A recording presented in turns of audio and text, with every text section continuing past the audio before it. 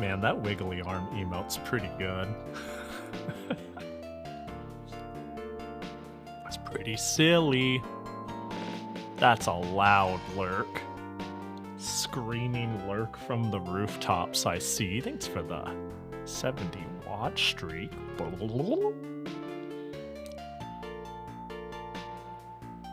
Yo, good evening. How y'all doing? What up, what up? Hi, Zans. Hi, Riker. Hi, Weevil. What up, Smudge? Did I get the blue elite? I got the Shinks. I think that's everybody. Hello, hope you're all doing good. Happy Tuesday.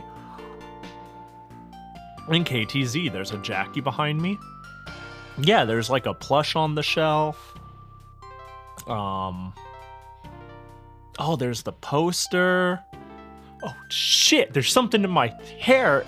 Oh, it's Jackie. Oh, I see what you're talking about. Oh, that's, he's just hanging up there. That was spooky. I didn't notice he got up there.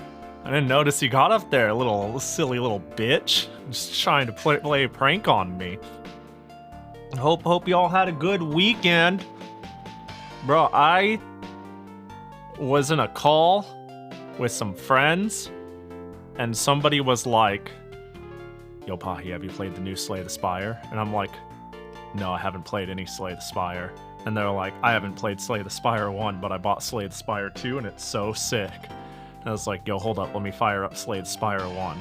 And then, like 8 hours passed or some shit.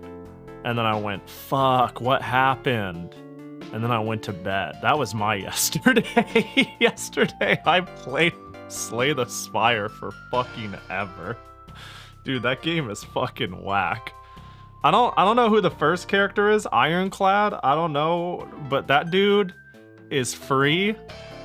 My spotless record, I won the second run, and then I couldn't win on any of the other characters, actually. But every single time I played the first character, I just fucking won, which is now 3 times total. But in those 8 hours, I biffed the fuck out of it on Orb Boy and Speed Skull.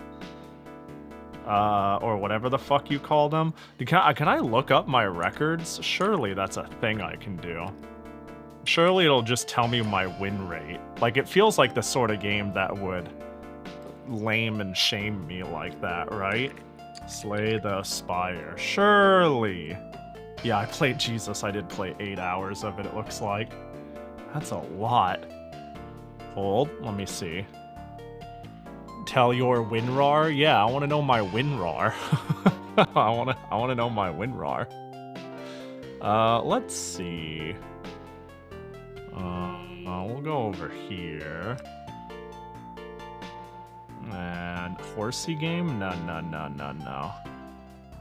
We'll put Touhou soon TM. There we go. We love that. Game capture.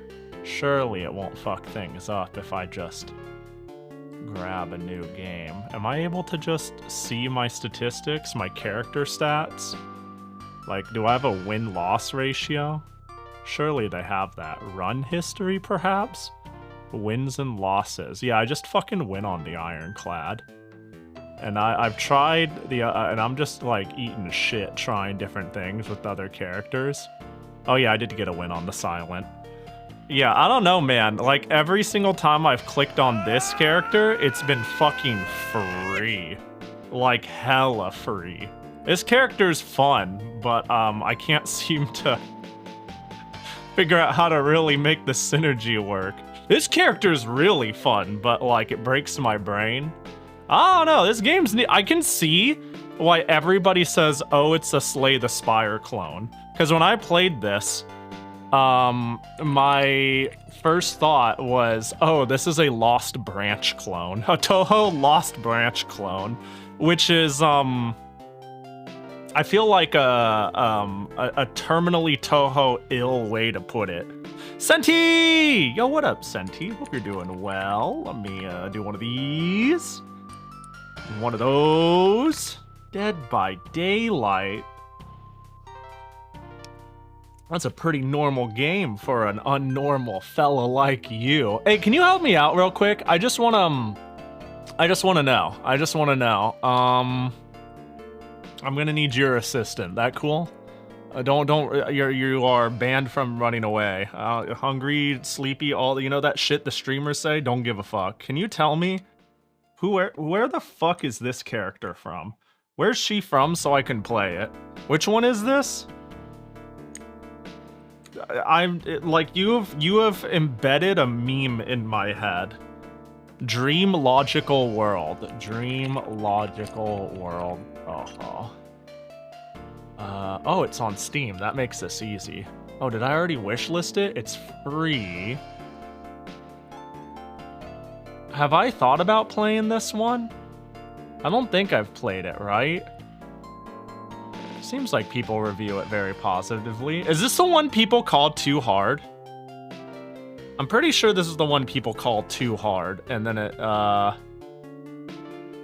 maybe I'm, yeah. Alright, cause like every single time you make a tier list, you know, there's a lot to take in here, sure. But what's always unforgivable is this shit. Not unforgettable is this shit. Okay, cool. I feel like I asked you this before. But I just needed a refresher. That way, when Labyrinth is over, I can educate myself. Anyway, hope you're all doing well. Till Pahi played Lost Branch. Oh, I've played a lot of Lost Branch. I fuck with Lost Branch heavy. But I haven't played Slay the Spire, so Slay the Spire is a Lost Branch clone, you know what I'm saying? What up, Damikos? Hope you're doing well. You were supposed to play ZZZ. Oh, speaking of ZZZ, that's one thing I wanted to go off on a little bit. Did you know that ZZZ is doing a collab with a boba place? Let me find it. Ume ZZZ, is that enough? That might be enough to find it. Yes, you did know? Oh. Well. There's this shit going on. Boop.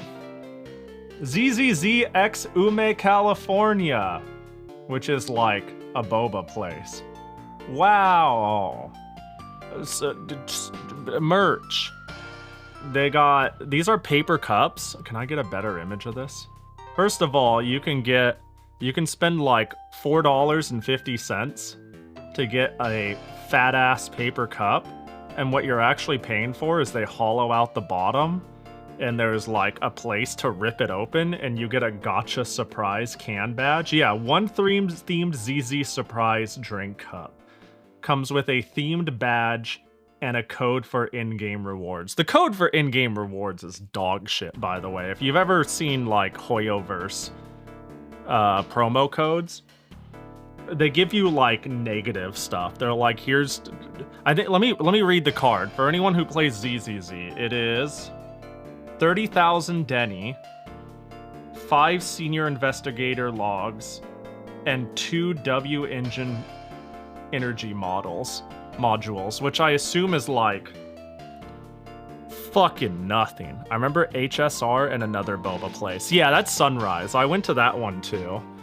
The Sunrise collab kinda sucked because, okay, so these gacha game plus boba collabs are semi-common now. And the problem with the Honkai Star Rail one, can I find it? Honkai Star Rail Sunrise collab. Yeah. I actually went to a Sunrise for this one. Hurry up. So here's the problem with this one. This is why this one fucking sucked. So the rewards are fine enough. You get cup sleeve, coaster, stickers, in-game redemption card, which is worth fucking nothing, postcard. Like, you're not going there for, like, the craziest rewards. You're getting there for fun little collab trinkets. Like, you know, it's like, alright, the shit's okay. The problem is you only got rewards if you bought one of their 2 dog shit drinks. I went there and I was like, oh boy, I can't wait to just get regular milk tea boba. And they were like, you get nothing unless you buy our blueberry sugar shotgun ass disaster or chocolate matcha avalanche. And I just didn't want either of them. They both sounded disgusting. I just wanted like some black tea, light on the sugar and boba. But that was not an option. You had to get one of their drinks, and that sucked. So this collab, it's not even about the merch. It's about the merch was like subpar, but that's what I come to expect. The drinks, I had to buy a drink I didn't want to get stuff that was mediocre. The stuff is better here, and I get to just go have boba, you know? I can just get any boba. It's, you order any drink and they put it in the you pay extra for the funny cup and you get a random can badge. But if you go there and get, where is it? 2 drinks plus snack. I can't eat any of the snacks. So me and Yoku went, and she ate fucking popcorn chicken. And 2 cups, and they put it in a bag. It's like kind of a cheap, thin, papery bag, but it's not a paper bag. I don't know how to put it's like plastic canvas. It's clearly reusable, but you know. So I went there, and lo and behold, hang on, do I have the hand cam? Lo and behold, I got the Suna, the Chinatsu can bag. I don't know about this Powerpuff Girls ass style, but hey, I got the one I wanted. That's neat. Anybody want negative points? I'll scroll. You want the... I feel like this shit's worth more unscratched than the dog shit rewards it gives you. So, I don't know, man. I don't even play ZZZ. I just like the Angels a lot, you know? But yeah. Yeah, diabetes sure sounds good. That's what it fucking is. What up, 44? Damn, Pahi Rune Factory is crying. Hold up, they had a Rune Factory collab, right? Where's the Rune Factory? I think it was Sunrise. Jesus Christ, this is a residential area. That dude is flying. Rune Factory, Boba Tea collab. Where was that? I think somebody... So, I don't know if that's audible. Can you guys hear the car? That's crazy. If that's audible, there's a roundabout about 2 houses down from where I am. And I think they're just doing fucking donuts in the roundabout. Jesus. Oh, they're still going. You can't hear anything? Well, maybe if I talk nice and quietly, they'll come through. How about now? Do you hear it if I do that? That way my voice doesn't overpower it, but I activate my dynamic mic. Music off. You're right, you're right. Where's the music? There we go. Oh, it's not quite coming through. Maybe I need to price master it a little bit. Just a tiny bit. Oh, they're slowing down. They're stopping. Ah, they stopped. Ah! Yeah, I guess my noise cancelling's doing a good job. It shouldn't be doing that good of a job, but I still need to figure out proper filters. Yeah. Well, broom, broom, broom. Where the fuck is it? Well, whatever the case. Pahi is off his meds again. No, there's a spot where these fucks do donuts in a roundabout near me. But usually it's later in the night on the weekend. And seldomly, this person was fucking going. And the sun ain't even fully down yet. It sounded like unintentional. Everything is ASMR if you just make it mono to one ear. and you turn the volume down enough, you know what I'm saying? See, Remy did nothing wrong. I have big plans for her. I thought about it. I'm not too excited about what little role she has in the team besides Huck Spears. So if she's not gonna do much, I've gotta better not do much for her, I'm thinking. to push my whack-ass mailing agenda. But yeah. Yeah, the hang on, I think I sent Wolsk some pictures of the tea though. When I initially got the drink, I was like, bro, that thing is huge as fuck. I don't think I can drink all that tea. What the hell? Yeah, there we go. I found a picture. There we go. This is the visit. I would have liked the can badge of her too.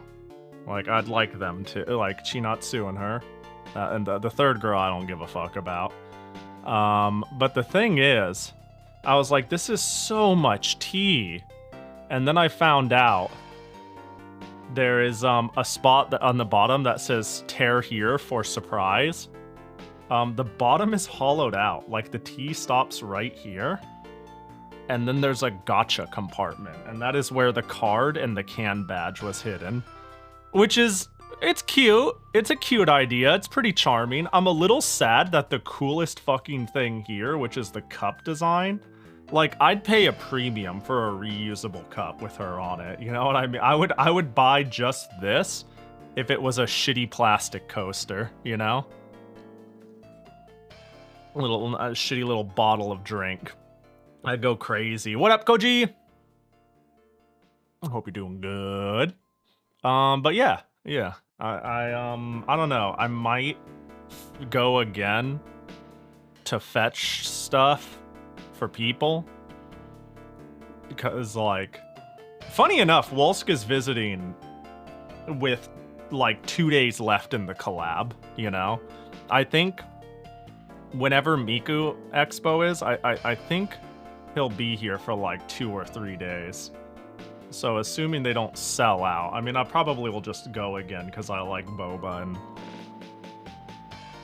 and get what he wants, you know? Which is largely just this, the themed plush, you know, is what he was interested in.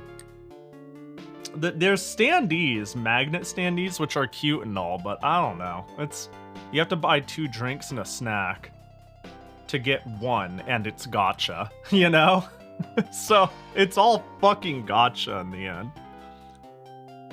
All two drinks all receive a bag. Ooh, ah. Oh, it's thermal. I guess that makes sense. It did have, like, some amount of, like, of that aluminum reflective looking shit inside. But it looked pretty budget. But yeah. Luckily have an entire family who are willing to drink 20 gallons of boba. That's me. That's me. That's me. I'll drink 20 gallons of boba. I like tea, and I like sugar. And you can combine the two, or you could not, honestly. You don't even gotta. You know, you don't gotta combine shit. And that's chill. I don't like boba? How dare. What if you went to a boba place and do you like tea? Like, could you go to a boba place and just order tea or sweetened tea with, like, no pearl? Or are you just like, nah, I'm good, period? Nah, you're good, period? Ah, that's fair. That's fair. Incorrect opinion, but, you know, one that you're allowed to have. You know what I'm saying? I don't like tea either, so I don't like boba, sadly. God, what the fuck is wrong? What sort of... I thought the chat reflects the streamer. Where did I go wrong? What happened? What happened? Damn. That's rough. That's rough. Time to purge, I guess. Time to rebrand. I miss Pahi, guys. I miss Pahi, too. Poor Pahi. Wonder when they'll be back from the war. I don't like tea, I don't like boba. They are both different dislikes. Yeah, I mean, I could see that. I could see that. I know, I mean, I have one friend who's like, tea is too bitter and boba is a weird fucking texture. experience, you know? So there's that. I spy a Pojo. I spy with my little eye a big ol' bitch. Now, I hope you're doing good, Pojo. We are degen. That somehow is something that is similar. Yeah, but like, I'm usually a closet degen. You know what I mean? I'm like a bow tie fedora degenerate. You know, I keep that shit under wraps, and until like the game of chicken has been resolved, right? I'm a well-adjusted member of society until you show your hand, and I'm like, oh shit, me too. You know? There's this one place near me that has this Hokkaido oolong milk tea, and it's so good on its own, but it tastes like shit when they add boba to it for some reason. I see. Then there's a time and place to be degenerate, too. Sometimes people show their hand, and I'm like, this is a Wendy's, sir. You know? Depends. You know, like, I'm sure this is a parent, but I'm not one for, like, chronic sexual jokes. I think it's for me, awkward to handle. I'm a casual degen.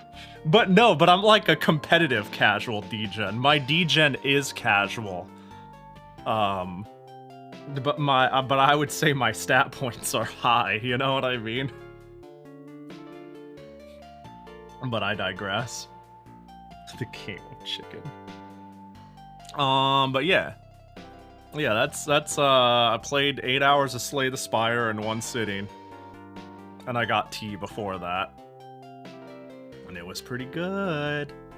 Wasn't too bad. I can see that, adding boba to the tea, changing it a bit. Like, usually if you have a place that has good, fresh boba, it's, like, hot when they add it. So there's, like, ice on the top, hot at the bottom. And you just kind of have to stir that shit until you get an equilibrium. And if you do that, I would say usually brown sugar, but it depends on what they steep it in. But the flavor of the boba is going to seep and bleed into your tea, whether you like it or not.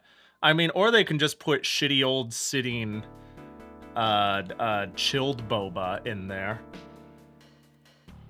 I think if boba sits in cool too long, it gets hard rather than gummy, which is honestly the worst case scenario. There's a lot of there's a lot of D-days, and I think that is the worst one, is if like my boba has been exposed to cold for too long and they just turn into little like rocks that need to be split on my teeth. That's just that is like peak I fucked up, and the boba has gotten kind of gross. A casual dude. Instead of, I mean, you're right about the closet part. I just reread that. I think the second part is important. I wouldn't say that. Yeah, you're right. Ugh. Dude, I watched a funny YouTube video that turned into like an hour discussion with friends, and I kind of wanted to present it to stream, just to see how divisive it is for people. Does anyone watch Veritasium? I feel like plenty of people know of Veritasium. There is a recent video they made. There's a particular dilemma problem they proposed, a paradoxal problem, where people roughly 50-50, have a different opinion on. And what was interesting about it, I should probably just like show the very beginning as a foundation before I yap. I could just show some of the video. But it's really like, there is a correct answer to this, Pahi. Bro, that's how I felt. That's the thing. is it's like a question that has like you either pick A or B, and apparently there's a pretty even split of what people think. And most people, when they think it, they go, obviously you pick this one. And anyone who thinks that they'd be dumb, right? Everybody picks this one, right? Like, most people who pick their choice are so certain in their choice that they couldn't fathom anyone picking anything else. And then they figure out, no, this is a pretty split question. But, hold on, let me pull it up. This is going to be the dress all over again. I thought it was a really cool thought experiment. Boop. The obvious problem no one can solve. And they propose it pretty early in. And then they do like a big breakdown on why people think, you know how, if you've seen Veritasium, they do a big breakdown of the math between one thought, the math between the other, the morale between, they do their whole stupid fucking Veritasium thing. But the initial question is like really, I thought it was super obvious until I started like talking to the person who showed it to me, and they were just like highly amused because they're like, yeah, this is problem that I can't bring up without starting a fight. No, what? It just seems so obvious to me. Now I'm all screwed up, man.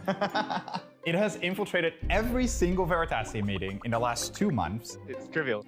I didn't think you would fall for this side. Just makes sense. Let's go! Let's see. And I even argued Oh, with Derek about they it. figured out. No way. Okay. You're trying to convince me. I don't care. So here's the setup. All right. You walk into a room and there's a supercomputer and 2 boxes on the table. One box is open and it's got $1,000 in it. There's no trick, you know it's $1,000. The other box is a mystery box. You can't see inside. You also know that this supercomputer is very good at predicting people. It has correctly predicted the choices of thousands of people in the exact problem you're about to face. Now, you don't know what that problem is yet, but you do know that it has been correct almost every time. Now, the supercomputer says you can either take both boxes, that is, the mystery box and the $1,000, or you can just take the mystery box. So what's in that mystery box? Well, the supercomputer tells you that before you walked into the room, it made a prediction about your choice. If the supercomputer predicted you would just take the mystery box and you'd leave the $1,000 on the table, well, then it put $1 million into the mystery box. But if the supercomputer predicted that you would take both boxes, then it put nothing in the mystery box. The supercomputer made its prediction before you knew about the problem, and it has already set up the boxes. It's not trying to trick you, it's not trying to deprive you of any money. Its only goal is to make the correct prediction. So what do? Do you take both boxes, or do you just take the mystery box?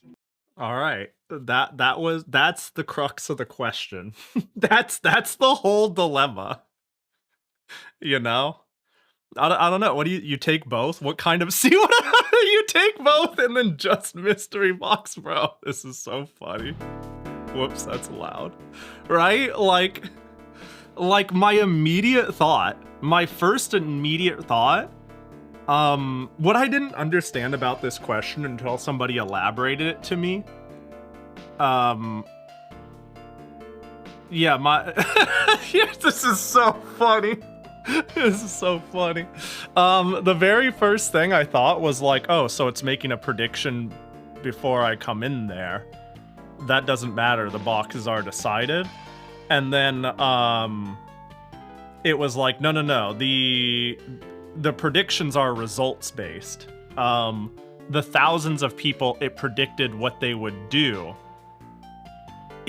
was correct, right? Like, so if somebody left with one, they were right about the after fact. But also still, there is like, yeah, there is still a level of they're pre-filled. Your choice does not matter, so take both. That was my initial thought. I think I was like, initially I was like, obviously I take both. It's already predetermined. But when I thought about how results-based it was, my answer feels weird in the sense of I vibe more with being a 2-boxer, but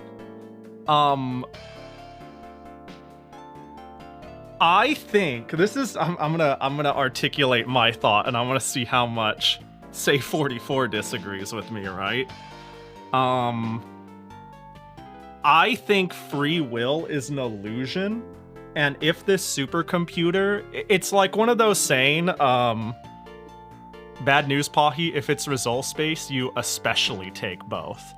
Well, the thing is, but then if I take both, no, but that means there are people who take one, and when they take one, they got 1 million, but when people take both, you know what I mean? So it's saying there are results where there is 1 million, and it's pretty much only with people who take one, right?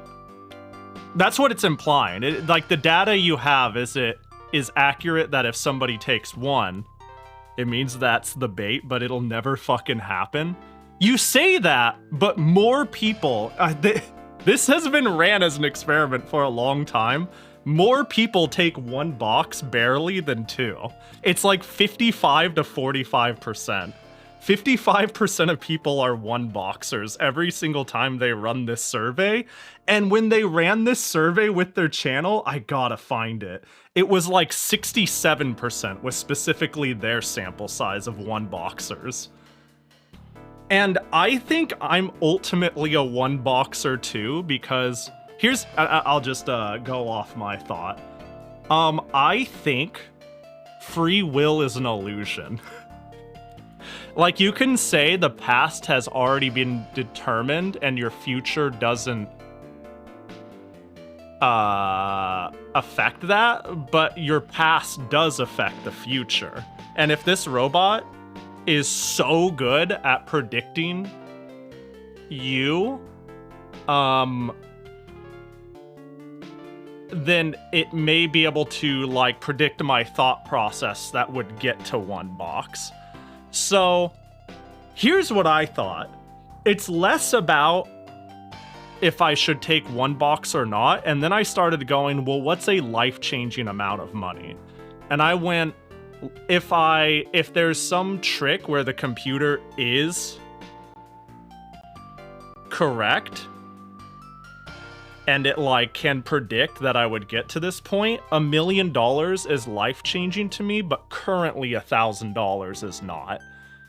So I will gamble, quote unquote. It's not gambling because the boxes are predetermined, but I will gamble on the computer being right for life-changing versus not life-changing. I see the problem. I am very simplifying the magic PC that cannot exist. Yeah, like, the idea is the computer is you know, very accurate.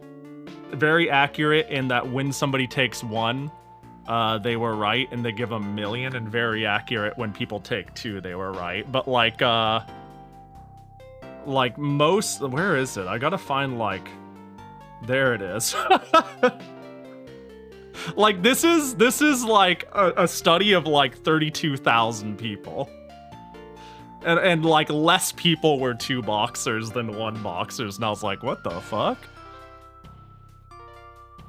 But yeah, I think the thing that made me change, I initially was like hard two box because I was like, well, it's already predetermined, so what does it matter? I'd rather get something than nothing. Like, the upside is 1,001,000. The downside is 1,000. You know what I mean? Whereas if I take one, the upside is 1 million and the downside is 0. The choice is obvious.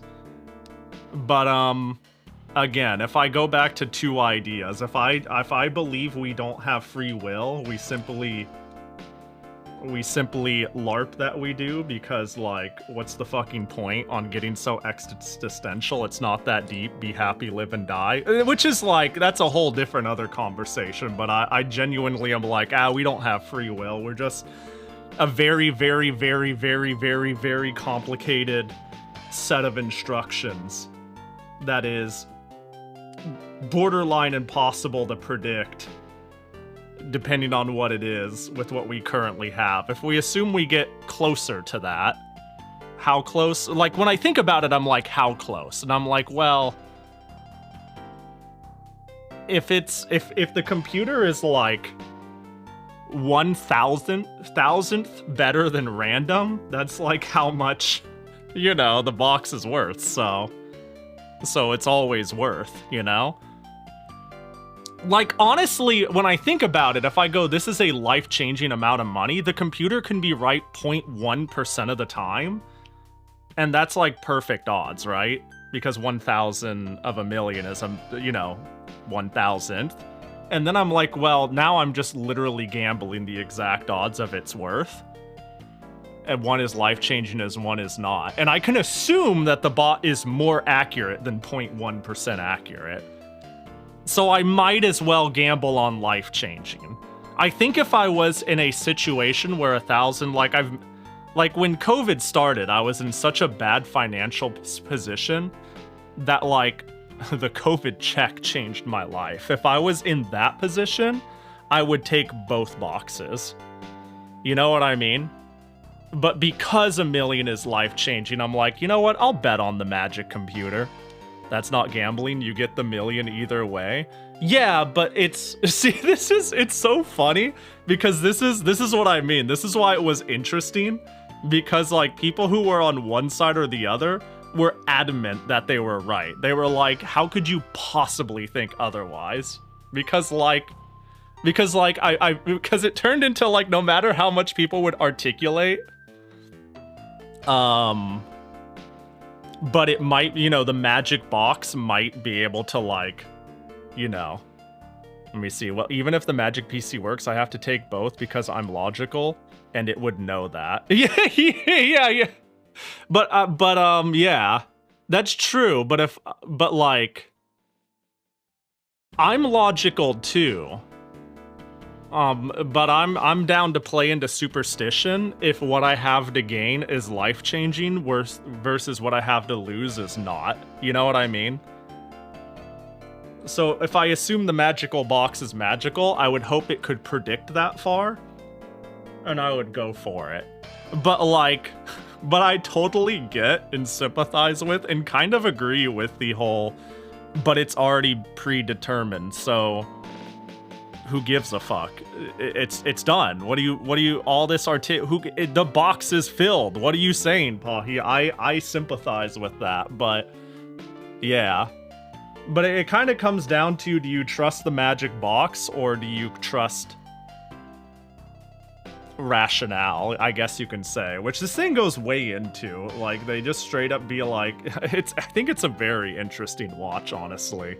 I think if you think one side is crazy or the other is crazy, it does a lot better job of explaining why there's a logical reason why both people would come to both conclusions.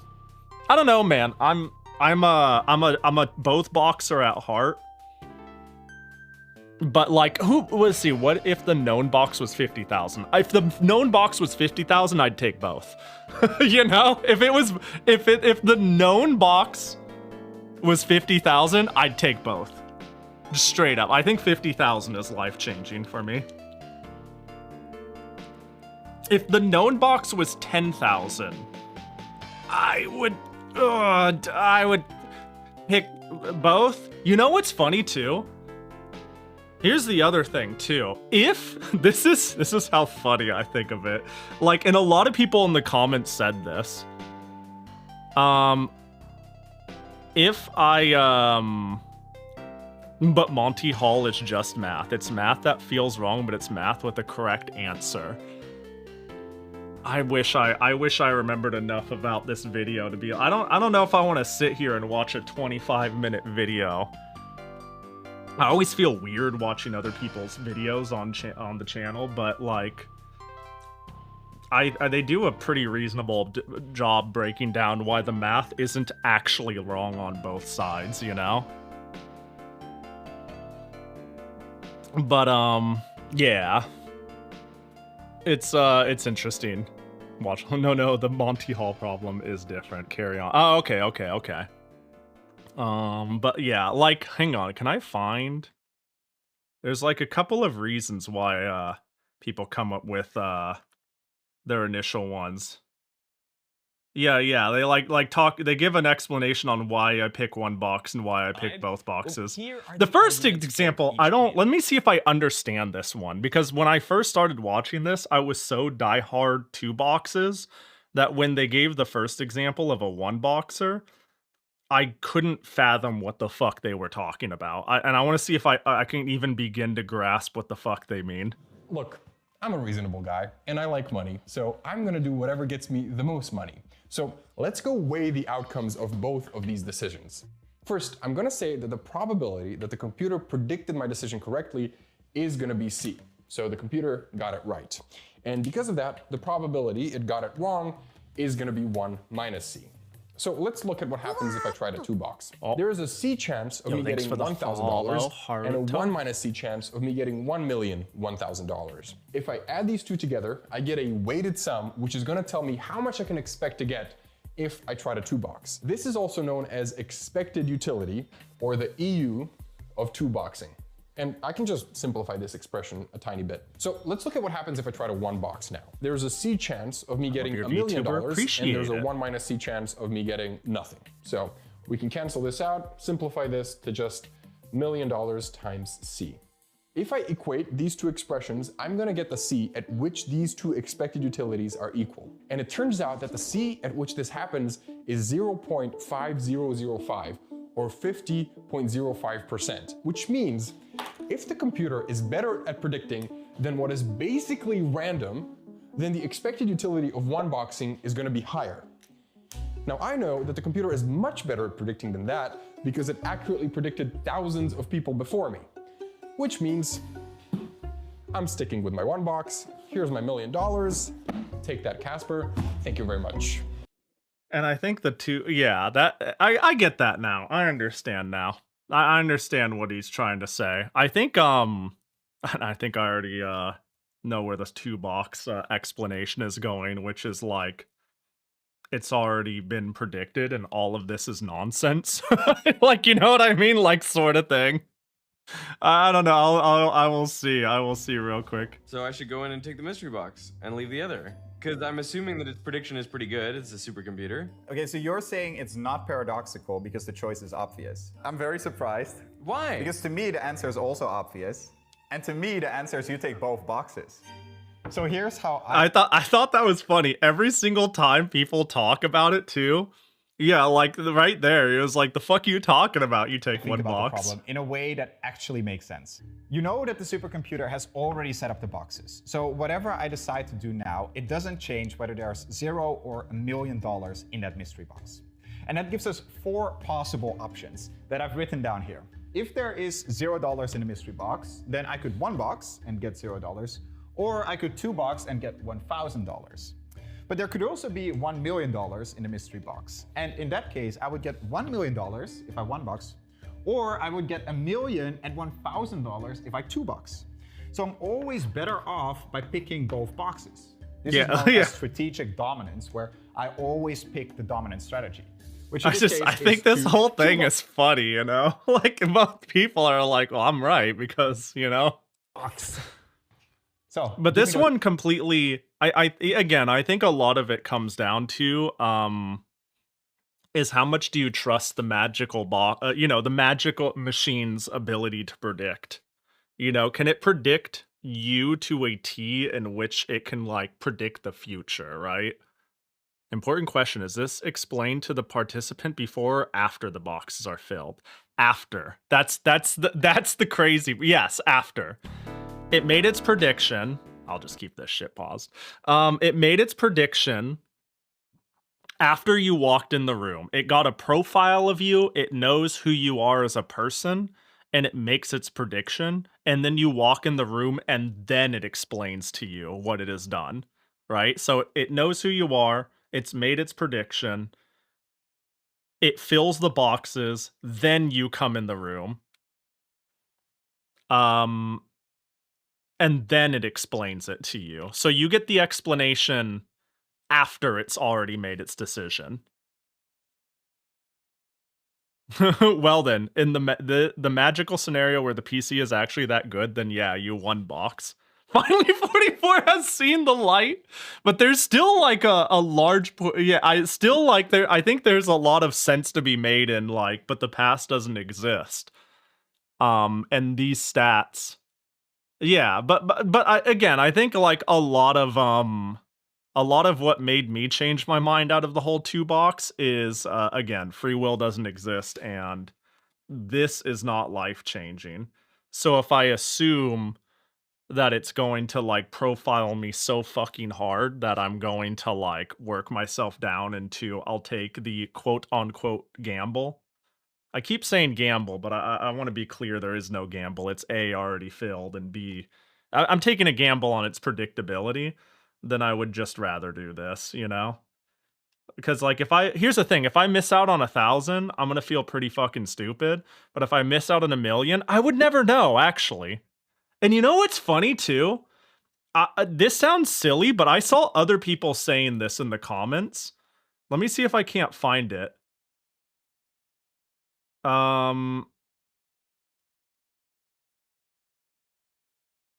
Imagine going in as a 2-boxer and only taking the mystery box, netting $0 and proof of free will. So here's what I was thinking. Because $1,000 isn't life-changing and I won't spiral into depression, not that it matters. If I take 2 boxes, I'll never know if there was never 1,000,000 in the first place. There's nothing to get depressed about. You know what I mean? If I opened 1 box and I got $1,000,000, no, if I opened 1 box and I got $0, I would be so... In a way, I guess I would almost be gleefully spiteful that I'm ruining their probability pool. I'd be like, hell yeah, I'm an outlier. I am a statistical error in how your stupid fucking computer got it wrong. Fuck you, right? I feel like if I got $1,000,000, I'm happy. And if I got $0, I am a spite statistic where I get to say, the supercomputer is stupid. Fuck you, dumb machine. I took a like quote unquote on a gamble on the magic box and I get to run around and be like, I'm a 0.01% outlier. Your system is dumb as shit. And the contrarian in me gets great joy from that. You know what I mean? Everybody out here getting philosophical, and I think this has become a reading comprehension problem. It's funny you say that. Let me see here. What is decision theory? Yeah, there's like, what is Newcomb's paradox? They just go into so much of this. I'm gonna do squats as I let it run. It seems like there are 2 perfectly reasonable approaches that give 2 completely different answers. I'm an hour early. Daylight savings time, nerd. We live in the US of A where we do really dumb shit with our clocks, baby. Hi, Patchy. And that's because your All right, choice 5 squats. actually reveals What up, something Kiwi? fundamental about how you make decisions. It comes down to these 2 statements. First, as far as you know, basically everyone who has taken 1 box has walked away a millionaire, and everyone who has taken 2 has walked away poor. 3. Second, the supercomputer made its prediction before you even knew about the problem. The boxes are already set up, so your decision now can't change if the million is in there or not. Yeah, I feel like the first statement is extremely important. If you're, you lied to me. What did I say? Pahi, you lied to me? No, I said, no, I told you the supercomputer made its prediction before you before you walked in the room. You said it filled after. Did I? Are you 100% sure? I was so worried that, I was so worried that I like said it wrong that I reiterated it twice. Did I fuck it up? No, the problem was told to you after. No. That was my bad if I misspoke. I was so worried I said it wrong that I like said it twice. Maybe I just said it wrong twice. That's something I would do wrong. Well, there you go. There's the details. There it is. Hey, my bad. I guess I lied to you. You said you knew about the problem before it was filled. No, did I? I thought I was like... I thought, okay, well, my bad if so. My bad. If so, I misspoke then. I have some challenge for you if you're down to win some subs. Yeah, we're doing our own thing. I'm good. I don't I'm good. I don't necessarily like do random thing for random sub. We're just vibing. I appreciate it though. Boop. I'm pretty sure Pahi said after. Yeah, that was my bad. I misspoke. Both of these statements are true, but there's a hidden assumption in each that divides people. We pick both, and the computer picks both. You just get the $1,000. I think I would just pick the mystery box. Just the mystery box, probably. Yeah. I might be taking the mystery box. Just the mystery box? Yeah, might be. Okay, why? I don't know. I guess the supercomputer is right, no? Here's the hidden assumption for us one-boxers.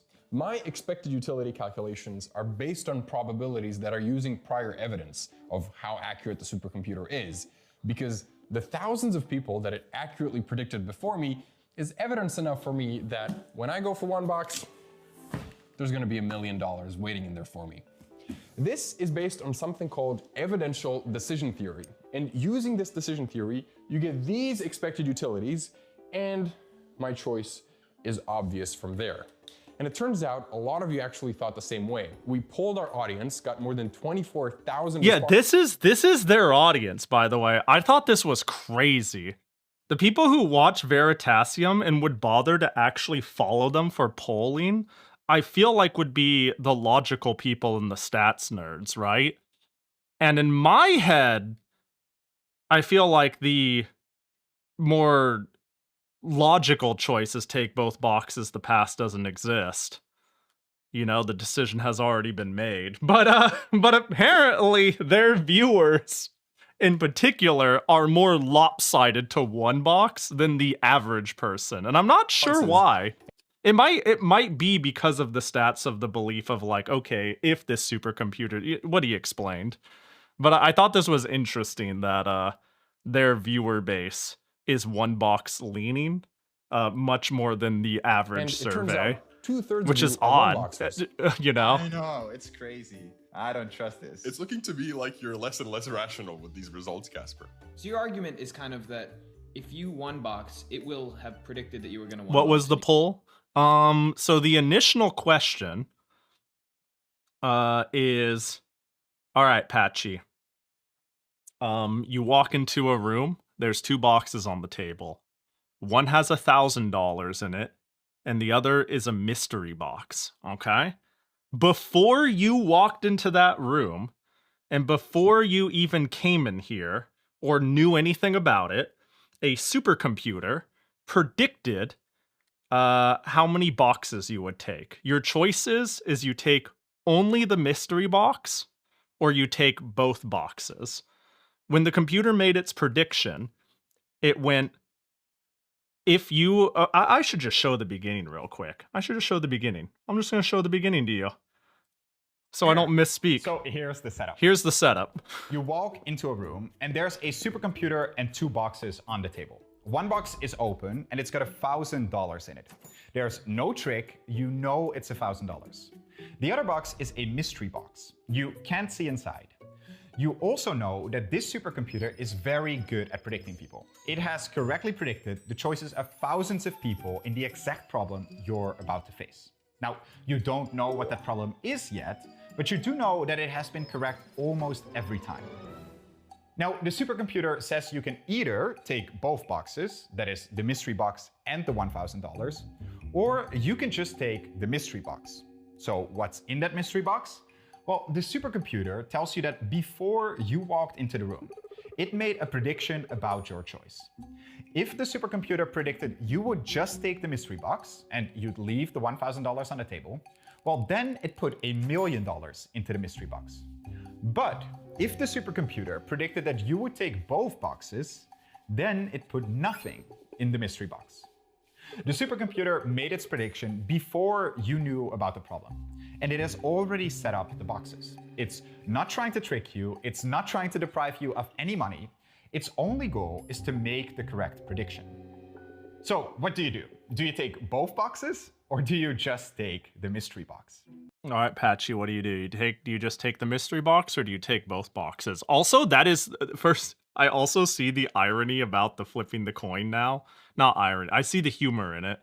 And when Blue Elite said it, and you reiterating it, yeah, flipping a coin and going in there and being like, bro, I don't know, I'm just gonna flip a coin. That one's heads, that one's tails. Like that is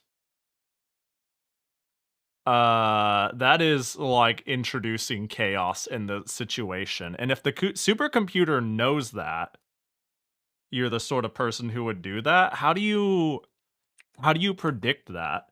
You can predict that somebody will forcibly make it random, but then if its goal is to choose one, then doesn't that just make it so it is also flipping a coin? You know what I mean?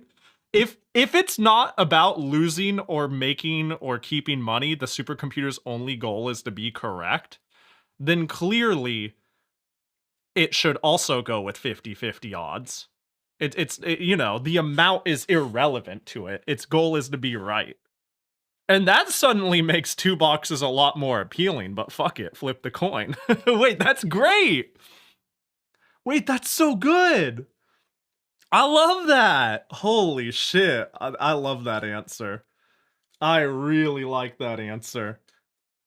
But I wonder if, because again, if we assume the magic box is truly magical, I wouldn't be surprised if it went 50-50 plus it would hedge the direction on the sort of person you are. It'd be like, oh, there's like a 10% chance they would have taken 2 boxes based off of all this, but there is a high likelihood they're going to flip the coin, which gives it a slight lean to 2 boxes. Therefore, we will be statistically more, again, we're really assuming this box is, this computer is magically predictive as fuck, you know?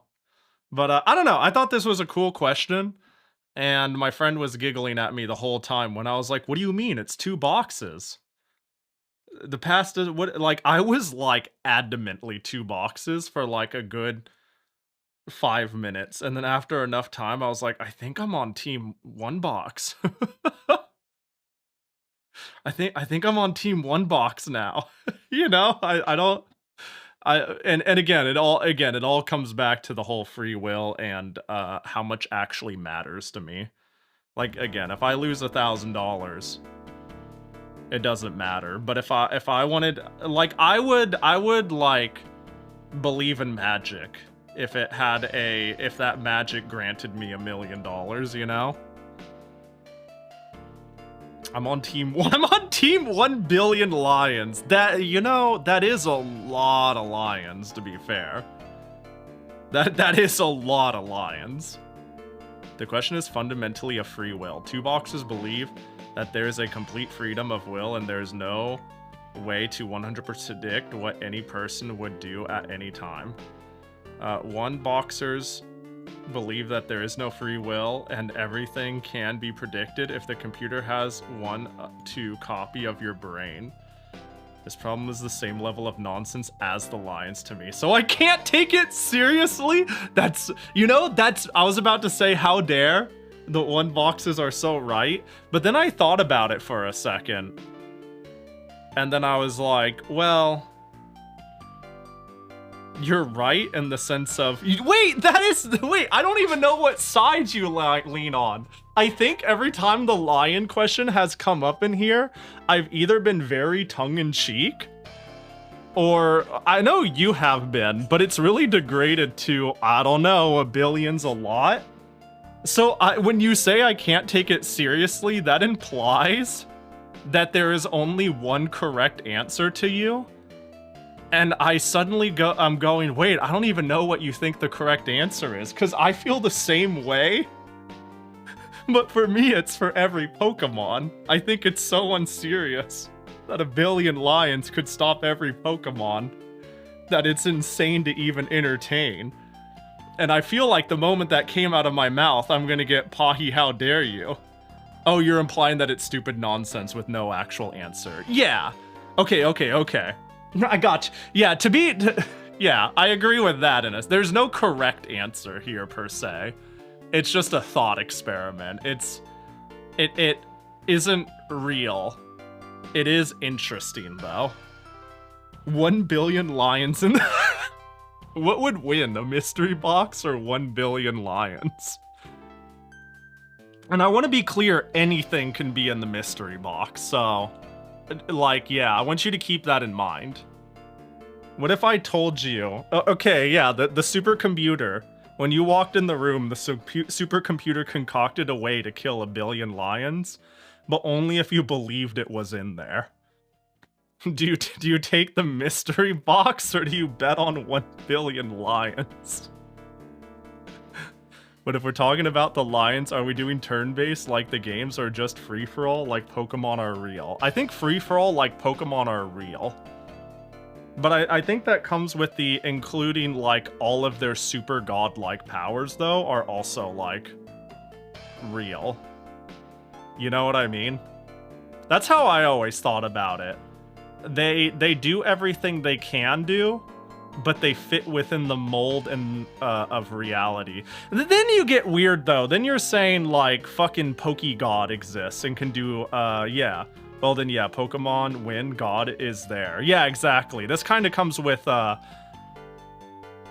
where do we stop with the realism? It's such a mystical question in the sense of, like, I don't know. I feel like this is semi-grounded in reality. You know, I do think we are just a pile of neurons that can be predicted with a super enough computer. And the difference between technology in the 70s and now, like, you know what I mean? Within a observable lifetime is insurmountable. And, you know, the idea of doing what I am right now on a computer was unfathomable 50 years ago. So I'm like, well, maybe such a supercomputer could exist that it could predict, like, feeble, fragile, you know, flawed meat like us. You know, there are certainly more refined things than fucking humans. But, you know. But the Pokemon question is like, do you know, would billion lions win against God if it spawned in with everything we consider like that God Pokemon can do? And it's like, yeah, you just fucking say no and your Thanatos snapped. Do you believe in that? Is that part of the deal? It kind of turns into like, what do you think the Pokemon can actually do? Unless you're one of those people who just go, I don't know, guys, 1 billion is a lot, but you're also serious. Then I'm gonna lose my fucking mind, and I don't even blame it a lot either, because 1 billion is a lot. It's way more than people think it is, but anyways. I gotta ask, did whoever come up with this question play Honkai Star Rail? This is an old question. This is not like this is like an old science question. Like, I don't know, I think it's like 30 plus years old. Yeah, this is like not a recent thing being proposed by a random channel. It is like a scientific and a morality observation that people have proposed for a while. We could have ate the wrong sandwich that day and choose the wrong box. Man, it's one thing to choose the wrong box, but to eat the wrong sandwich on top of that, that's some Monday fucking vibes right there. I wonder how random person there got that scar above their right eye. Yeah. Maybe they picked the wrong box. If it's turn-based, then yeah, the lion wins entirely because of PP stalling. Yeah. If we considered this as a Pokemon game, like if this was me throwing out Pokemon after Pokemon, like maybe there's some sort of res loop you can do that revives PP that I don't know about. Like if we assume like trainer fights lions and their belt isn't 6 Pokemon, but it's like 600 or whatever the entire Pokedex is, there might be like some PP resurrection bullshit loop synergy you can set up. well, if you're gonna allow items, then you're an asshole. No, not items. Like, hang on, what's the one Pokemon that can, like, heal your party? And I don't know if that comes with PP restore. Ways to recover PP. I'm just wondering if there's a way. Yeah, not ethers. Is there no other way? I guess, what's the,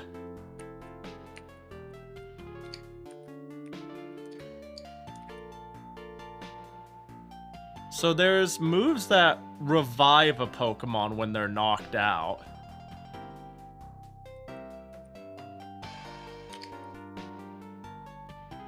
Revival Blessing is what I'm thinking of. If a Pokemon dies and then is resurrected from death, is its PP refreshed in the same battle is what I'm thinking.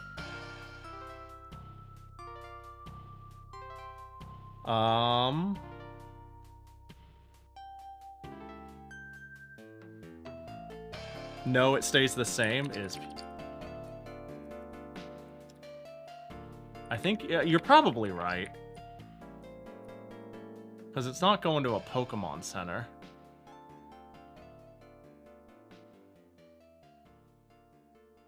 Yeah, if that's true, if that's true that, like, reviving in mid-battle doesn't restore PP, even using moves like Revival Blessing, then yeah, the Lions win in a turn-based setting. Not even because I don't like the let's assume the Lions are just Lions and they're doing like 1 to 0 damage to Eternatus, you know, or whatever. Or Kyogre, whatever. At the end of the day, you're just gonna struggle yourself to death. And 1 billion Lions is a lot. So, funny enough, I think 1 billion Lions win against Pokemon in Pokemon, but Pokemon win against Lions in Lion, you know? You know what I mean? I think Lions easily lose in real world rules. Yeah, I'm assuming the Lions can't do shit. Yeah, even if I assume a Lion does like 1 damage to every Pokemon, like literally does 1 damage to a Magikarp, doesn't fucking matter, they're like that worthless versus the majesty of Pokemon, everyone is still doomed to struggle to death. Mortality is coming for you due to sheer perseverance and your own mortality, you know? That is called struggle. So, you know, in Legends ZA, the Pokemon win. Is there no more PP? Are they able to do AoE? Are you able to run around and be like, I use AoE on Lions and it doesn't cost anything? I fucking hate this Pokemon question, man. Get this shit out of here. I thought the box question was interesting, though. Because there were some people who were like, no, it's fucking 1 box. There were some people who were like, no, it's fucking 2 boxes. And honestly, there was like 1 person who did get to where you were at 44, where it was like, this question is just fucking stupid and it doesn't exist and can't be real and I don't care anymore. You know, like they're like, I don't care anymore. This is stupid. This is not worth entertaining because they're, you know, like sort of thing, you know? This is dumb. Happy Toe Tuesday! Whoa! Pachi, pachi, pachi, pachi, pachi, pachi, pachi, pachi! I want to reformat my team a little. But I'm looking forward to playing some Touhou of Labyrinth of Touhou, something tree, something. What the fuck is this game? I always just call it Touhou Labyrinth 2. But it's also Labyrinth of Touhou, and then words. It's not important, you know? Imagine knowing the name of the games you're even playing. Not even oh, yeah, of course. Gensokyo and the Heaven Piercing Tree. Oh, right, Heaven Piercing Tree. I knew that. What up, Nasu? Can I pass the box and double it for the next guy? That'd be cool. You know? Again, like, my thought, too, is, like, look, if I took 1 box and I got $1 million, you know what I would even do? I would pre-announce that this is so dumb. Like, that if I get the $1 million in this, by assuming the computer is right, I'm gonna put aside like 50,000 of it. And every single person who takes 2 boxes, no, every single person who takes 1 box and gets $0, I'll give them 1,000. You know, I'll give them 1,000 to make up for it. I'll be like, thank you for believing in magic. You're what keeps hope alive, even though you're wrong. And I just got lucky. I just got lucky. GG. Like the mystery box could scam you 99.99% of the time, and then I'm left with 1 in 1,000 odds to change my life, and the cost is 1,000th of the million. You know what I mean? Fuck it, we ball. Anyways, I digress. Fuck this shit. I'm done. What up, Sam? Hope you're doing well. I'm kind of confused on leveling grinding in the game, Pahi, at least for the sequel. How do you fight early bosses at higher difficulty where they lock you to the boss level? Strategize, I guess. I don't know. I feel like every boss has a solution. You can't just be like, I'm gonna run my shit and throw spear. Sometimes you can. But like a lot of bosses are susceptible to some concept you need to solve, and if you don't solve it, you're gonna get fucked. And I think that's what makes the game really cool, though. I think it's really cool because of that, rather than that being a negative factor, is that you cannot cruise through the game. Like, you have to actively think about, like I feel like the game is designed for you to lose against every single boss once to scout them. And that's okay. But I don't know, if that's an annoyance factor, then that's rough. At least once, yeah. At least once. But issue is the knowledge does feel obtuse. I don't disagree with you. Sorry, I don't disagree with you. I don't know how much they fixed it in 3, but it's especially bad in 2. I'm assuming you play 3. You're playing 3, and I've heard it's better in that one, but yeah, that. I think the game wants you to have childlike wonder and just try random shit and be like, I may not have been given a lead, but like, I'm not dealing damage, and my typical status ailments don't work, so if I poisoned them, that could pierce it. If I heavied them, they might have less defense. If I silenced them, I might have magic. I seem to be doing more damage to them each turn. Maybe their defenses are lowering. So it's not, maybe I just persevere until they suck. Like these, it doesn't give you much information. It is kind of obtuse, but you just kind of do and observe. You know what I mean? And if that's annoying, I don't think there's anything wrong with dropping the difficulty. Play it the way that seems fun, but the game clearly wants you to fuck around and find out. And the game isn't shy about, you might have to fuck around a while if it's not clicking immediately. I'm having fun finding solutions that don't perfectly fit the square hole, you know what I mean? That the game wants me to put it in. But I can't just run my shit. I have to, like, bend my shit now and again. So yeah, like, again, I've never considered fighting any boss outside of their asking level. Like, I've never considered that. I think it's fun. But I totally get if it is, like, I feel like I'm making no progress and I don't know what to do. You know, I think that's chill. I don't think there's a right way to play it, but you can tell that they designed towards that being an emphasis, is solve the obtuseness. Good luck. Getting an appropriate tank setup is always the first problem. Yeah, sure do feel that way.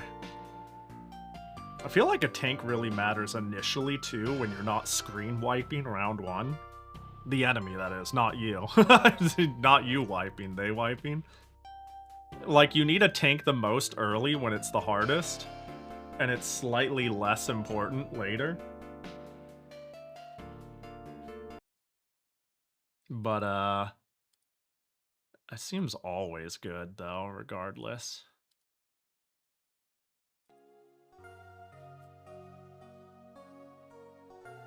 So, I've been thinking,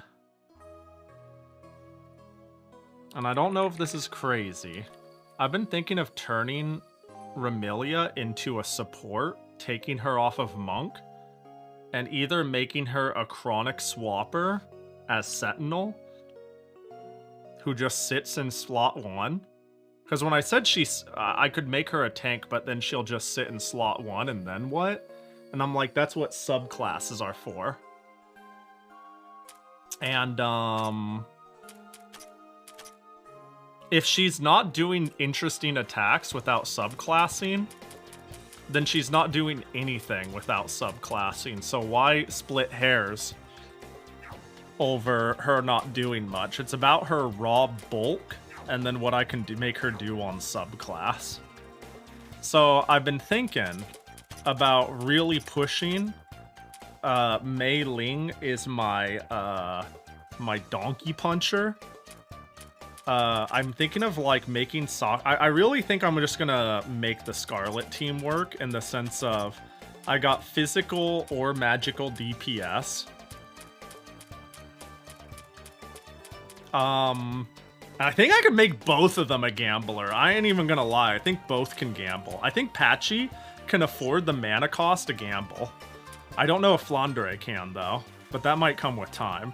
Sakuya, I'm really using her lunar clock a lot, and it's obviously very good, so I'm thinking of leaning into how good it is, and her being part of the buff and swap strategy, because I'm already doing that. Again, I might as well lean into it.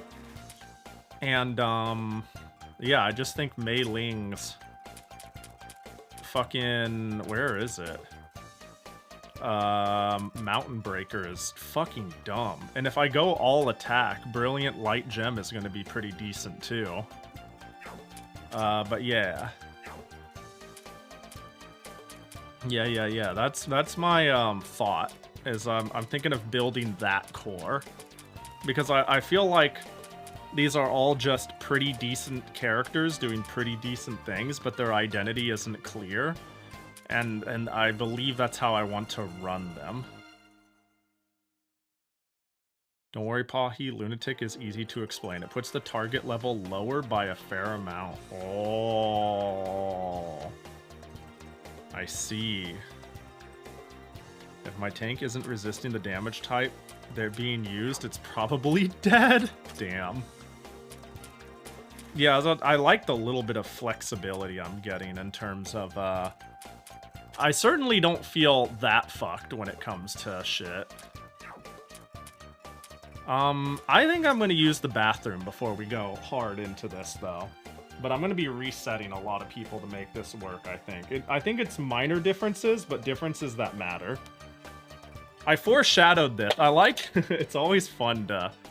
I always put Easter eggs in my thumbnail, even though I know people will generally not see them because, you know, they're on YouTube and people don't watch on YouTube. But it's a fun chance to draw little Easter eggs that 2 people get to see. And this is what I drew. this is what I whipped out real fast. Is that I'm not gonna have her as my DPS anymore. I mean, she can still throw spears now and again if she wants, but that's not gonna be her job anymore. Anyways, I'm a quick pee, and we'll be right back. Yeah, we'll be right back. No spearing anytime. Maybe no spearing most of the time, you know?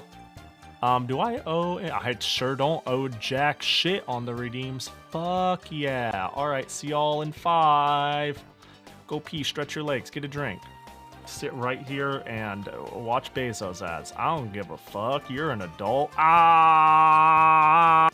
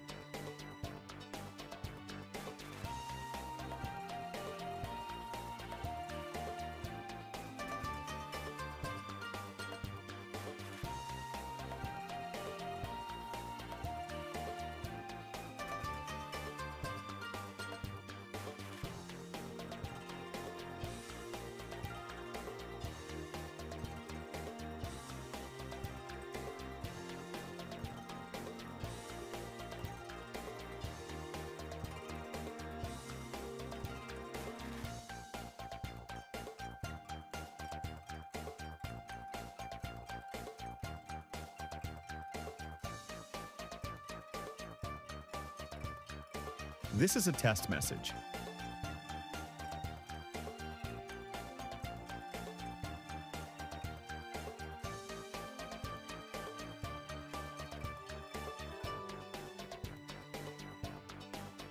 This is a test message.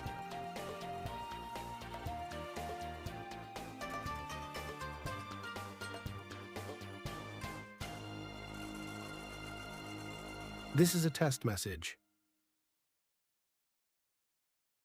This is a test message. This is a test message. Huh. I'm not sure why the voices aren't working.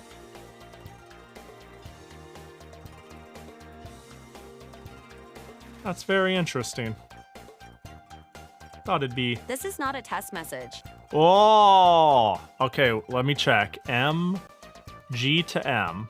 So you should be this one. This is a test message. That is not the same voice. What is going on? That is odd. That is very unusual. But N through S is not working. Oh. No, please don't tell me I lost my voice. Okay. G through M is good. N If through this test doesn't work, you're in trouble. N through S is discontinued. So let's see. Oh, they changed it from... I see, they did change it. Okay.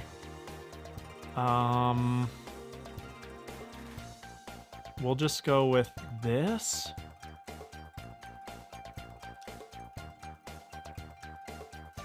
This is a test message. Oh, there it is. Okay, we remove, we get the new version. Bro, I need to recertify half of these voices, for fuck's sake.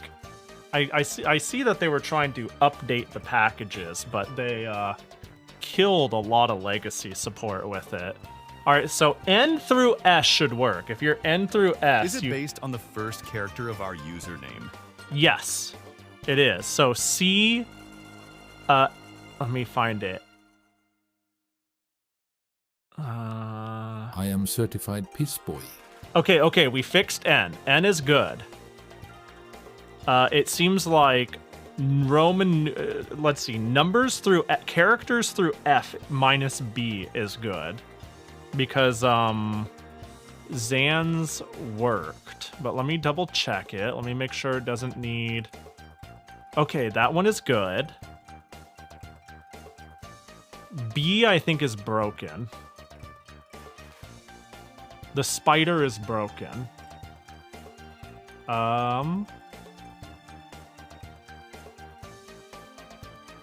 Chicken should be... Wait, but isn't... Oh, the is T, the da. Okay, used to be Akito. Okay, you get to be updated to Shun Shun. Let me find that. Hold up. Is it in my... Why is it not in my database? Excuse me? Hello? Oh, found it. Found it. We're gonna... This is a test message. There it is. So back. This is a test message. Why is it I literally am giving you 200% volume? This is a test message. I can't do much about that. 200 volume it is. Alright, so now the bathroom girl stall. This model was updated but still broken. There we go. Okay, so now B is the problem. B, what did you used to be? You used to be like a dark brooding voice. Oh, where'd that one go? It's not... That one's gone. That one was deleted. That one didn't even get an updated version. The spider... Hold on. Okay, so Shun Shun. That one's good. That one's good. That one's Used good. to be. Ha ha ha, get it. B, sorry. Let me see. Is this one good? And there's quirky. Okay, that one's set.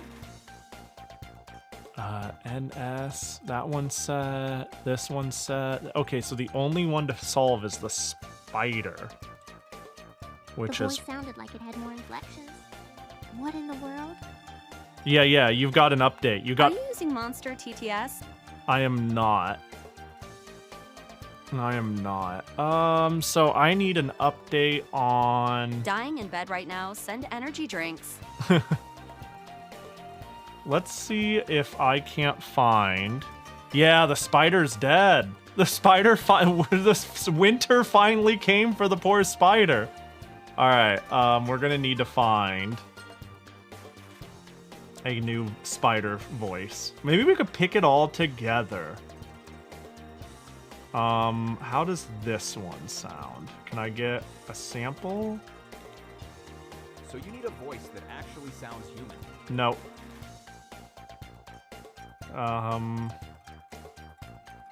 The stillness of the... Nope.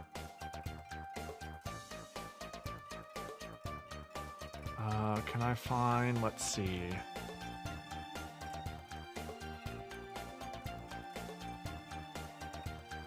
This...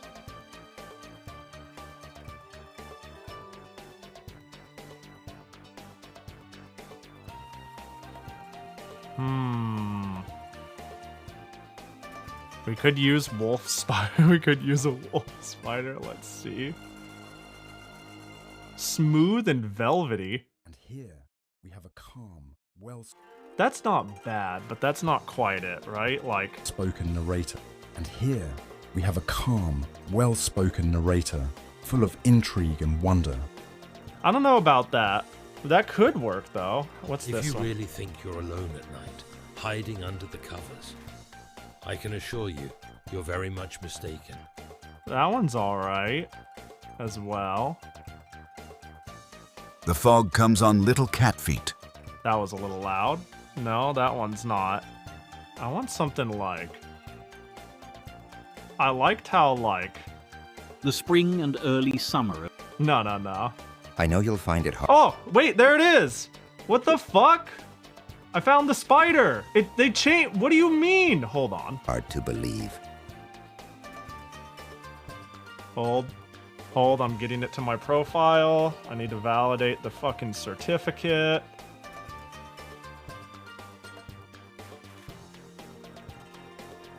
What? Let's see. Go to spider.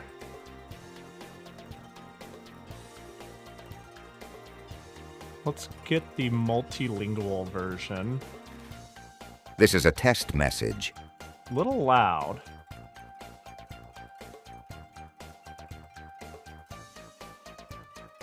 This is gonna burn through my TTS budget.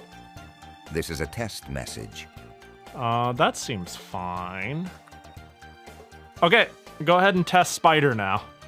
if you're, you know, burn 50 points for me, Blue Elite. Get to work. I think we got it back up and running. Oh, that is 100% me. That was good. That was smooth. All right, cool. I could hear the update a little bit in the inflection. 50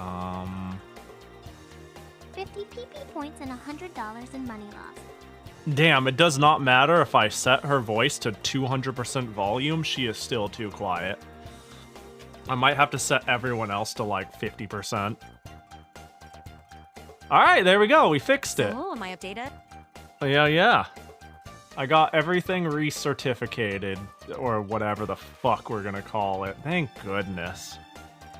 All right, cool. All right. I'm a silly little quiet girl, Skysh.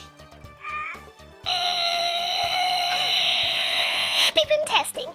Bathroom on. What have you done, chicken? Give me outside. Give me a certificate. Hip hip, hooray. That was something. All right, I think let me go back to the spider. Now that I'll have to. That didn't happen on the last version. Thank goodness, it's finally good. Am I right?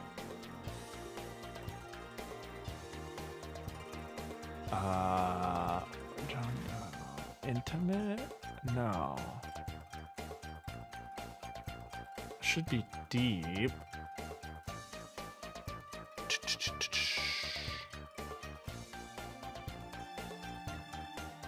Well, it should be fine now. It should be close enough and I'll fuck with it on my own time. And just in case I forget, we've got ourselves a working mold. That was crazy though. That was some wild screeching. All right, it's time to, let me see. Let's pretend I'm gonna learn a subclass. So I could do Magician. I'm thinking about what Remilia is. I'm thinking about Remilia's newfound job as a support bitch. And what that means for the future of Pahi Industries. And Remilia, for that matter. Not just Pahi Industries, but Remilia. So, yeah. I think my choices are kind of like strategist if she's always there. If the user is in the front, all front will have a 20% chance. That's really good. Strategist seems really good once. Support support bitch equals sup bitch. Yeah, that's gonna be Remilia's life. Hold. Just need to close the TTS stuff real quick, sorry. Okay, that's out of my face now. Yeah, I think Strategist can be good. What did Herbalist do? Oh, Herbalist? Magician. Magician is funny. A Magician, Remilia. Probably not Toxicologist. Probably not Hexer. Bro, she could be... she could be an Enhancer. She could be a fucking Enhancer. Increase defense mine, increase magic and attack. If the user increases the stats of an ally, it'll be better. If the user increases the stats of an ally, they'll recover HP. So I am healing a flat amount that isn't based off of my stats, right? Wait, she can be an Enhancer. Would I want Remilia the Enhancer or Remilia the Strategist? The Strategist... I mean, the idea is Sakuya does a thing and gets the fuck out. If I really need buffs, Sanae comes in. I mean, but I always need buffs. This is the question. Strategist or... Strategist will never use my mana, though. Bro, Remilia, the Enhancer, sounds so... clownish, you know? Buffs deteriorate. Do they deteriorate? Yeah, do they deteriorate at... Do my stats matter at all when giving buffs? Yeah, Remilia really would be a diva. She is a diva. She doesn't need this shit. She doesn't need this shit to be a diva. Aww. Fuck. Nope, only the level of the buff skill ever matters. I see. Huh.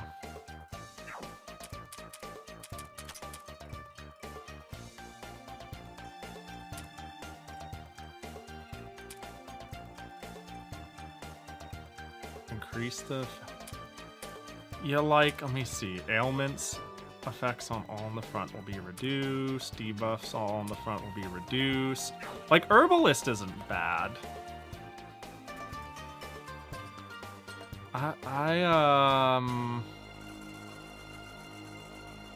Yeah.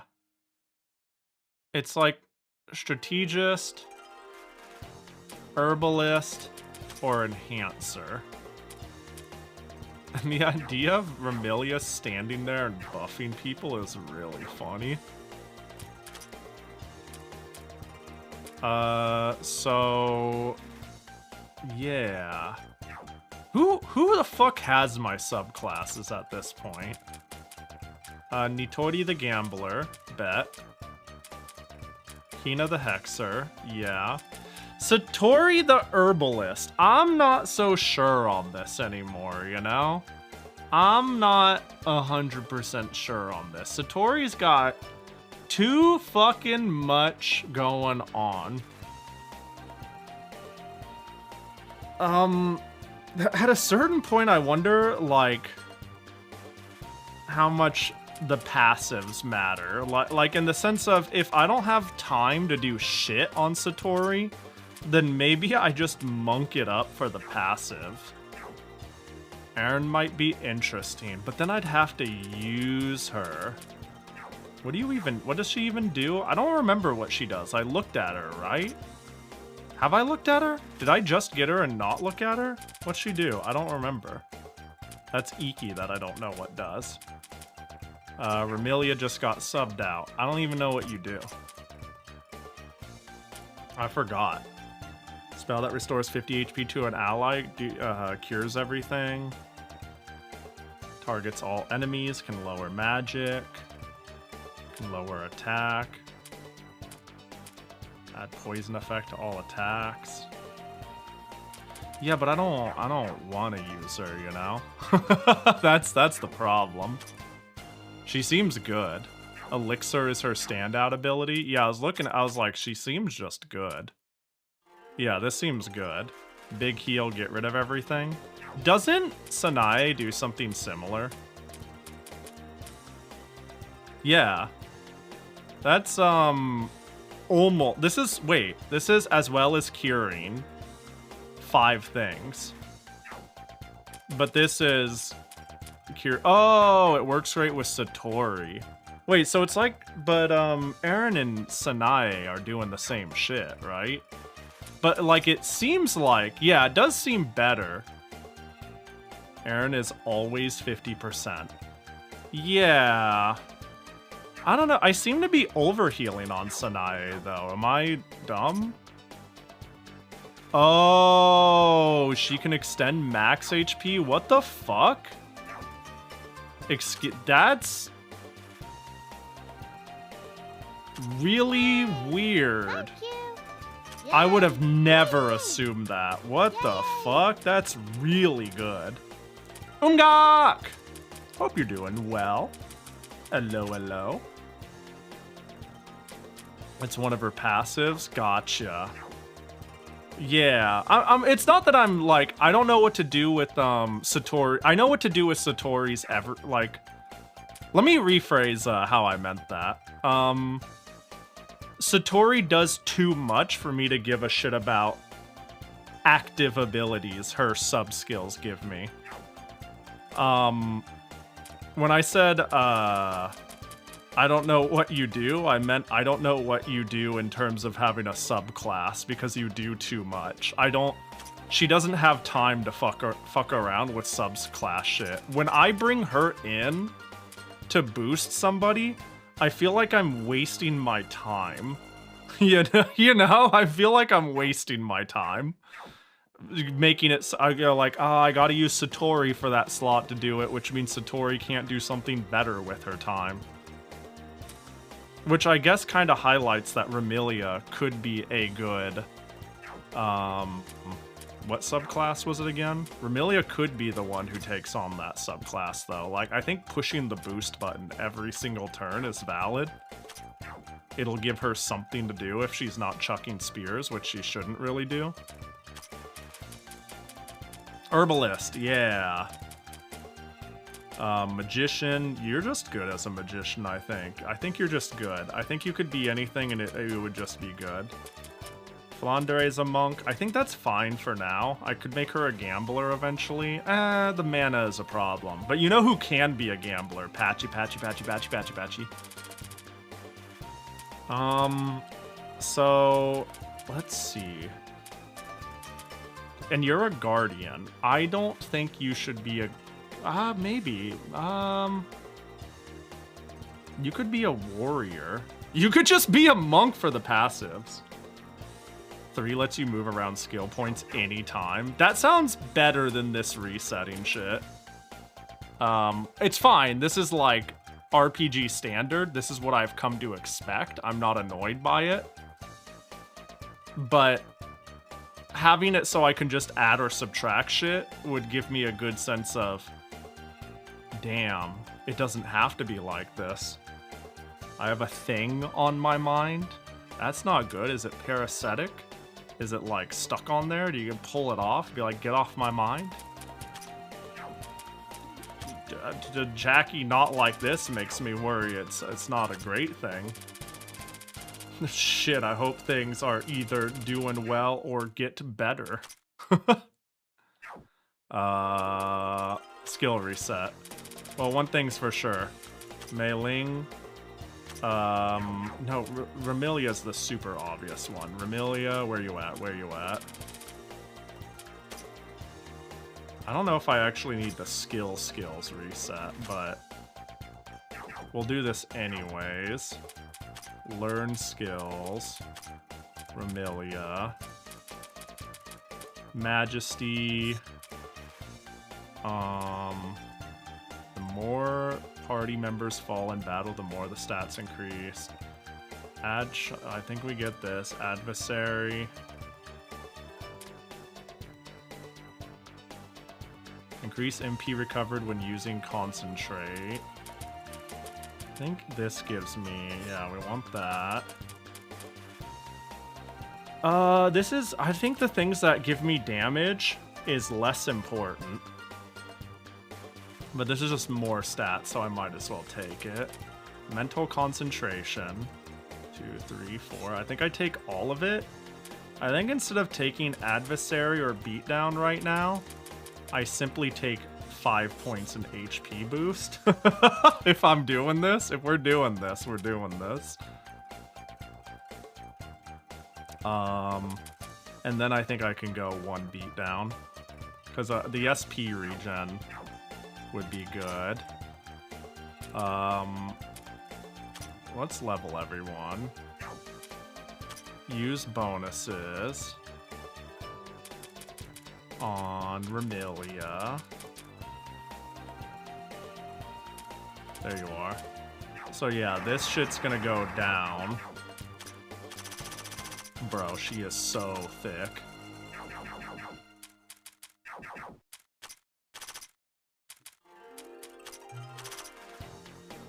What the fuck is wrong with this character? Can I just say? This is unreasonable. She can be whatever she wants when she grows up. Holy fuck. Now we get to change equips. Here, hold some life fragments for me. And a Miko's board. Can you just get that shit off? So you can now have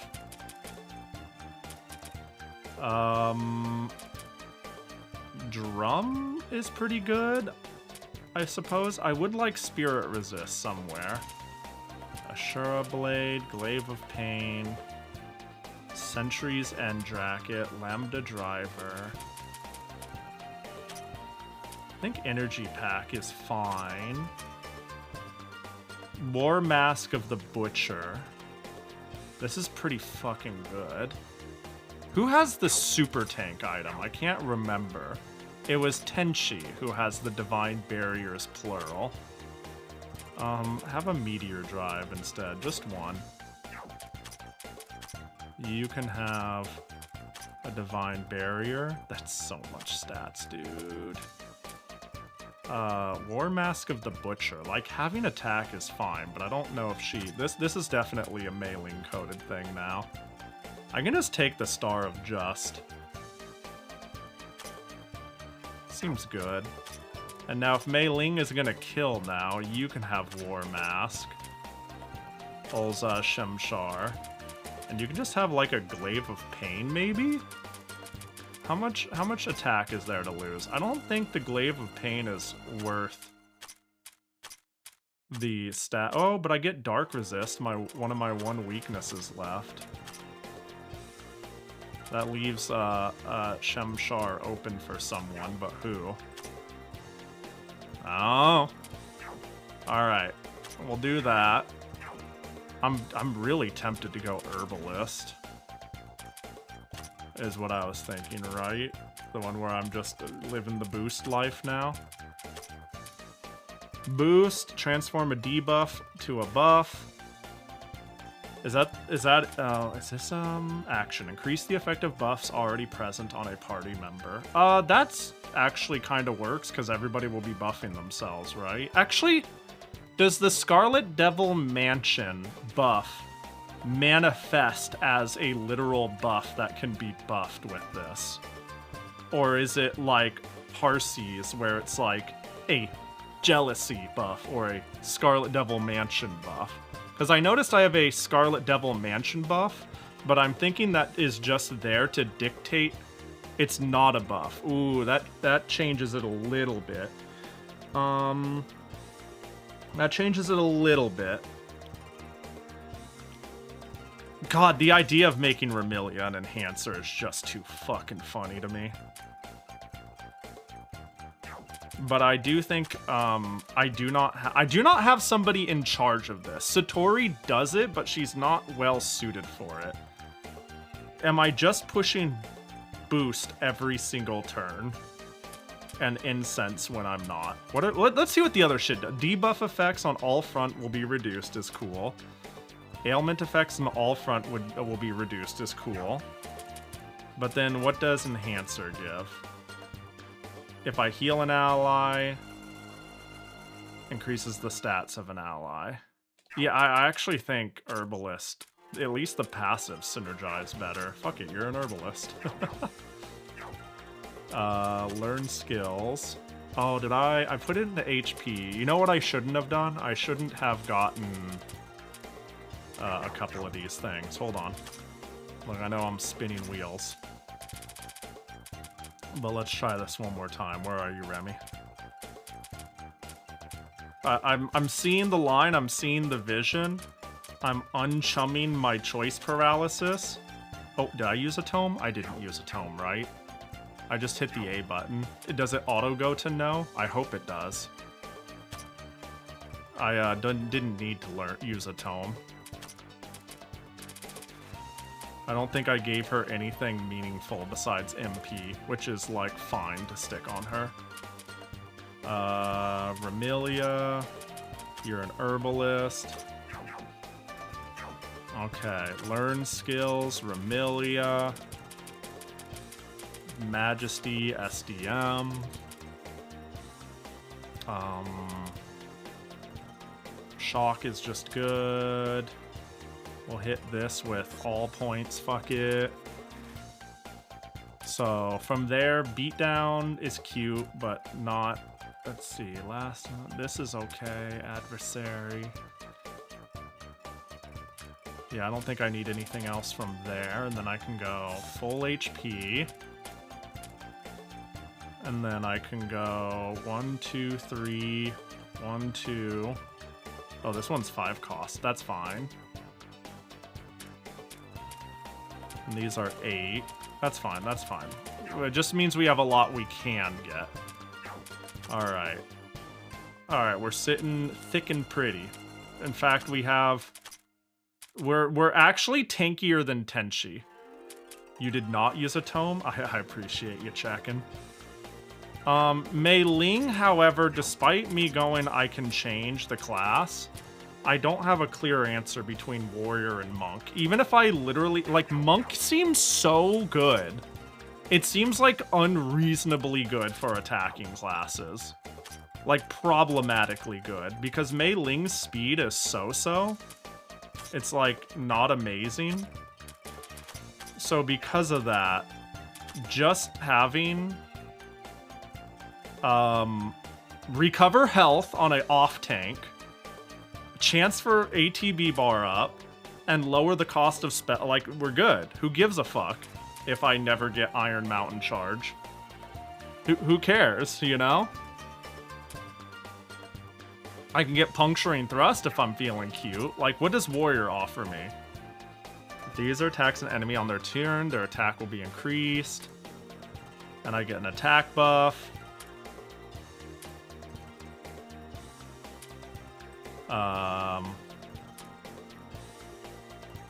And I do row damage. Row damage, fire damage. I guess the fact that I'm self-buffing myself is good for the Remilia Amplify buff job. But fucking... like, whatever.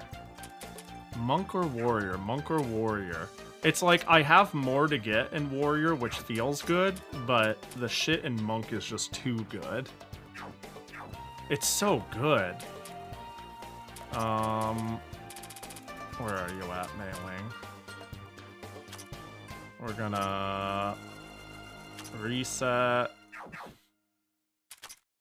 We're gonna go level up bonuses on Mei-Ling. What up, Melody? I am coming around to really liking Mei-Ling. And she, you know, she don't deserve it, but she does. You know what I'm saying?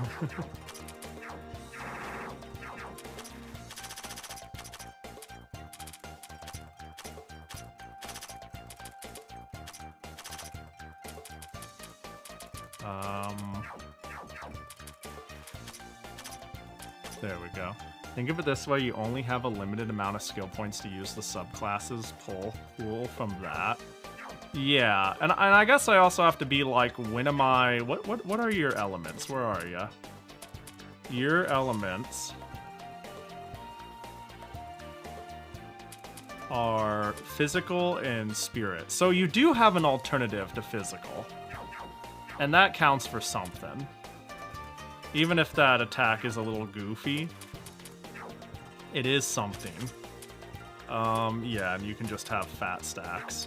Also, what do you have? Master's Emblem? I don't think your MP needs to be that high anymore, especially because you can concentrate it all back really well. So maybe your job is to just never get statused and sit there forever? Perhaps? Also, Yogurt Doll. What a... I guess the MP recovery rate's nice. MP -6, defense and mind value up. That's fucking good. Didn't I consider giving... Where's the med kit? What did that do again? I used that before. The thing that gives, like... Am I blind? There's a thing that gives max HP. I thought it was on the first page.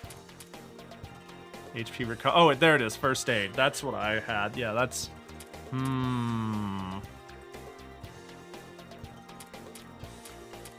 So, is primal armor worth it? How much is boost?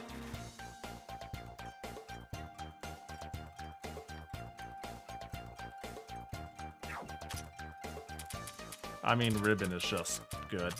We'll just do that for now. And you're going to be hitting and hitting a lot, and I don't think we have any more alcohol, do we? Where the fuck is the sake? Yeah, somebody's using the sake. I don't know, have a master orb, I don't know. Yeah, getting the cold physical dark weed, let's see. Yeah, we only have one. I was wondering where it went, was what I was like going, about. Having higher TP would be nice. You don't need the deer sake, that's for sure. You could probably use the butterfly sake. You can just, you can have wild boar. You can have deer sake.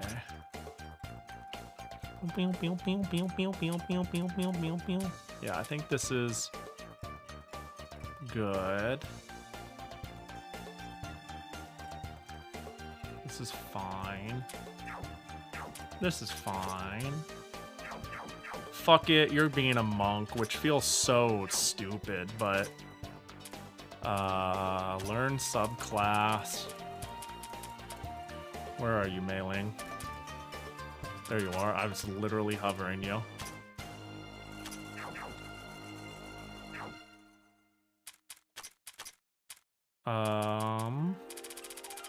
Gatekeeper nap is mandatory. That's why we're here. Guts is actually pretty fucking good. Upon user turn, all allies in front will have their defense increased. Yeah, that's a buff. When the user receives a heal, they recover more. Well, we gotta slow down, though. We need other shit. But I think we do want guts. Gatekeeper duty might not have been worth clicking. But still. When the user gets a turn, get a counter. Counter goes to 0 when attacking. For a 10% increase in power. When used let's see, counter goes to 0 when concentrate is used to recover. Oh, so if I'm only punching, this is good. Got it. We need a couple points in Mountain Breaker, but let's go down here. So either I get dexterity training or fast dash. Let's see, body revitalization. All stats increase by 4% and the user recovers 4 HP. Well, maybe I get that. Jesus Christ, it's all good. It's all, you know what? I'm sorry, we gotta fix where are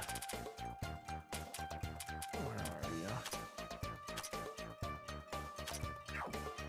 Learn subclass. I'm really going all in Mei-ling. Monk.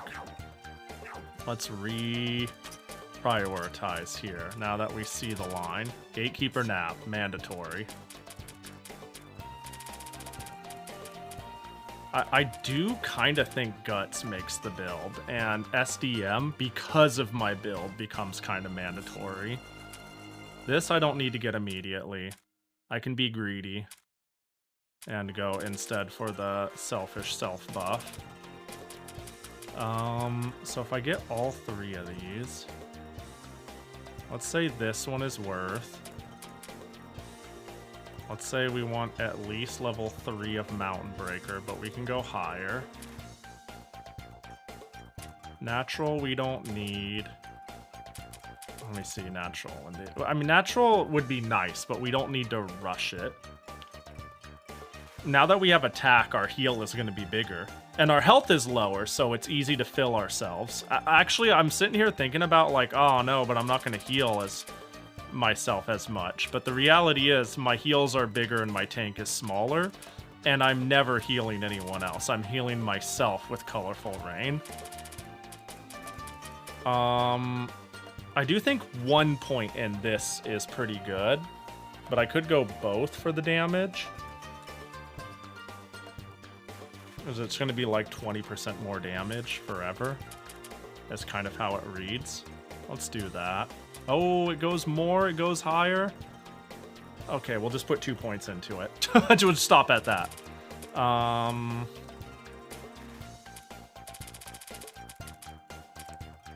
think we get Guts. I do think we get Guts. I think the ability to not die is big. And then... fast dash, I suppose. I think dexterity training is better for bosses and fast dash is better for encounters. So, you know. My god, I'm having a meltdown about my decisions. Okay, so now you punch. That's your job. You punch, you live. I want to keep you around, but you're gonna have an identity of you use speed and then you maybe get the fuck out, maybe not. You might one day become a gambler, but I cannot afford that. You one day will definitely become a gambler, but I don't have the stones. If anything, like, you can be a gambler today. Nitori can't. So there's that. Well, I don't entirely have the skill points either, per se, but still. Yeah, I think that's one of the big shifts I wanted to make. That is the main big shift I wanted to make. But, Sakuya, I feel like I'm thinking of pumping the brakes on her dealing damage and going all in on Lunar Clock. You know? I think that could be pretty sick. Because it seems like... I mean, Sakuya seems to have a handful of signature things she can do. You get paralyzed, so help me God. Big AoE speed up, you know, buff. Killing Doll. And yeah, Killing Doll seems good. I mean, extra attack. Her DPS seems concerning. I don't know how to put it other than that. You know what I mean? Her DPS seems like flipping a fucking coin sometimes. It seems very weighted towards does extra attack work. Not that like don't get me wrong. These moves are fucked up, but I don't know how well they stand on their own without the complete package, and this is just making everything else function. Blue Saber, Portable Verbo Cannon, Lambda Driver. That's fine. That's fair right now. I see a world where for now... I will probably reformat Sakuya. Patchy and Flandre are sitting pretty. You know, I think Tenchi can get swapped out eventually for something that is more synergistic, and I might be able to just straight up take Satori's subclass and put it on somebody else who might be more fitting, I suppose. And I think if I plan on using the Scarlet Devils, it might be some support role for Sakuya. Because I'm really starting to learn, or at least believe, that it is okay to overemphasize one part of a character and largely ignore the other as long as you min-max the fuck out of it, right? It's okay if I never use these two abilities ever again, as long as she's really, really, really fucking good at this ability.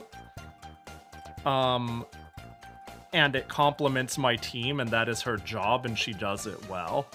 Because, like, the turn economy just does not allow to do everything.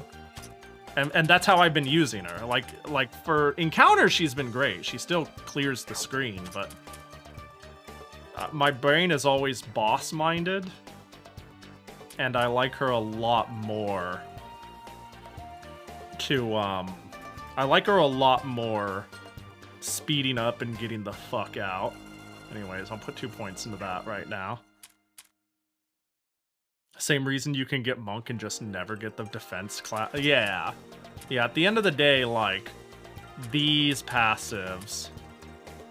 Well, you know, the passives she's got in this are more complementary to the fact that she is literally only going to be pushing Mountain Breaker when I can, Brilliant Light Gem when I can't, and Colorful Rain when shit looks hairy, and that is it. So the idea of like, ah, shit, they resist me, time to pull out the fire hit, I guess at that point I'm just shooting them with Nitori, you know? Like, I think the dynamic shifts. Oh, it's physical also. That could be a stopping point eventually. The fact that both of my physical attackers are using physical ailment, physical typing. That could eventually be a problem, but we'll cross that road when we get there. We'll worry about that when it's worth worrying about. And the nice thing is both of them have alternative attacks and they cover different elements. You only get one action per turn, so if you're never going to use a certain skill for that one, there's no point in leveling it. Yeah, and that's honestly, that's exactly why I'm thinking of getting Nitori off of... Oh, did I already... Yeah, getting her off of this shit. Because it's cool in concept, but it's not doing much for me in reality. I don't know. Again, I don't know what she's would be good at doing in the long run. Like, actually, if I could say something super nutty about how stupid I think Monk is, the fact that she is showing up and just using buff skills that she is copying from others, and that is it, is almost enough of a reason to get the Monk passives. If I don't know what she's doing, she could literally have fast dash and dexterity training, and I could be happy with that. And that kind of highlights how fucked up Monk is. Monk is really, really, really, really good. That I'm like, I don't have time to do anything else on Satori, so I might as well take the best passives. I don't know if those are the passives I want, but the moment I spoke it into existence, I'm like, I don't see anything wrong with what I said. I see the line where that is just correct. Yeah, anyways. So those are my proposed changes. And yeah, like, I think the duality of these glass cannons are chill. Magic or physical, mailing is forever, but these are fleeting, as in they will die, and that's okay. I think that's just like a reality you have to accept, is that if you're making a glass cannon, your glass cannon will die at a boss fight, probably. And, that is what it is. You have 12 team members. Chunk the fuck out of them and, move on. It's good to have more than one glass cannon in that they are glass cannons. Yeah. I've thought a lot about this, man.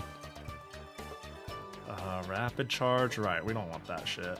I mean, I can see a world where we want this shit if we go Gambler. Because then it would give me more MP, but, you know. Anyways, I think that's that.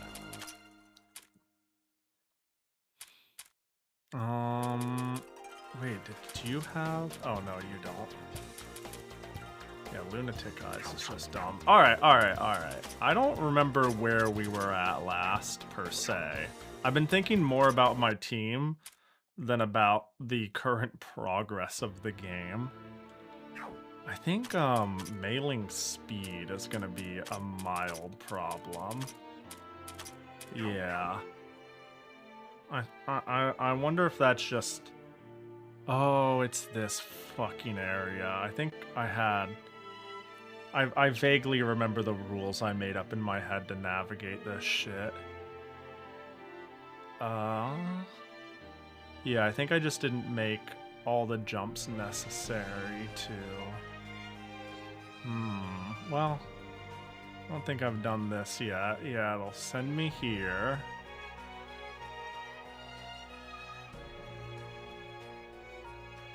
I see where everything... Yeah, I don't think I want to fuck with this right now.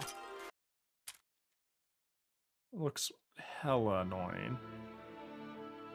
Yeah, it looks mostly done. In a way where I'm like, I'm Gucci. I'll jump this. Yeah, I can see that I started and I went, alright, we're gonna save this for next time so it's a fresh slate. Smart, Pahi, smart. Oh, my turn first. Alright, let's see, so let's see how hard you hit. 16,700. Okay, well, you know. 27,000. Well, it's working. It is working. It is working as intended. That is yeah, that is a lot. I realize my damage has been scaling and that I shouldn't be surprised seeing tens of thousands of damage a hit, but I think I am, this is, yeah, and it's my turn really quick after doing that.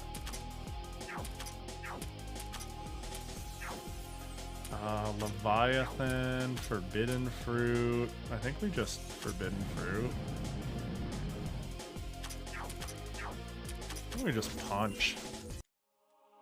Yeah, I'm immediately happy with Kung Fu Girl here and her Kung Fu for 1 billion damage, man. Leave it to a fan game to gaslight me into liking a character more than I already did, that I didn't have, like... I went, oh yeah, I like Mei Ling. That's usually how it works, though. You know? Something fucking stupid happens in a game that makes you go, oh yeah, this fucking idiot, am I right? Can I just punch you? Oh, you do the AoE punch, right.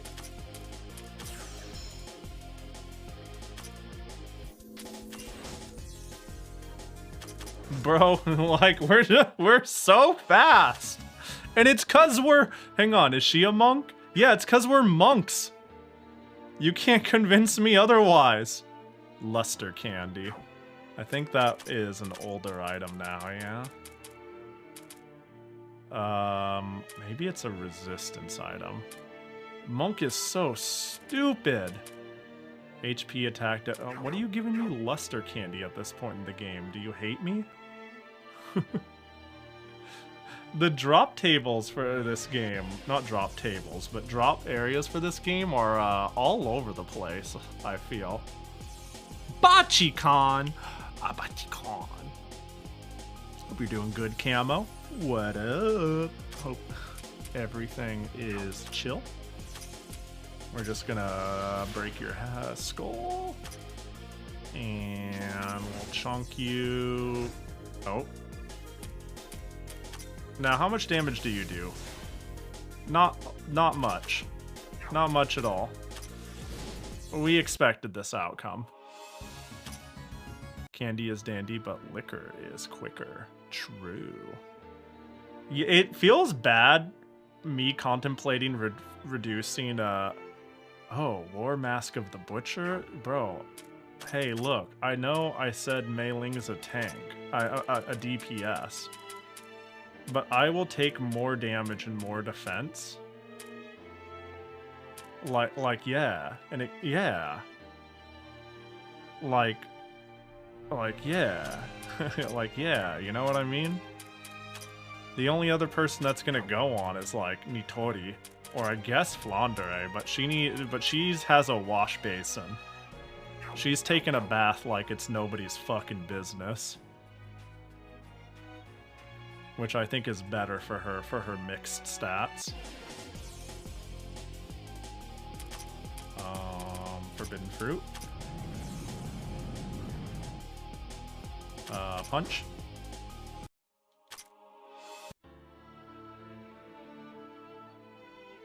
Yeah, it's okay. Remilia will never get a turn anyways. We don't need to contemplate this. Wait, is this... Am I dead-ended?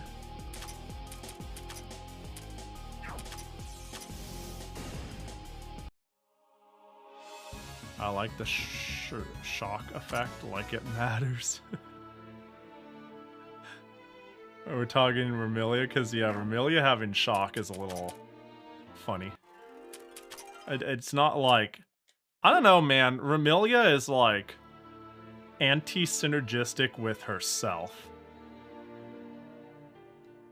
Does that make sense? She's like, I am a ball of stats and a couple of good ideas that don't necessarily synergize with each other. Figure it out.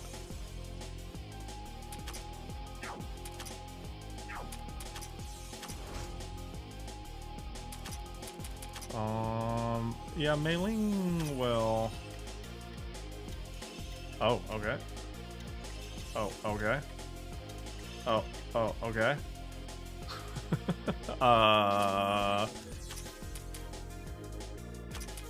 Oh, she already has 100% speed. I was thinking of, like, incensing her. You have a boost? Oh, you're weak as shit to this. 57,000 damage. No big deal.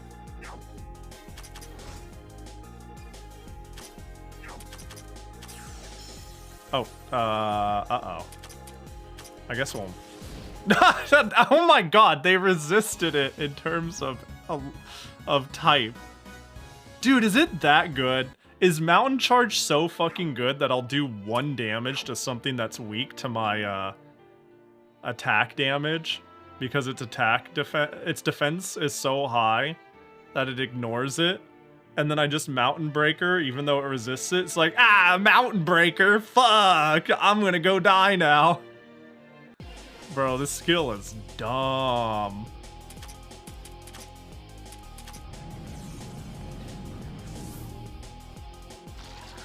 This shit's a problem.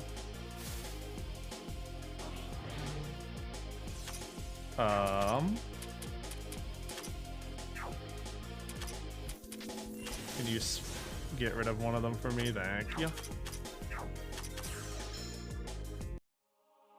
Well, yeah, Pahi resistances are percentage based and applied at the end. Oh, at the end? Oh. Huh. I don't know how that makes me feel about them. You know? I mean, it still sounds like they're good, but it also sounds like it's easier to cheese them than I expected. I don't know. Yeah. Getting past the defense is the most important. Yeah. I mean, it sure seems like having a metric fuck ton of resist can matter, but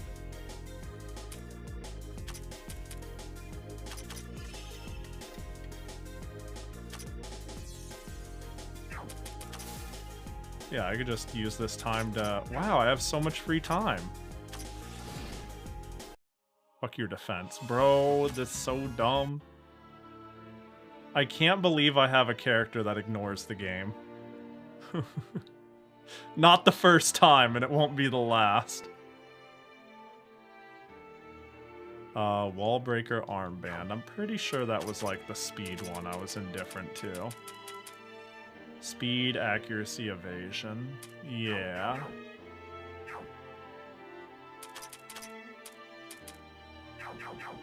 Oh, those percentages can get quite nasty, but compared to hitting for 1, there's no contest. Yeah. For sure.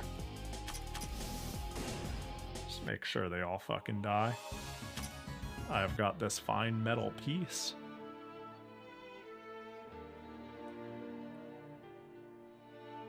I like this team.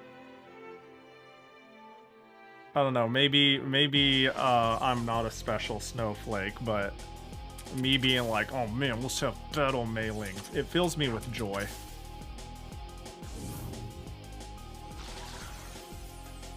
Riley, what up? Hope you're doing well. Thanks for the raid. Hacha.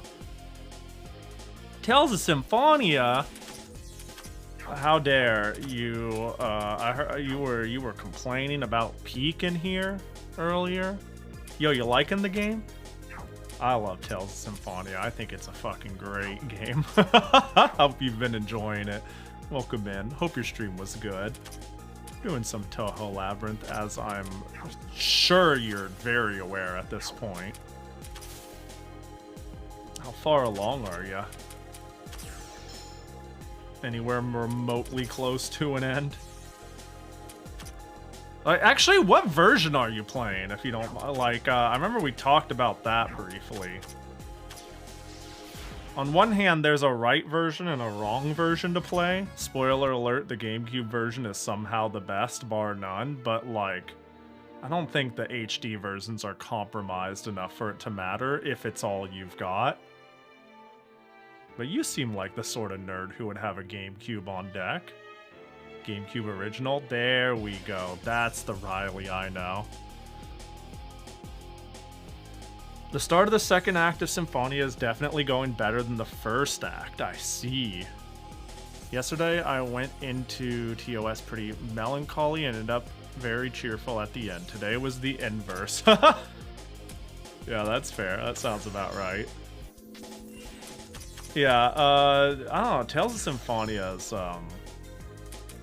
one of my favorite games. In, like, I don't know, not to, like, meme on it. In retrospect, I look at it and I'm like, what a silly game.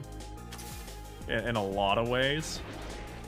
But I have a really big soft spot for it, and I think it's still really good. I don't know, all the Tales games are very...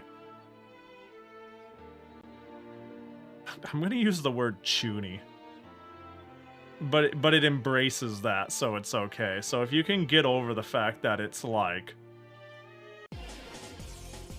I don't know, it's a pretty, like, loud shonen game at times that's trying to be sincere with it. It's a good time. I think it's a really fun game. I love Tales of Symphonia. But this is something I've, like, slowly thought over time as I'm like, Tales of Symphonia feels... feels very, like, shonen. It feels really, like... I don't know how to put it. At least you have Colette back. Hell yeah! I want to replay the game one of these days. I want to replay the game with the sole purpose. This probably, I don't know if this will mean a thing to you, but it's okay. The people who have played Tales of Symphonia a lot will know. I want to replay Tales of Symphonia with the sole purpose of petting every dog. Because I can't seem to fucking do it. I have started a new save file with the sole goal of petting every dog. And yes, I know about the one about at the one city where you eventually never get the chance to pet a dog there again if you miss the opportunity. I still always finish the game missing a dog somewhere. I don't know where they are. I don't know how I've goofed. But some dog somewhere is taunting me. And I've had it up to McFucking here with it. I might have to follow a Pet All Dogs guide. It's ridiculous. It's not true, Pahi. You can still pet that dog if you do this side quest. AKA give them tons of money. Yeah! Yeah, and then the dog comes back too. So, like, I doubly don't know what's going on.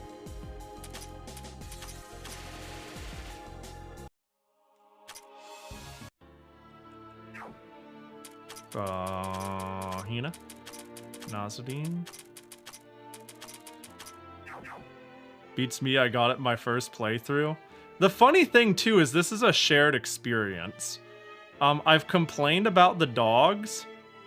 Now it really makes me think that, me and my pocket of friends are fucking Mandela-ing ourselves. Because me, Lene, and Yoku all share this experience of fucking, yeah, we can't seem to pet the dog. I think 10K is on that train, too.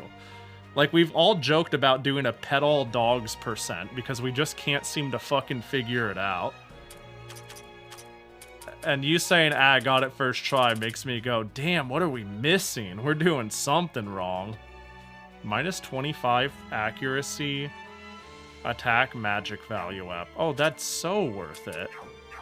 Yeah, not having enough accuracy is a problem, but just have enough accuracy. That seems like an easier stat to balance if, maybe it's because I got my current speed item. Abachi-kon! Yo, thanks for the redeem. Aru, hope you're doing well. That's a lot of arrows. That's an arrow I've taken. Now that I noticed I did not turn Bachi-kon back on from an old collab. Now that I've got it back on, the masses demand Bachi-kon. I see.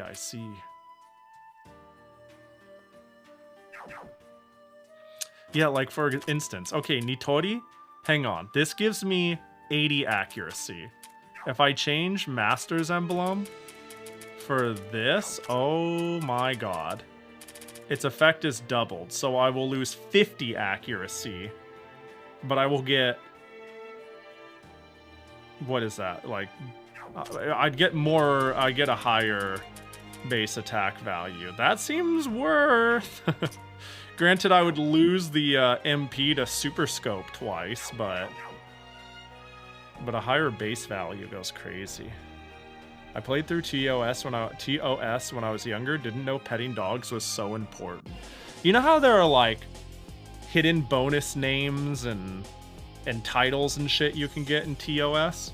Yeah, if you have Colette as your lead character and she talks to a dog, she names it. And there is an achievement of sorts for naming every dog in the game. And I've never and it like makes you aware that you've done it, and I've never managed to name every dog. Yeah, a title. I guess I was calling it mostly an achievement for the not knowers of how the game works, you know. Is this gonna kill everything? It won't. That's good. Time to farm. Money, money, money. Yeah, she does get a title. Yeah.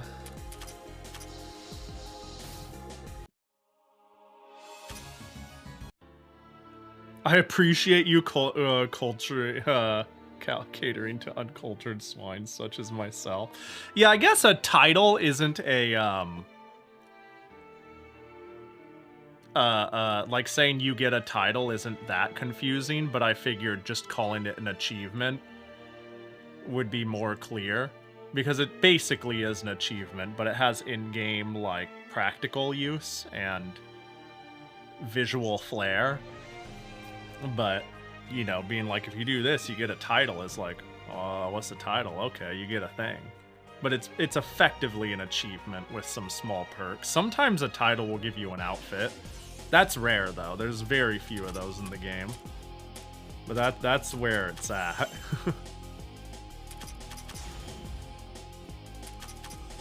Gold Rush. Gold Rush.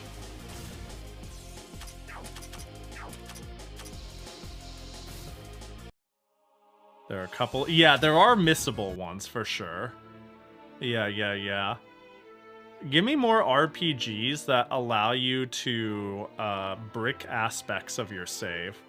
That probably drives some people crazy. Actually, if there's somebody who would be fun to see if it drives crazy, it would be the sort of person 44 is. If it's like you 100%ing a game is extremely difficult and you must be like aware that you are going to be trying. You must be aware of a lot of pitfalls before you begin your journey, sort of bullshit. But I think that shit's like kind of novel in a way. Ooh, we are all buffed up. Guess we'll throw some fire. I like to 100%, but I'm not a psychopath. Yeah, but I guess that's the difference between going like, I like to 100%, but I'm not a psychopath, and I like to 100%, and this game puts me off that it's, like, constructed in a way that is, like, anti-100%. Which, Tales of Symphonia is an anti-100%. It has its New Game Plus carryover shit. It just gets really grindy if you take that into consideration. Breeks, thanks for the raid! Hope the tournament was cool. Obligatory fuck Steve. Hope you're doing well. Hope teardown goes smooth for y'all. Appreciate you coming in. I know you can't hear me, so I will now proceed to say neener, neener, neener. You're a big fat wiener. Ha ha ha. You are powerless. You are powerless before me and my sass. You can do nothing but sit and watch as I call you a neener and a wiener. Which is actually funny, because we have a viewer who goes by Neener Wiener. But I'm sure they picked the name because, in part, the nursery rhyme. But my intent was not to reappropriate your name, Neener. I was using the open domain version of Neenering and Wienering, and I hope you're chill with that when you inevitably watch this VOD, which you probably won't. And that's the end of this bit. Almost entirely off the back of a single event where you have to pick from a list and get a title based off of your choice. Yeah, that shit's dumb, ain't it? It's one thing to make the we'll just call it like the Kratos choice. It's one thing without getting too in the weeds of what I mean. But I mean that's one of them. That's kind of one of the actually now that I think about it, that is in part picking from, well, whatever the case. But yeah, there's definitely some amount of variance. For lack of better wording.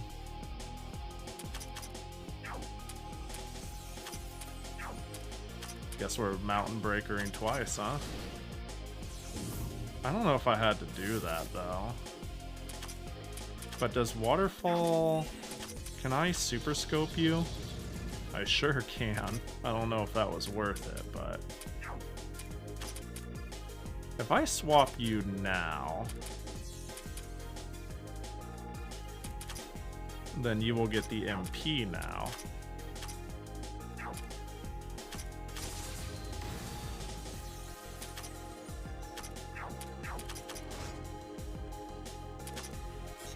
Oh gosh, I thought maybe... Fuck. What an annoying enemy.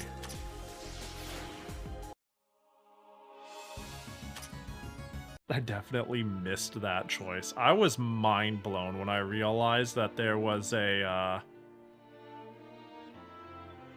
timeline divergent of what I think is an obvious choice. You know what I mean?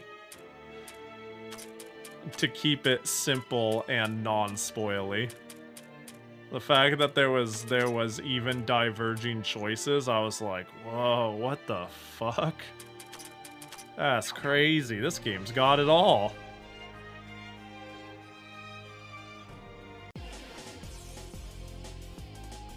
You'd have to be a die-hard fan to end up one way.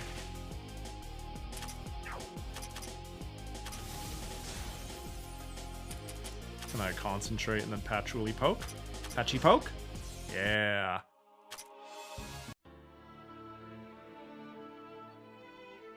Boop.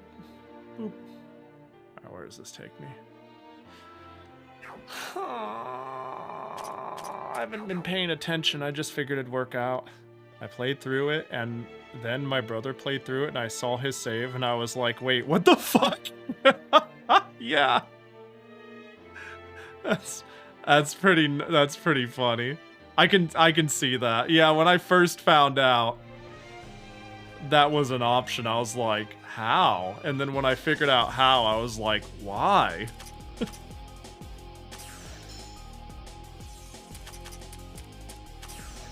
But surely if you play it just right from the other perspective, maybe the opposite is thought.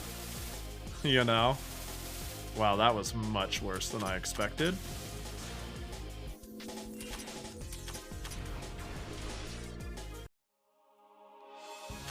Good game though. Yeah, I want to go back to the Tails grind.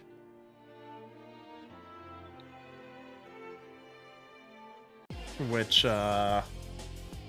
really I think next on the docket is actually finishing the one I keep calling my favorite and finally launder myself into a true fan of Grace's. Because I always say I think Grace's might be my favorite and then proceed to be like, but I never finished Grace's. Well, you know, was like a fucking clown. And Xillia. I do want to play Xillia. Ever played Tales of Hearts R? No, but that is the Vita one? I have it. That one I haven't fired up at all.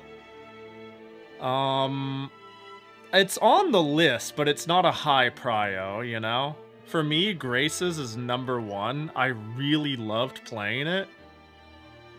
Like, Grace's feels like the peak of me saying Tales has somewhat juvenile story that's still fun if you just hang with it and you take it for what it is. But I fuck with Grace's, and Xillia seems like a twilight between... I think Xillia would be fun to play to understand the evolution of the series because it feels like a midway point between old tales, new tales.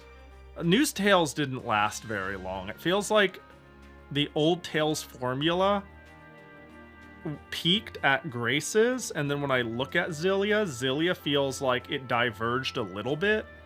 Zestiria and Berseria feels like they took that divergence and they figured out what they wanted to do.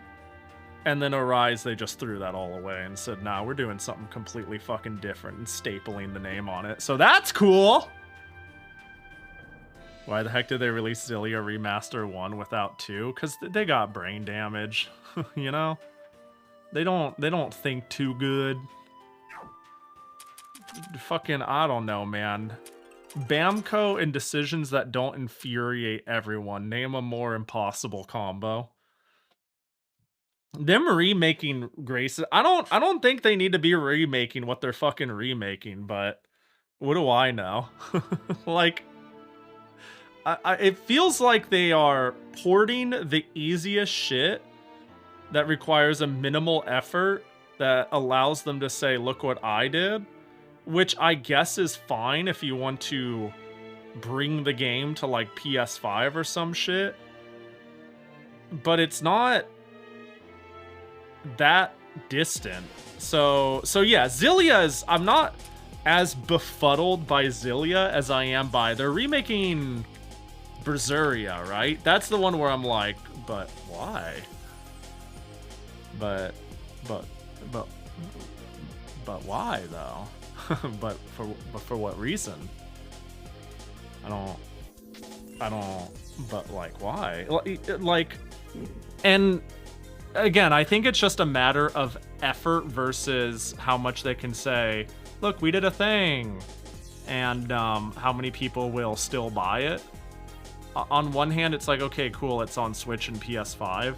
On the other hand, I didn't notice enough of a visual difference to justify PS5, and a Switch is weaker than the PS4, man. Like, to make it cross-compatible, there needs to be some sort of, like, compromised fidelity. So it makes layers of no sense. And this isn't a world where, like, they could, I don't know, man, they could resurrect Tales of Destiny or some shit, right? That'd be fucking badass. But they wouldn't do that. They wouldn't fucking do that. You know, at least, like, you know, I'd probably still say the same shit, like, you know, I probably want to play the original if they're gonna totally remake Destiny, but at least it would be like, well, we're bringing it to a modern audience. I'd be like, well, alright then, I suppose that's fine. But fucking, I don't know, man. Shit's, the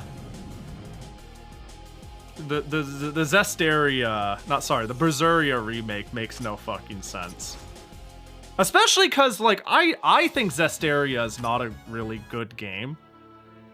But they didn't remake that, right? They just went, they remade Xillia 1 and effectively are remaking Zestria 2. If you get, like, my implication here. The fuck are they doing? What the fuck's going on? What the fuck? Yeah, Zestiria could use a remake because its fucking camera doesn't work, you know? Like it could actually use quality of life improvements. They could make Rose less but oh my god, I have feelings about, I care less about the combat than I do about the storytelling. The storytelling in that game is fucking whack, and you can't convince me otherwise.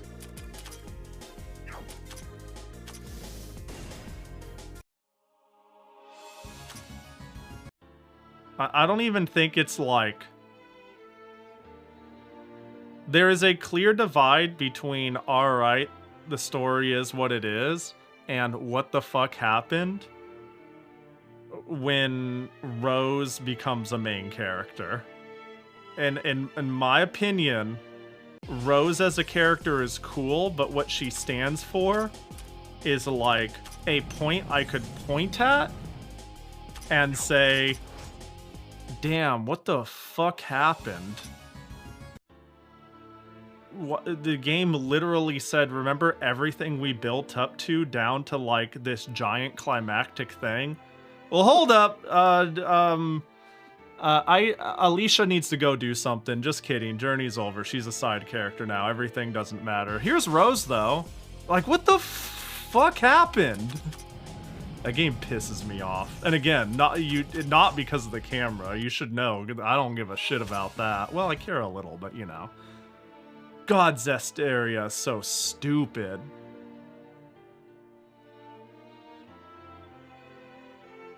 Anyways, how's your guys' Tuesday, huh? Eat anything good? Read anything new? Fuck. Yeah, 60 frames per second would go crazy. Imagine. Yeah, 0.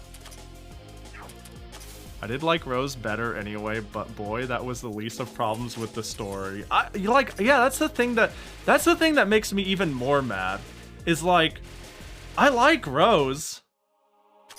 It's what she stands for and why she exists in the form she does with the importance she does that makes me go like, what? Where? Who are you? I remember you. What?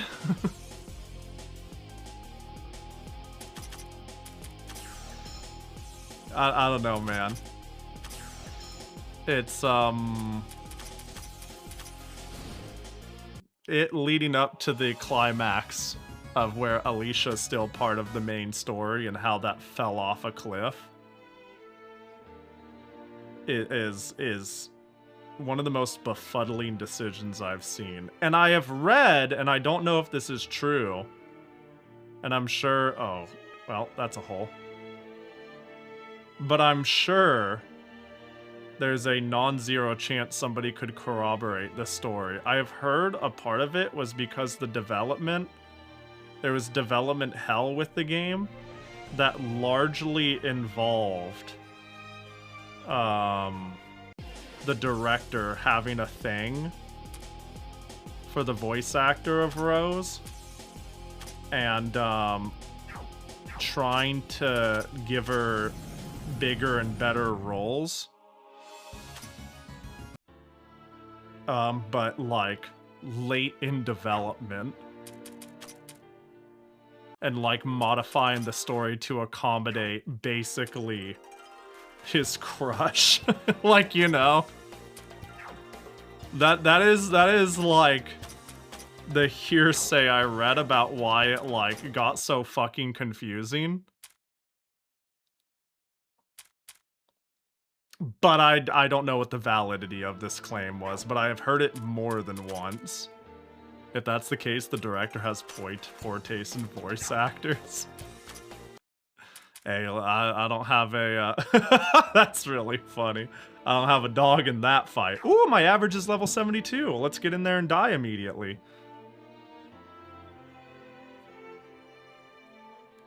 No, I find that. Let's see. Alicia, Rose, voice actor, Tails, Zestiria.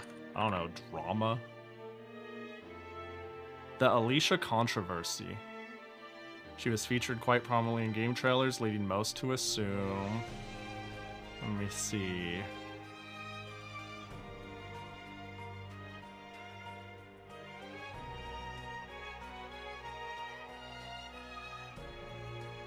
Yeah, apparently there's a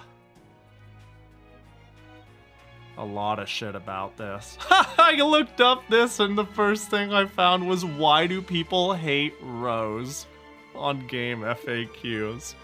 It sucks. I don't hate Rose. I actually think she's really fun as a written character. I just hate what she stands for.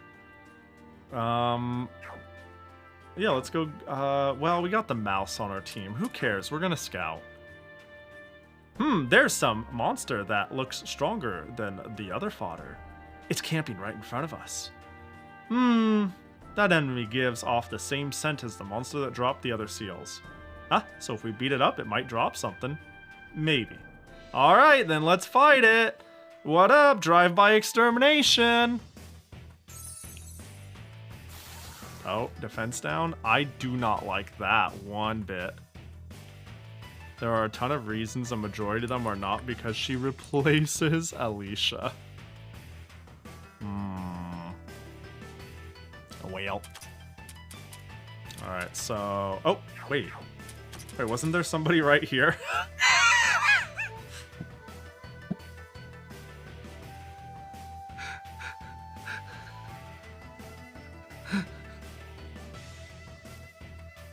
Who the fuck was there? Flandre, that's who.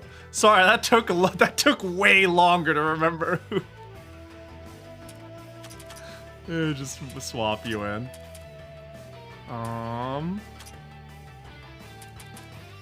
I guess we do be boosting.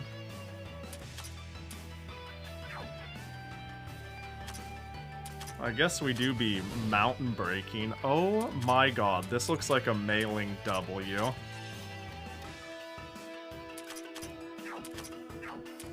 Wait, if it's physical... Well, let's do this.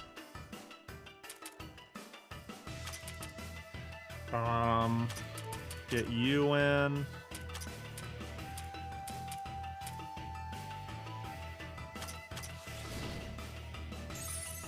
Oh, you heal a fair bit. And then you do annoying shit. I see your Nindo way.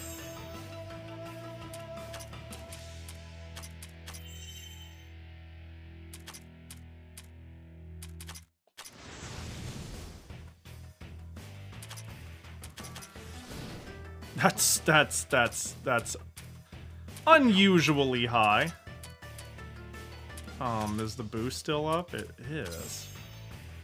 Keep boosting.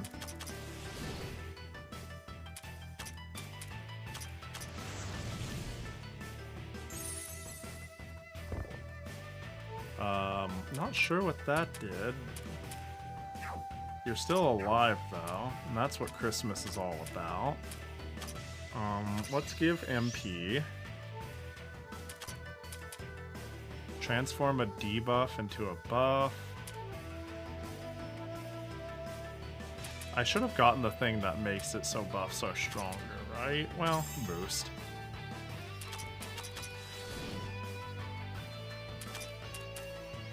I'm over here being like, fuck debuffing this thing. What if we just win? What if we just fuck its shit up? Dude, mailing, what a perfect specimen.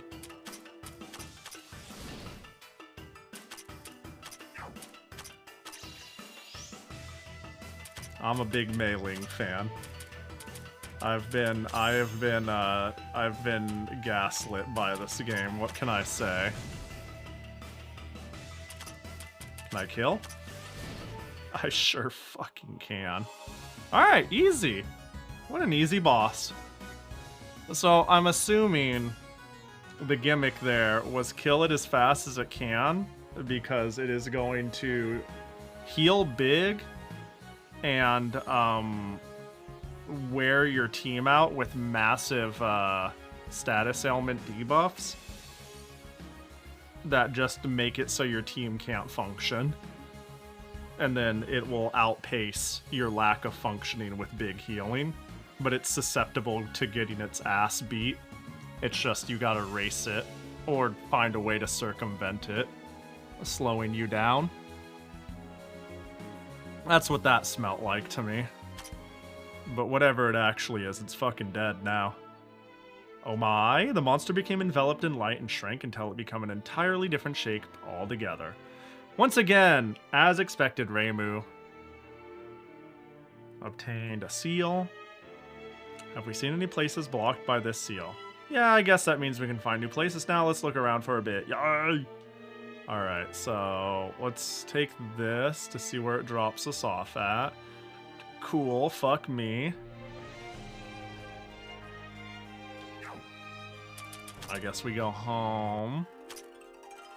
Level all.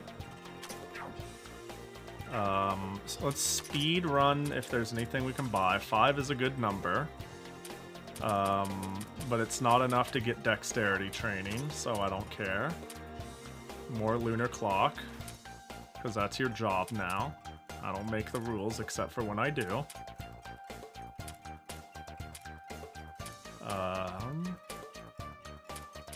Yeah, it's getting to the point where Patchy might be able to afford time on Gambler. Also has an RNG element in that it has lots of attacks and some are much better than others.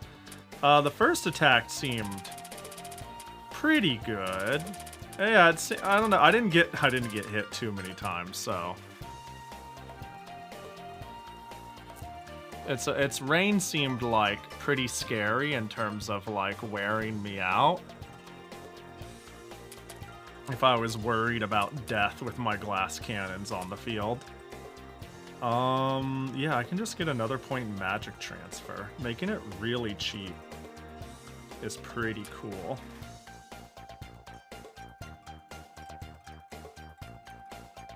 I'm kind of looking like she's been in a good spot. I don't even know what else your shit does. Expansion of consciousness, increases MP recovery rate. Damn, I can get more of that.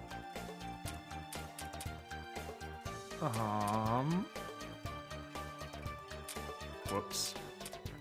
If I had a thing that was like, when in front, increase physical damage, that would be pretty good. Magic transfer. I think we just max that, make it as cheap as possible because it actually gets spammed.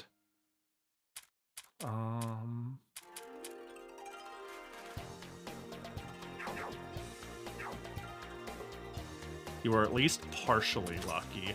Yeah, it seems like I didn't... The first hit showed that I could lose my glass cannons at any point in time. I think the fact that Mei Ling did not seem susceptible to instant gib was very favorable for me, though. Oh, right, I can get rid of one of these rocks. Because her damage happened to be really fucking good against it. Conquered 6 mysterious shadows. Not me.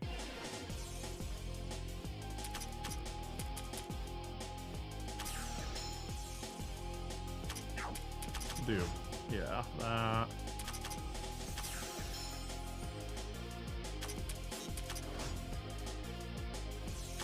Bro, I'm taking 80,000 turns.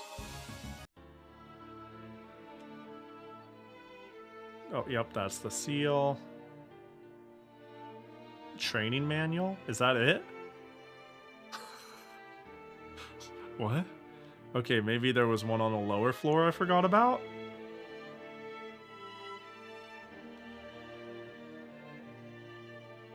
Or maybe I just get a fucking training manual and I'm happy with that. Yeah, 1 extra skill point. I need to start using my training manuals. Okay, we haven't jumped this.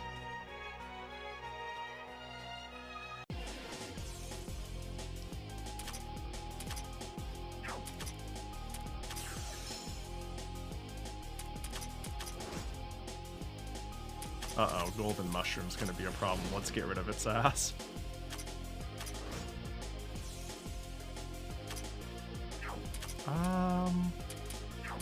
We'll try.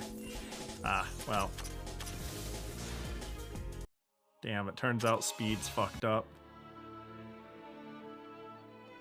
Maybe it's that rock?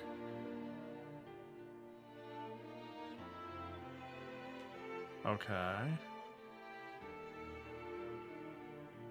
I see. Okay, I need to take a mental note of that. Top left equals blocked, meaning it is the direction I can assume equals progress, because I needed to progress there, for lack of better wording.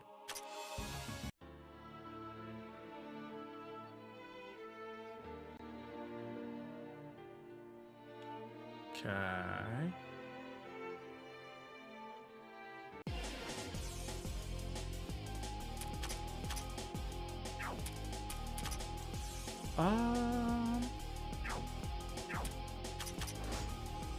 Wow. Okay.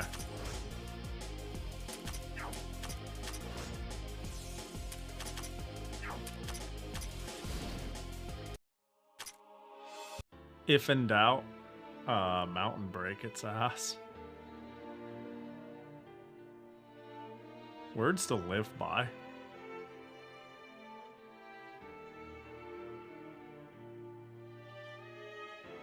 Okay. I'm not ready to jump that one though. You know what? Concentrate. And we'll let yeah, we'll let Leviathan take care of this shit. The fact that I recover, hang on, let me check something here. Something fast dash, monk recovery, Leviathan, beatdown. I have 2 points in beatdown. Good. Yeah, the fact that I'm reimbursing so much mana is good because this costs way too fucking much. Alright, we'll just take this one first, I suppose.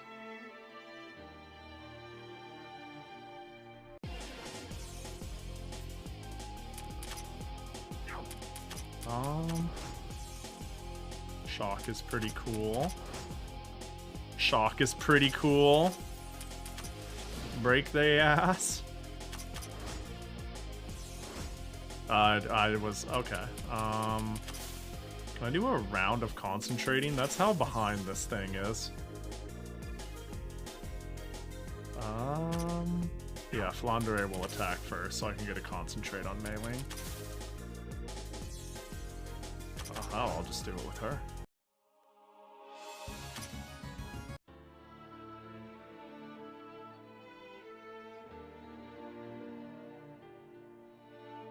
One thing that that feels like the game encourages me not to do, but I can't help it, is having like a 4 core and just sticking with it forever and then forgetting that I can swap shit around and that it's encouraged. In most ways, it's encouraged. Both by the TP budget, the MP budget, too many mechanics. Compliment not using the same team 20 fights in a row. Slow Star, what up? Welcome in. I hope you had a good stream. Let me hit you with one of these. Hit you with one of those. What were you up to? What Touhou you playing? Hope you had a good stream. We've been grinding away at this stupid game for weeks on end, twice a week for I think, well, I don't think it's been a month yet when it comes to playing it twice a week. But, yeah, this game is good, man. I kinda can't wait to play 3 now. I don't know if I want to hit it back to back right after I'm, you know, done with it. I might want like a breather period, but shit's pretty good. Anyways, hope you've been chill. Hope you're doing good. Welcome in, everybody. I just concentrate again. Whatever. We greed like a motherfucker. Kill the mushroom. Yay.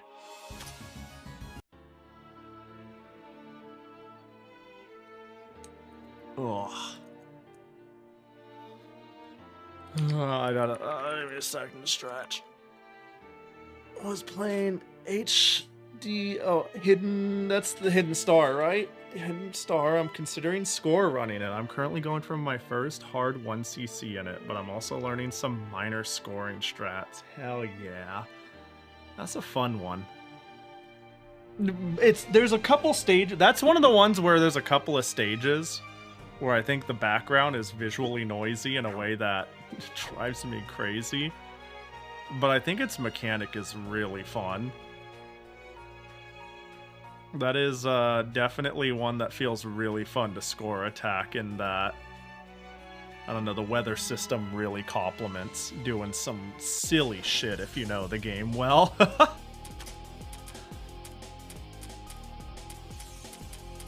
Sounds chill.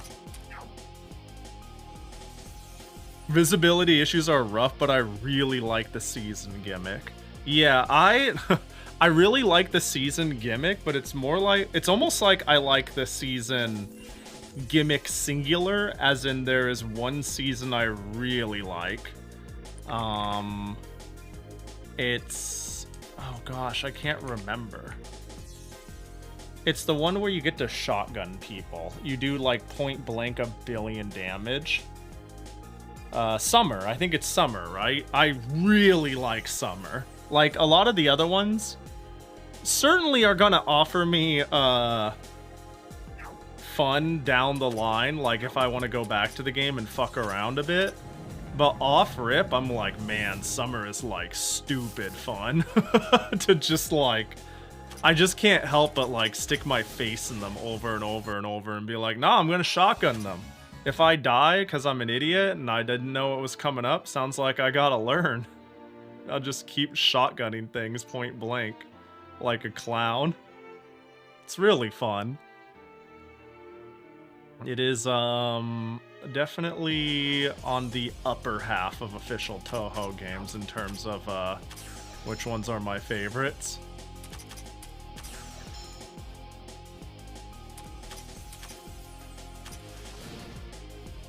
Oh.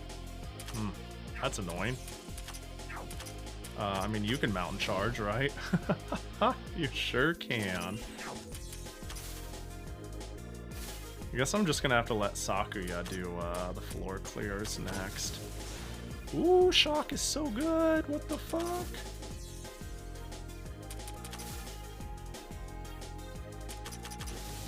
What the fuck?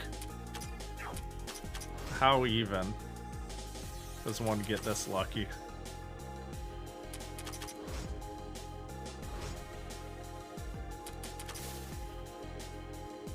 And I mean, pop.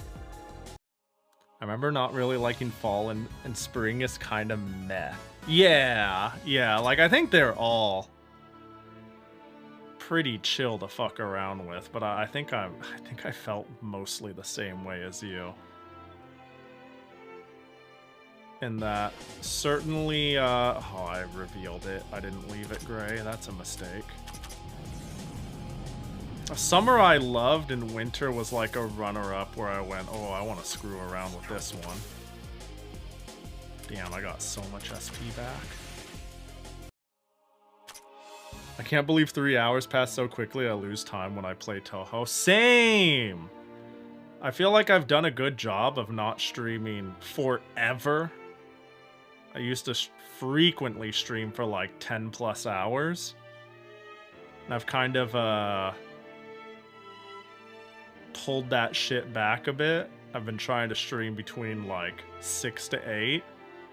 But this isn't even a Touhou shmup, to be fair, so this is not a good comparison. But this game in which I'm like, I'm just gonna vibe to it, I'm just gonna hang. I'll hit hour 10 and I'm like, what am I still doing here? The OG, I mean, like, Touhou shmups do that for me as well. The only saving grace is, like, they cook my brain, you know? At a certain point, like, I think we all start fumbling a bit if we play the same game too much. Like, our peak is the first few hours, and then we're just treading water. But I think that's, like, triply so for me when playing a shmup. Because, like, it's hard for me to play one locked the fuck out, if that makes sense. I have to be, like, aware enough to the moment that after, like, hour 2, I have noticed I've gotten, like, significantly worse. Because I let my brain wander for a quarter of a second, and uh-oh, dead. So that's the only thing that keeps me on the straight and narrow with shmups. is I become particularly ass after a bit. And it helps me go like, oh dang, I should probably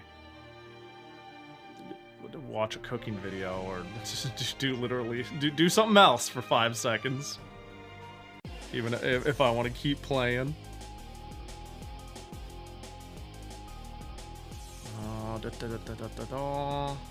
What's Senti say? I really like Fall's attack style, but I hate how it's utterly useless in every possible way compared to all others.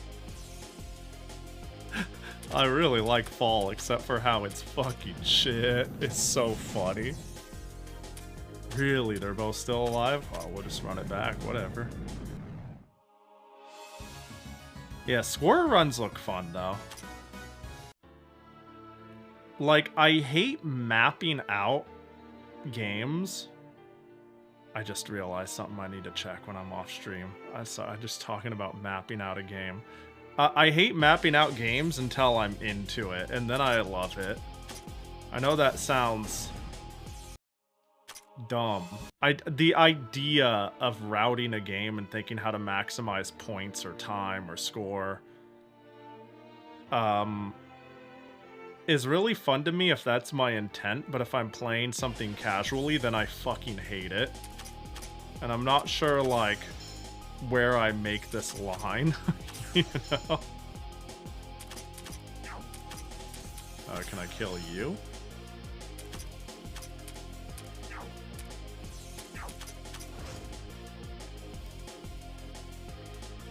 Mapping out games is one of my favorite parts. I love routing, but yeah, it needs to be something I'm really into. Yeah, and my like, hold up, I forgot I need to do something and I need to do it after stream thing reminded me. You guys remember me speedrunning Jubilee? I didn't realize that somebody might actually pick up the game and ask questions on the speedrun.com website, and now I'm like, oh shit, I have to be a mod and answer their question, and I'm not sure how to answer it because I used to speedrun this game for the PC, and a little while ago it got a Switch and a PS5 port, and I've always like, I've looked at them and I think they function differently. I think they might they definitely run faster or slower in some manner because they just do shit that is just inherently different. And very recently, somebody asked exactly that. I don't see a PS5 option on submissions, but I don't have any vids of my run anyhow, but my times are 4 minute 5 seconds and 46 minute for 100% flex. I got 1 hour, 1 minute Dax, 44 minute Jubilee, 100%, a day ago, and this is on PS5. I need to figure out. I think I'm like the only person who mods for this who will actively like be around to see this and answer it. I own the Switch version. I need to figure out. I need to figure out if it's different. I don't know how to immediately answer this person. I own it on the Switch. I assume the port is similar to the PS5 version.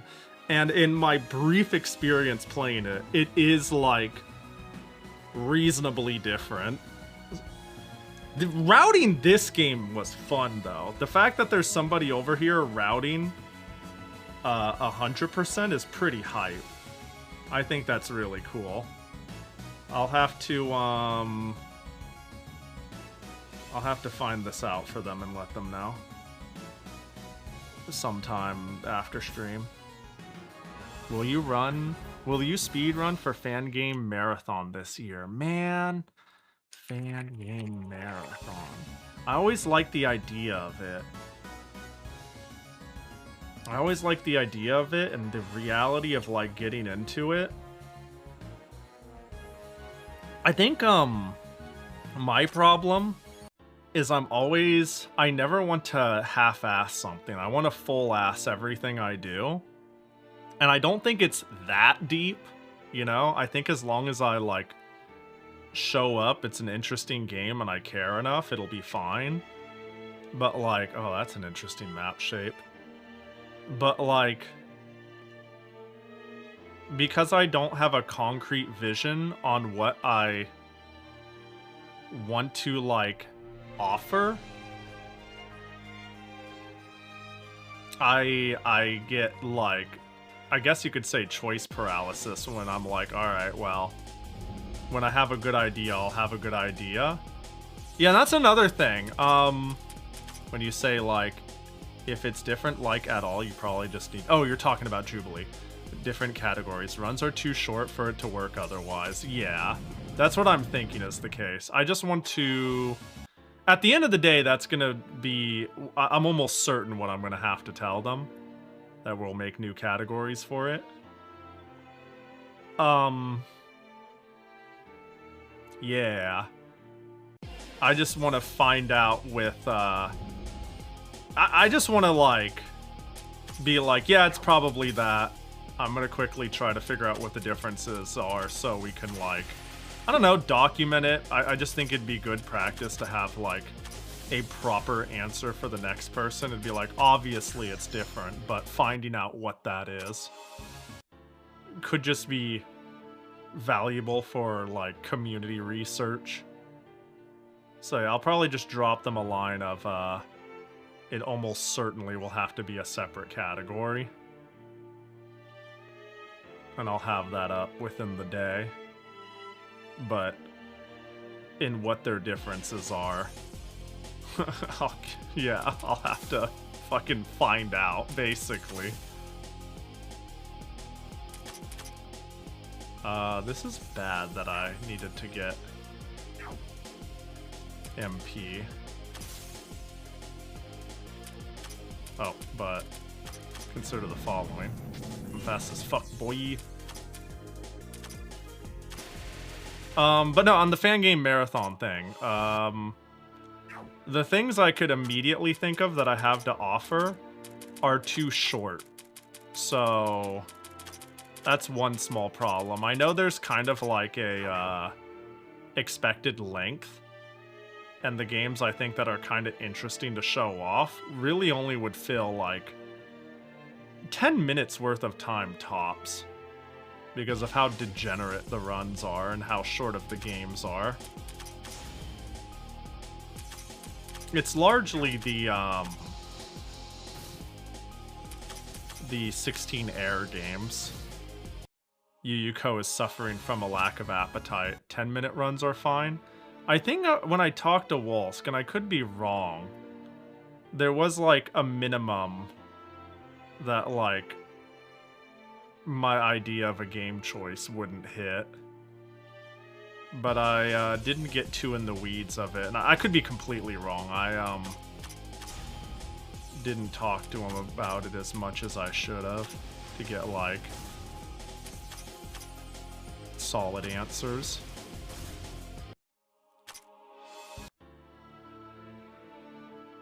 But yeah, we'll see if I enter. How soon is it? I know it's the same every year, but God forbid I remember when or what or where or how or who or, you know. I want that chest.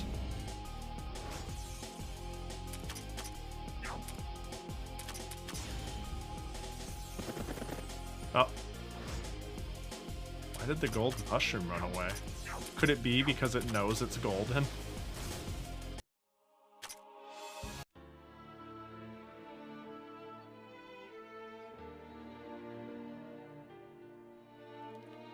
The gold mushroom runs not usually mid-June. Okay, and I assume there's gonna be like the sign-ups are gonna be a fair bit before that. May, June. So probably got a little bit of time, but not a lot of bit of time, you know? I assume. Uh-oh. I'm all out of juice. I'm all out of juice, Squidward. Yeah, I guess we'll see.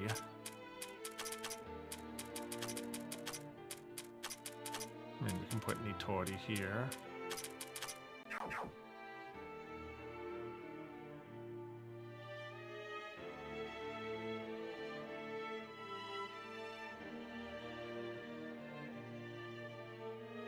This area is awfully odd. Time to start practicing puppet dance.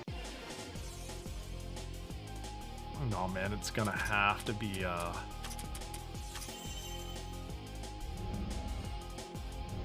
what does terror do? I can't, I forgot. I'm Fergorver. Yeah, Yuyuko is suffering from a lack of appetite, and the Reimu's chicken battle, or whatever the fuck it is, just tickles me. They're just so silly.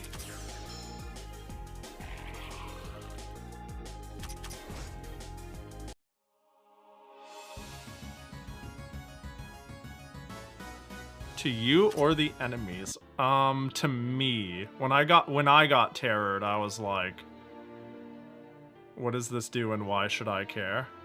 How we doing tonight, gamers? I'm doing, I'd say a B+ out of 10, you know?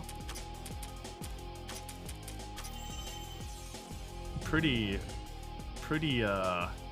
okay, you know? Pretty alright. A real I didn't win the lottery. I haven't gotten a scab returned yet today. Nobody put a work in progress of a scab I ordered on their Twitter. A big bag of money hasn't shown up at my house. But alternatively, like, I haven't slipped and hurt myself. I haven't been robbed or stabbed. I'm generally happy and as healthy as one can be with a foot of intestine missing and celiac. So yeah, B+ out of 10, I do think. I think I'm pretty comfortable with that response. Hope you're doing good.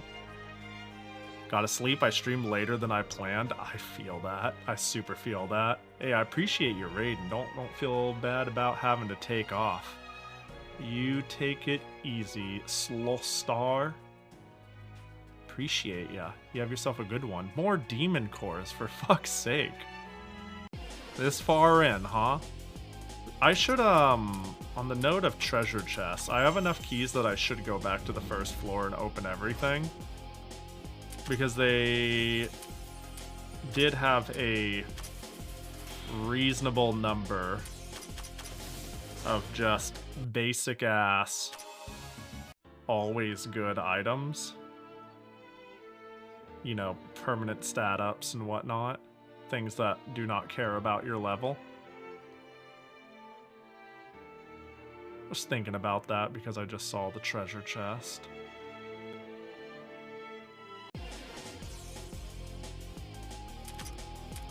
I would like more subclass stones at this point.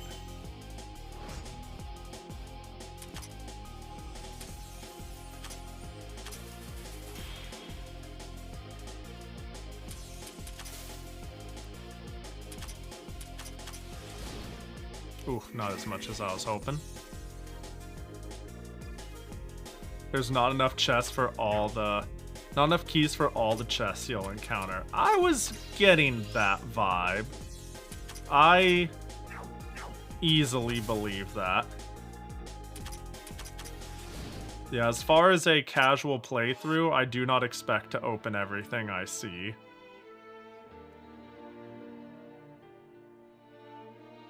My keys are a little in excess in Tama. I believe that was a high resist item. Doing well overall, not taking into consideration any goals I've set for myself. Yo, welcome to the year of health, am I right? Go to the gym, do your laundry, put together a puzzle. No. That's fair enough.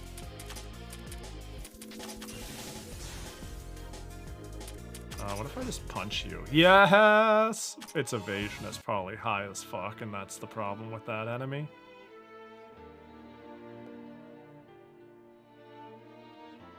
This area seems to be going fast. Gaia's orb.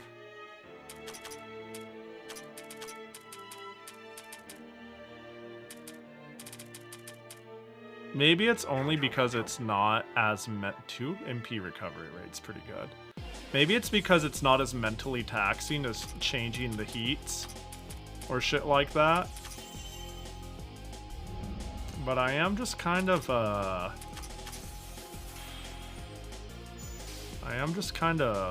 just going and making reasonable progress. Or granted, this floor does look you know, what the business inclined would call fucked.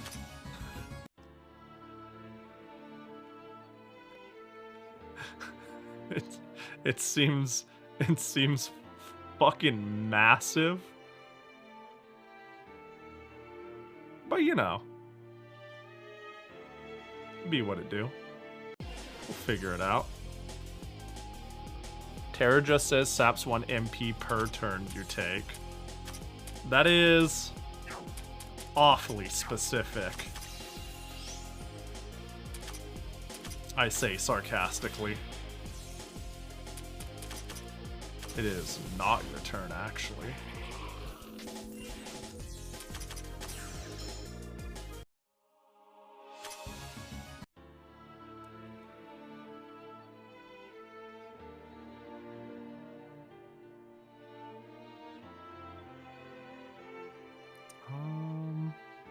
Yeah, I'm sure as I map this more out, the rhyme and reason of how it's moved about will become clearer.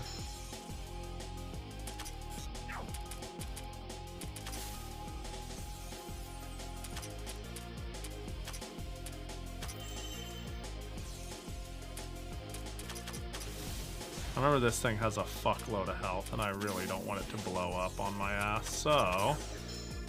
yeah. Nitori's running out of TP.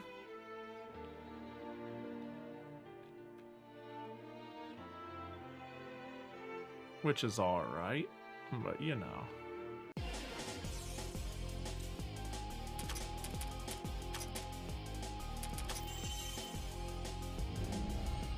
Tewa. Yeah, I probably should have,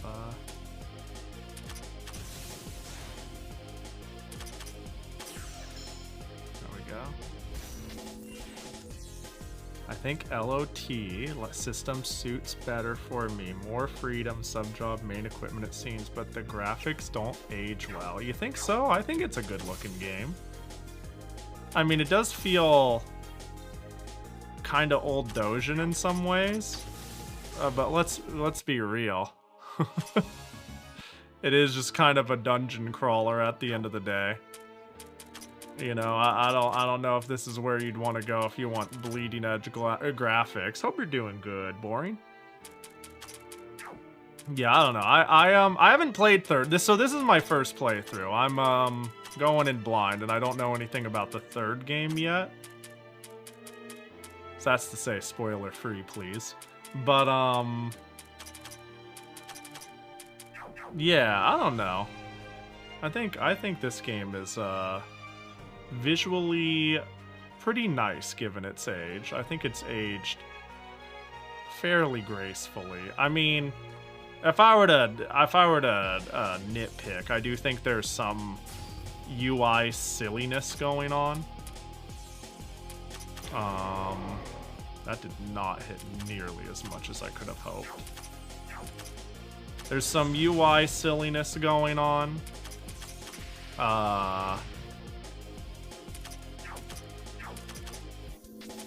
It'd be nice if the backgrounds of each area had, like... It looked more like I was in a place and not floating through empty space. And the character portraits range from gorgeous and adorable to meh. And it usually comes from, oh, Lilium's again, let's go. That's a fucking good item. Yeah, so the portraits range a lot. So, like, I think, for example, I wouldn't want anyone to touch Hina's portrait. But some people's faces and how they position, like, yeah. But I don't know. I think old art can be timeless. I think in this case it's more of, well, I'm fucking dead. The artist simply got better. It was a technical expertise problem. I think it was more of a technical expertise problem than anything, but I think a lot of them look really good. I don't know. I've certainly played some fan games that look like dog. Damn them from... Yeah, Tenchi's actually pretty fucking cute, and I hate it. Like, it is annoying how cute she is. Fucking stupid, dumb, stupid idiot. I hate Tenchi, man. We'll see how long she stays on my team. For now, she makes her a great tank, though. Number 1 Tenchi hater. I say... unknowing if it's affectionately or not. Let's hit the level up.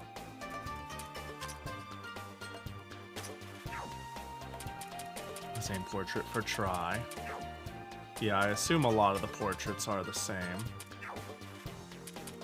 Also, just a reiteration or a reminder, be careful of spoilers, including like who may or may not be in the game. I figure everybody who's been in this game is in the new one, but like I want to be careful about talking about the third game much, if at all, in the stream. Since I really like flying and blind.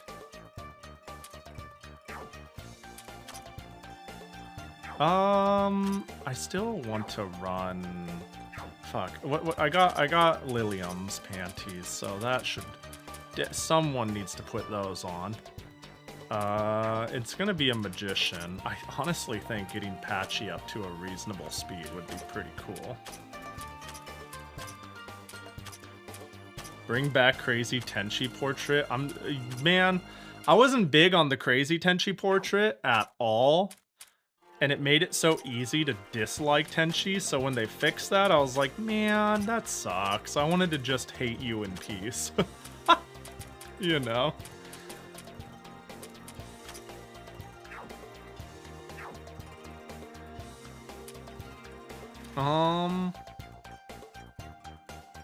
And then, what is yours? You got a Lambda driver, Forbidden Tablet. You have a Meteor drive? That's fair, but...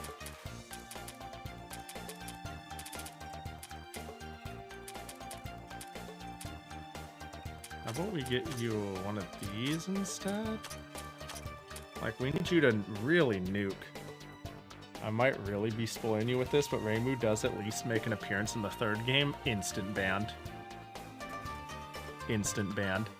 See you in the request forms, nerd. The fucking sad Jackie.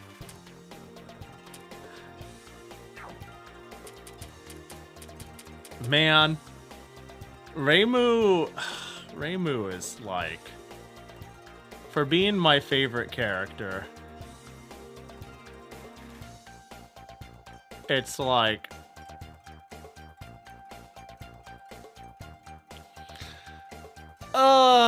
I can't see her attacking despite having attack skills, and whereas her support abilities are good and all, it seems too milquetoast. She seems so replaceable.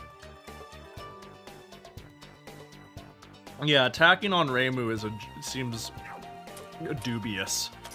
Like, you could do it if you really want to. And boy, would I consider it. Would I consider making my wife a champion, you know? But my god. Dude, and Mountain Charge is so cheap. Look, it's level 5. She has some good formulas. Whoa. Whoa. I see, I see. They're pretty interchangeable depending on the situation. Yeah, I've run into, I've ran into situations where Reimu was better, but for the most part,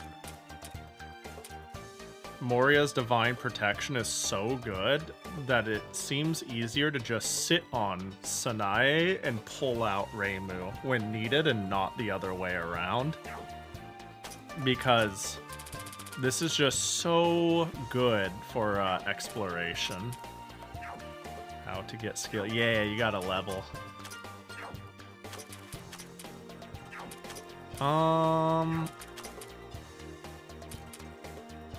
Dexterity training. I'm gonna do something stupid. Use special items. Training manual. Where are you, Mailing? 1, 2, 3. I do not give a fuck. Dexterity training. Because one day...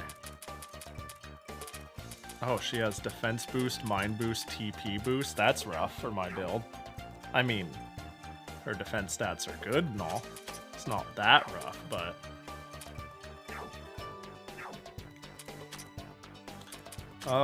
let's quickly...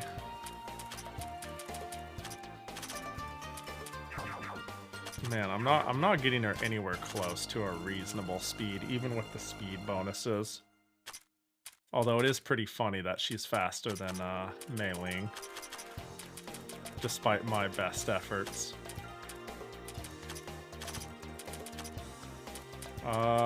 Man, I really don't want to sit here and do this forever, so let's just hit up a couple of these and then move the fucking...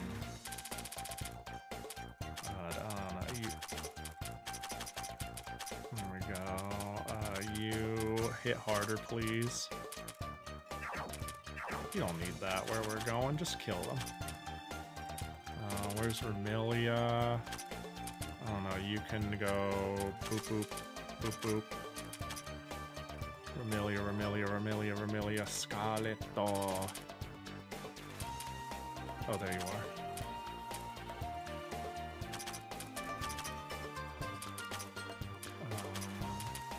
I think you've hit a point where when I'm thinking about what I want to do with you, I could lean into it a little more.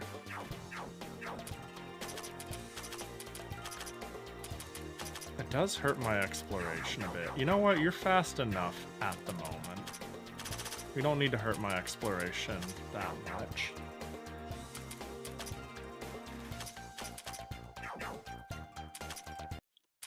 Until I find more awakening stones, I don't need to think too hard about resetting Sakuya because she's doing her job just fine even with the lopsided attack. Okay, this is the top left corner. I see. I understand.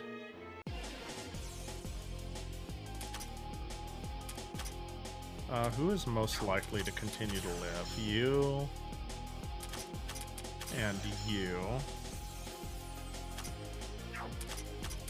Fuck it. Let's hit all the nerds. And then Leviathan? Leviathan. I guess if I was willing to Leviathan, maybe I should have, not done the third attack. I didn't expect it to kill, though.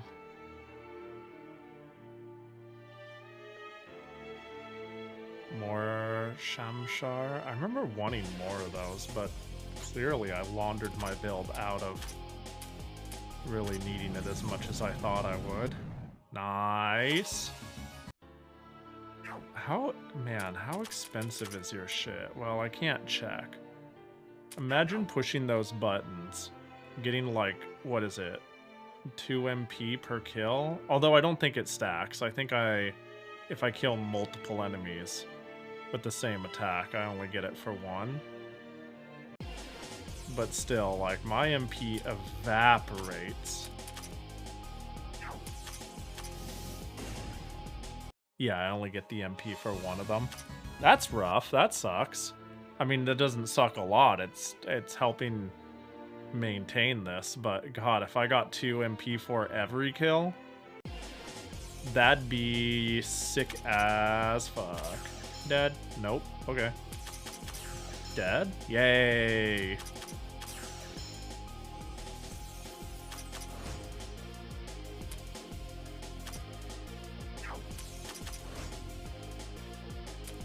You know, you can concentrate. You got the time. Probably. I hope. Yeah, we'll make the time.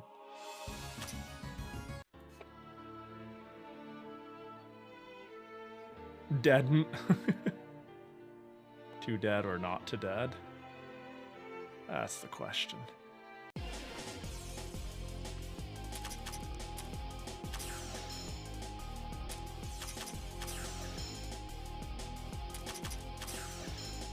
She's so strong, dude.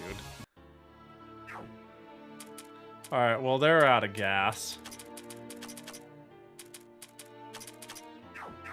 So we'll just do that, and we'll keep the other two, because Sakuya can buff their speed, Sanae could buff their attack if it doesn't give a clear, and Patchouli can just handle. Don't need to completely launder myself out of Scarlet Devils. Full custom, what the hell is that? That was a sub-equipment, right? Am I dumb? Did I misread where that went?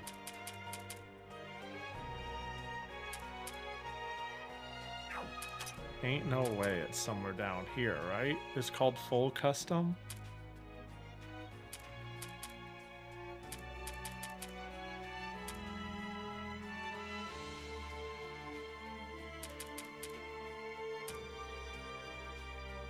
What did I pick up? Am I stupid? Speed 1, page 1 or 2. Oh, is it really? Ah. That explains it. I don't... Okay, it's the first one. I guess I didn't even, like, consider that. Okay. Well... I mean, I got 1 billion meteor drives, so that'll never come into play, but... You know... Can I just do this? Sure can.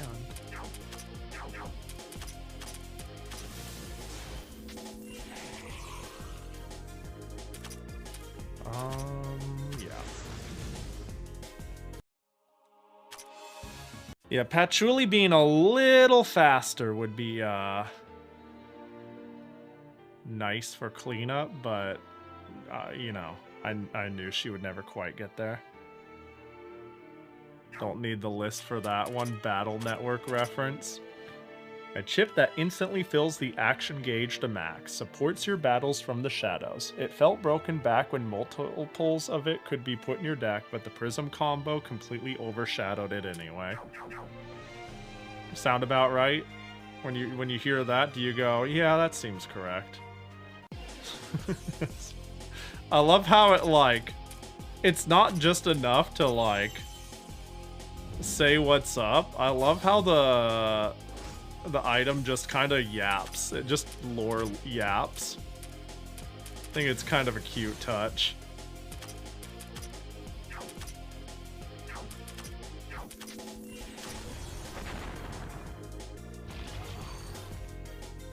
Oof. Alright, well, something needs to kill it. And it's gonna be me auto-attacking you.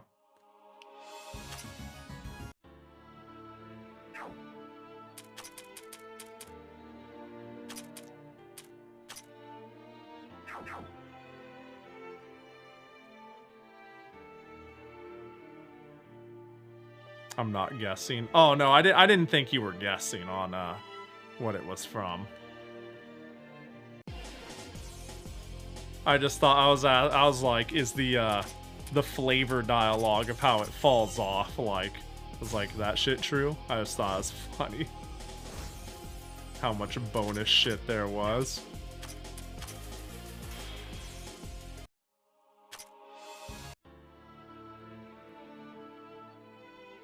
I'm not 100% sure what game that's from, and it could have even been one I played. That's Oh, I wish I filled out the rest of that map.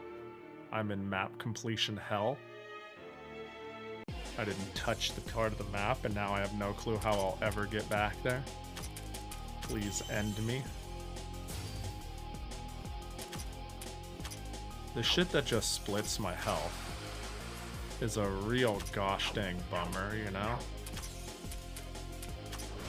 Oops, that's not who I meant to hit.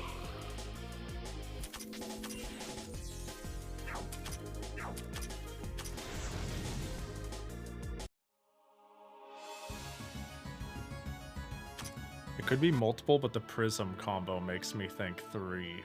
Oh. I see. That is one of the few I played. The 2 I know is 2 and 3. But it turns out my object permanence is bad.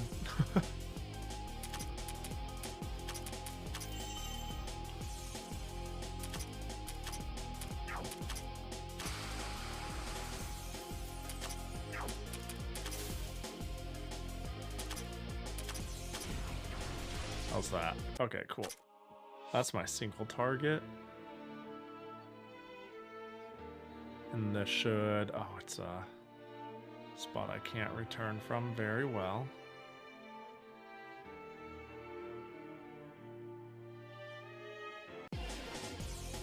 Man, wanting to get this 100% map completion, though.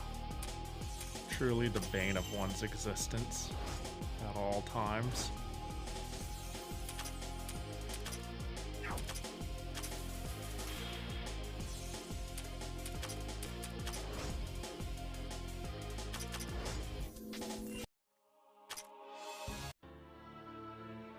Yeah, this map is... It seems like there is a pattern that will be straightforward to understand in the long run.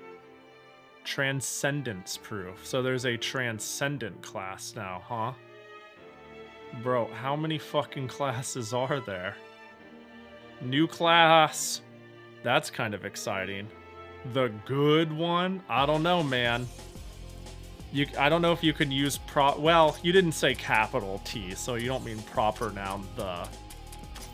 Otherwise, I was gonna be like, I don't know, man. It can't be the good one when monk exists. It's at least a good one. Am I... Fucking monk is absurd.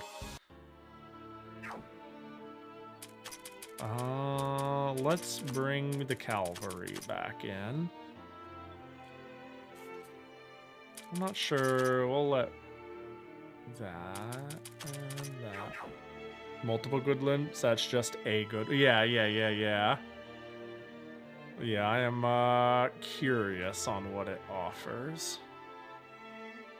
Okay, so center ones always bring to the inner. So I probably should have taken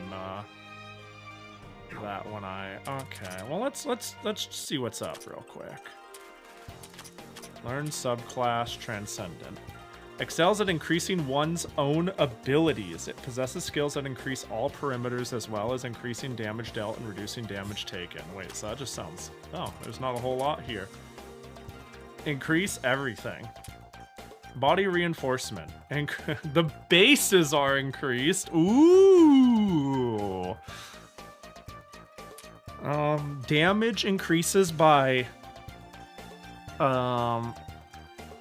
Wait, so 10% more damage, 10% less taken, and just more base stats. This is just good.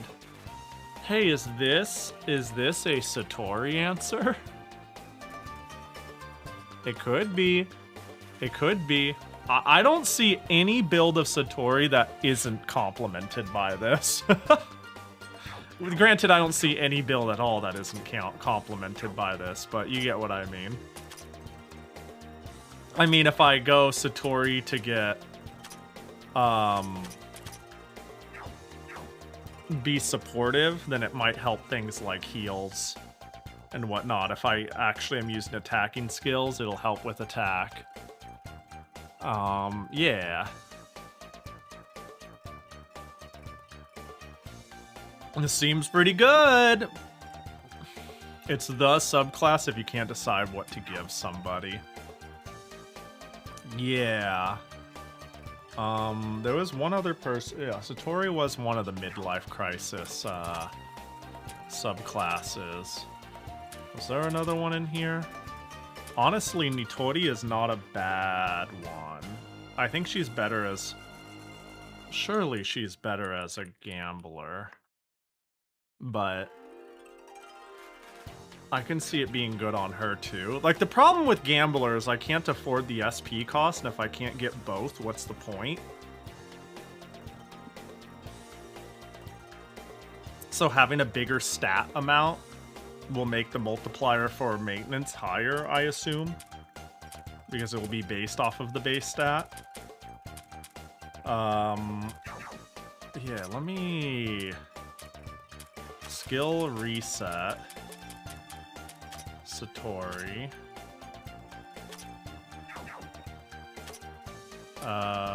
Learn subclass for Satori. You are a transcendent. Learn Satori.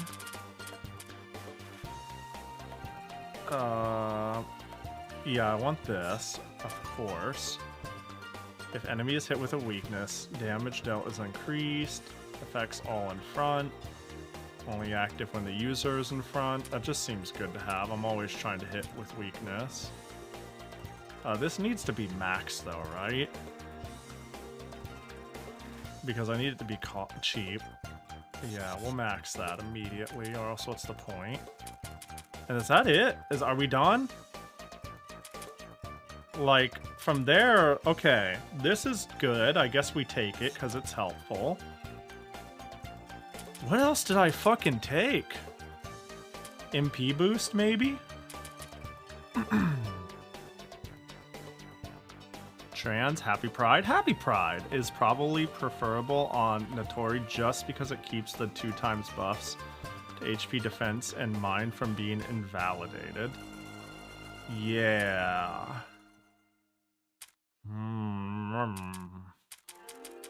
How does that perceive reality?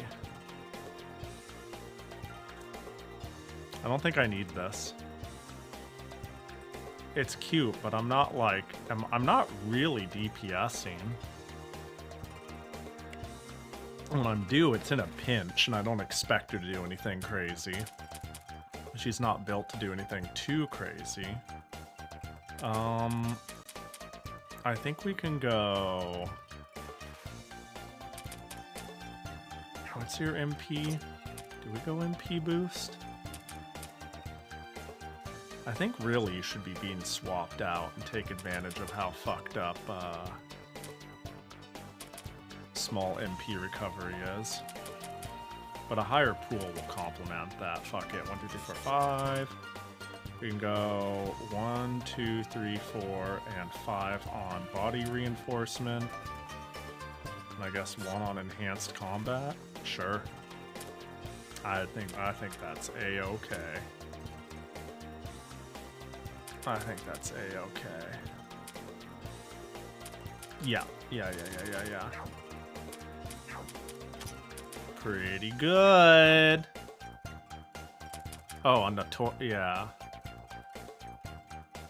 Yeah. Yeah, I think Notori is probably gonna die in one hit anyways. But if there's any snowball's chance in hell she doesn't, due to a mix between Transcendence and sometimes good attack items just happen to give stats. Like, Glaive of Pain is giving me Dark Resist, but even better, like if I go up to a Shamshar, I get a huge defense boost. Oh, and I probably want one anyways for the Fire Resist. I get a huge defense boost, and I don't get a big hit to my attack. Let's do that. What the fuck? Wall Breaker Armband. And I do want the big speed boost. Is there a speed attack item? Well. I could take this and get more defenses and wind resist out the fucking wazoo.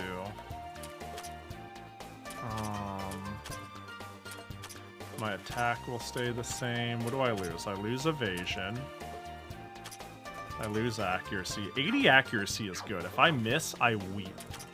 So, fuck it. We'll pretend this invisible stat called accuracy is worth it, because if Notority, like if I spend all that time going Giga Super Mega Eat Shit Beamu and it's like, yes, I'm gonna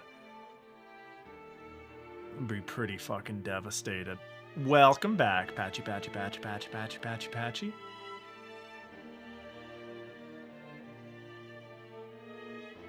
Oh god, I did the thing again where I walked right in before I completed the map. Truly a life of endless suffering.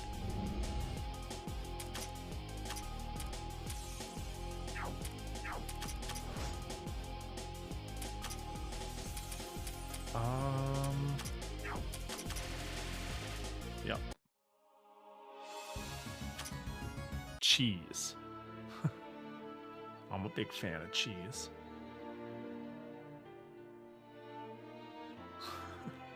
It's delicious. Yo, why do we call, like, beating something via unintended gimmick a cheese? What do you think the origins of that is?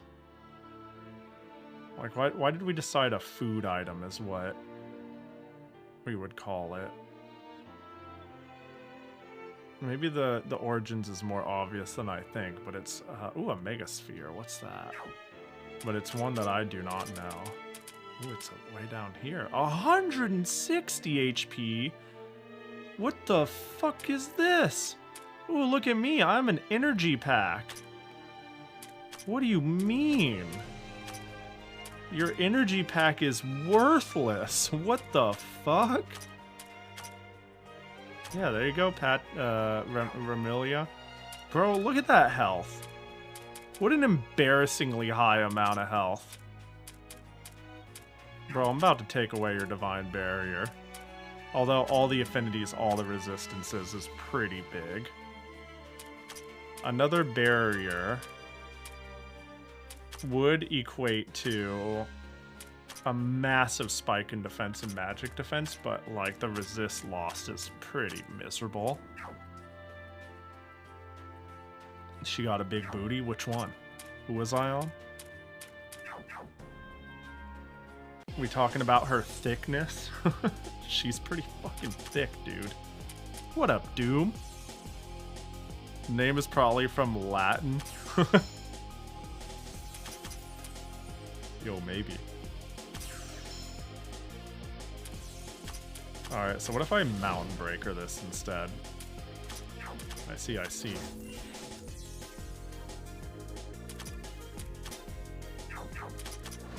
Hey, we love Hey, it's that easy.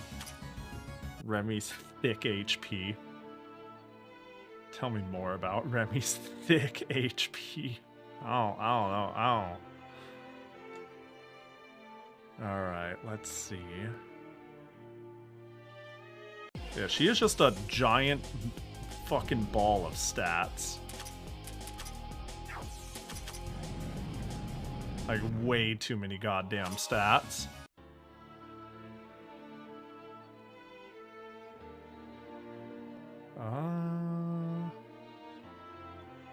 Yeah, like, I'm not thinking about the rhyme or reason of the map. I just see red and I need to touch my face on it. That's all there is to it. I'll just concentrate twice.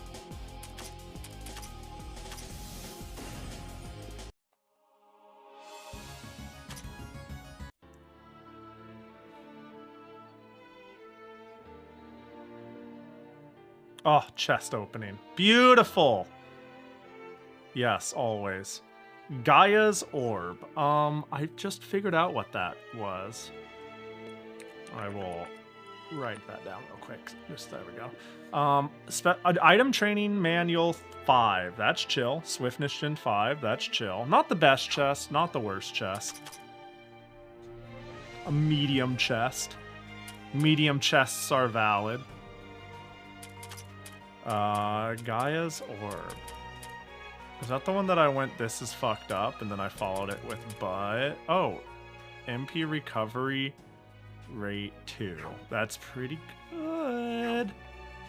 That's pretty fucking good.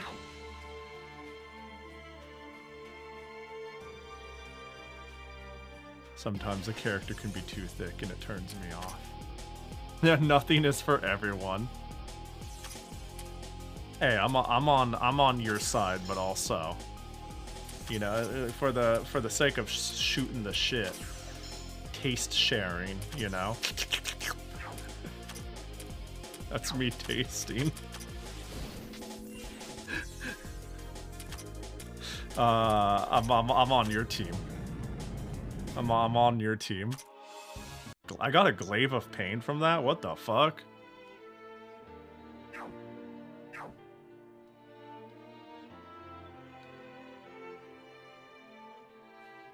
Poor thick girl. That's all like superficial bullshit anyways, right? I mean, I've mentioned this before, but like it is really hard for me to equate fictional or fantasy taste to like real taste.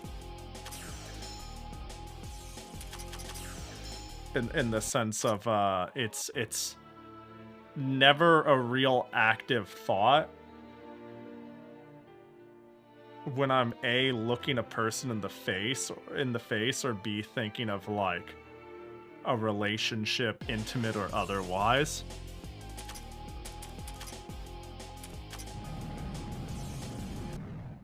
TBH, I do like thick girls IRL. That's chill. I mean, this isn't to be like, you know?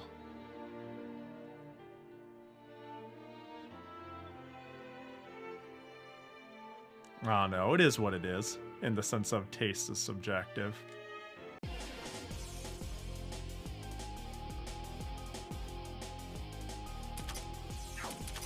Boop. Boop. And boop. No? Doom. You're Doom, you're out of control. Doom's wildin' again.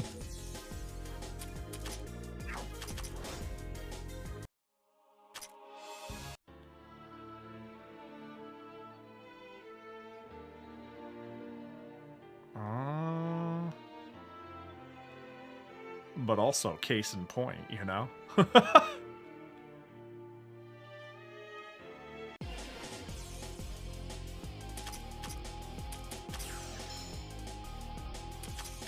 But also, we ran the numbers, and the numbers are Doom.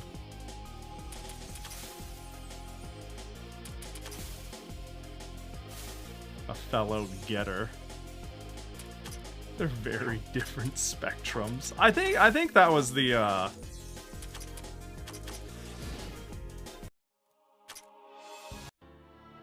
They sure are. They sure are. I got nothing to add to this. I thought about it.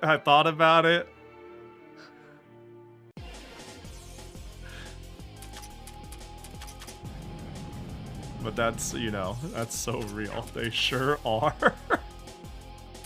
Fuck. I don't know, man. If I sat there and I thought about, like, the spectrum of taste, I'm pretty sure I could, like, be like from here to here, and the line doesn't make a whole lot of sense.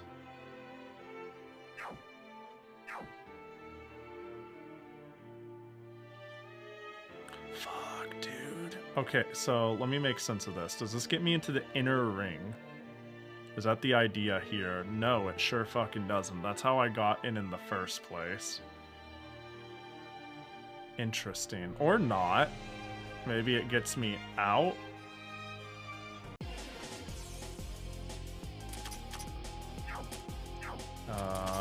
You concentrate. You also concentrate because you don't have enough to do anything else. Do you have enough to Leviathan? Auburn! Auburn! Alright, everybody get your act together. Auburn's here. Don't embarrass me. Auburn!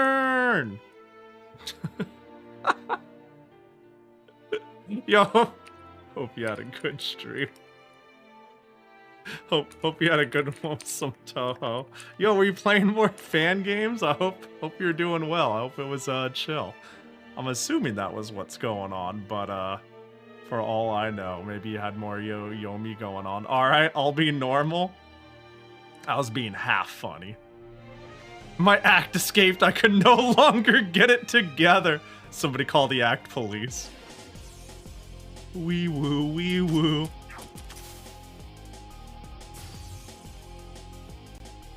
That's right. Played a fun short one about Koikuma finding books. And Waka Sagihime yeeting herself off of a ski jump. And a few others. There's a lot of interesting things. Man. If only I wasn't playing Touhou Labyrinth ever. It's so like it's funny. There's nothing stopping myself from being like, ooh, I want to see what cool fan games there are besides myself. But this march to complete Labyrinth game has really left me watching Touhou fan games come and go without me, you know?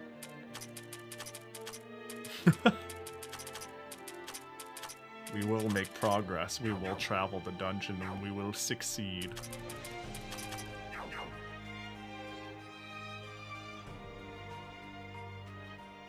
Where? There we go.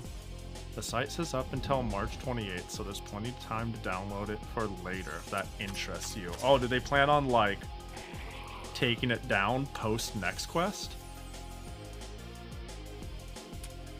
That's an interesting choice, if so. I suppose that's fine if that's what they want to do. Or maybe it's, like, required to be online. If I ask nicely, do you think Wolf will let me yeet off of a ski jump? Probably. Is like Waltz the arbiter of ski jump lift yeeting? Does Waltz have like an expertise in this field, or perhaps live in an area where it is optimal for the yeetums? I mean, I say all power to it. Oh, that's not a move I wanted to use. I've never seen that move in my life. The fuck was that? Pretty good.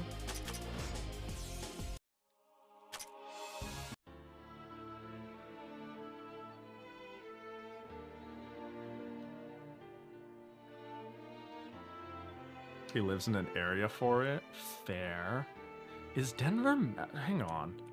Colorado. Denver. Is it mountainous there? Do you not have to go too far out for them mountains? I guess so, huh? There's a forest, there's a forest, there's a forest. Huh. Yeah, I guess I remember even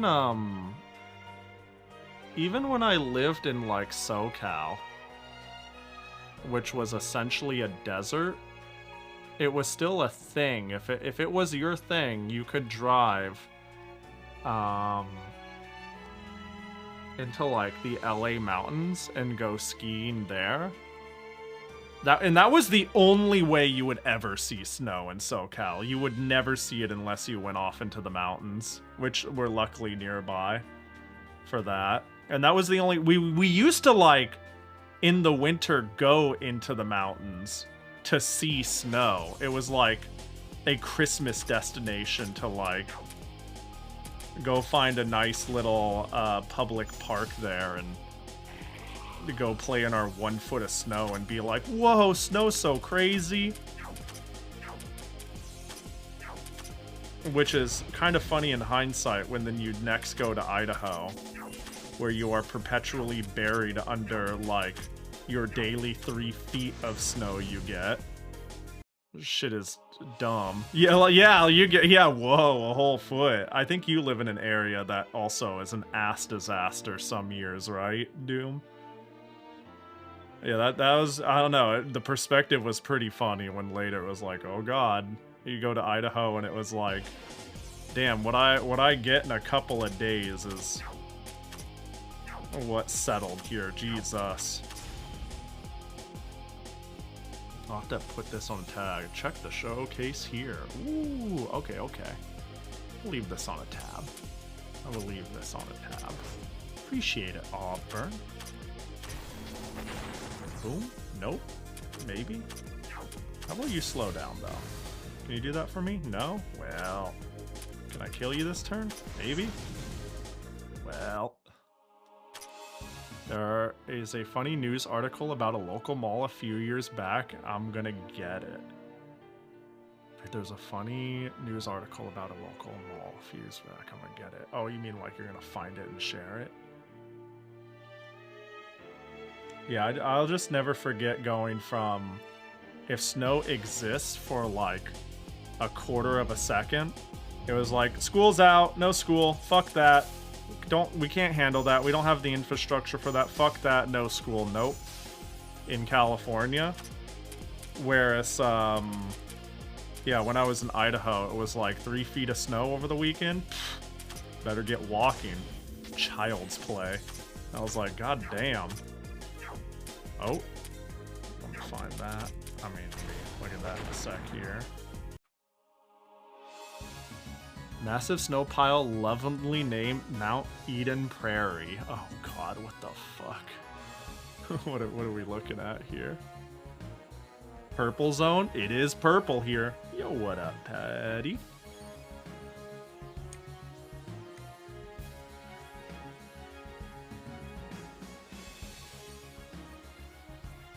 Has become the newest climate fascination, taking the metro, the internet by storm, because it's a snowstorm. Where some people may see a dirty pile of snow in a Target parking lot, others see an opportunity to build a community. Oh no. The formation of Mount Eden Prairie most likely caught the attention of a passerby due to the sheer size of it. Dude, when a place has a big parking lot and it's in a strip mall, like, I remember there was, in northern Idaho, one of the biggest landmarks was a Walmart. You know, because there wasn't a lot to do, but the Walmart sold everything, so that was like a HUD. And because it was also right next to a strip mall, all the road snow, all the parking lot snow, and all the strip mall snow went into one pile, and that shit would get like 10 plus feet tall sometimes. It was lunacy. So I'm prepared to see this. While the enormity of the structure may have been the catalyst for our fascination with Mount Eden Prairie, the attraction quickly took on a life of its own. Pictures of the snowy structure made its rounds on Twitter, Reddit, and even has its own trail review. Oh yeah! Yeah. Bro, imagine me saying like 10 feet and then you see this shit. Anybody care to place a bet on when Mount Eden Prairie will be completely melted? Yes, that is a shopping cart on top. No, I have no idea how it got there. That's so fun. Oh my god, happy first day of spring from Mount Eden Prairie? This is so much! What the fuck? Bro, the one shopping cart. But the love of Mount Eden Prairie isn't just poetic, it becomes such a beloved part of South Metro that it has been made into a t-shirt. Now you can enjoy Mount Eden Prairie long after it melts. I sometimes, so this is like related to this, right? Sometimes I think that people being festive and fun is dead. Like, when you think about people spending Christmas the way they would spend Christmas, or New Year's the way they would spend New Year's. Hang on, let me find it. I go, damn, I feel like culture is dead, but I actually think culture has migrated away from things that exploit it. And people are gathering around places that feel less, I don't know, corporatized, exploited. Like, this was something I thought about after seeing a video that touched a little bit on it. But like, you think about New Year's and how nobody gives a fuck about like the ball dropping anymore and tuning into TV or whatnot.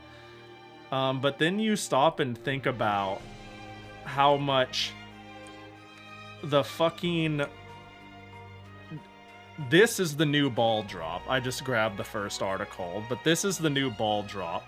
Los Angeles New Year's Eve ball drop tradition goes viral. There's a sign here that says smoking deaths this year is this many and counting, and it goes to 0 when the new year hits. And tons of people went out to this and were like streaming it and watching it and recording it. And there was like a party there to watch this sign together, like a community built around this stupid thing. And I think a lot of the things that we think about that are like traditionally community have gotten so heavily corporatized and like perverse that it's like, Christmas is dead, or New Year's is dead, or people are busy, or people don't have money.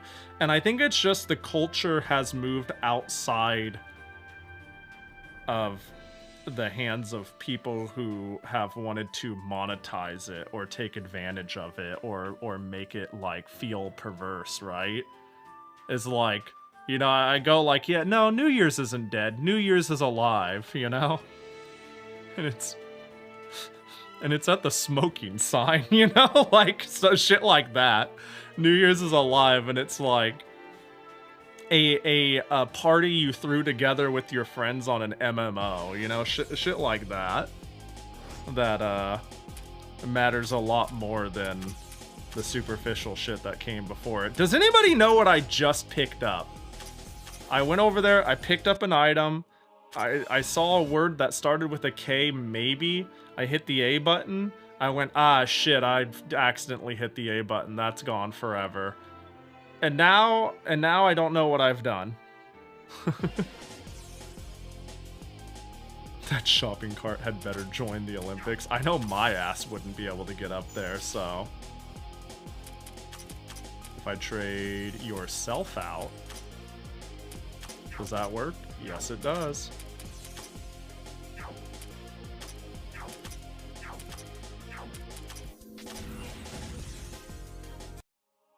Why have New Year's filled with ads when you have New Year's about an ad? Yeah, or at least it's more about the reason people are there. Like people's decision to celebrate this because they can, rather than I don't know. I'm sure I hope like the idea of what I mean makes sense. Yeah, it's around an ad, but it's so like it's people putting their own spin on it rather than like, this is how we do Christmas. This is something I also think though when I hear about like Super Bowl ads, shit like that. How they're more expensive than ever and how they just suck ass. You know? I just think anywhere there is any place there is to exploit a bit will probably be exploited a bit. I found a picture of the mountain before it started melting. Oh my god. Oh my god. Oh my god. Bro, forget a fort. You could live there and no one would find you. Like...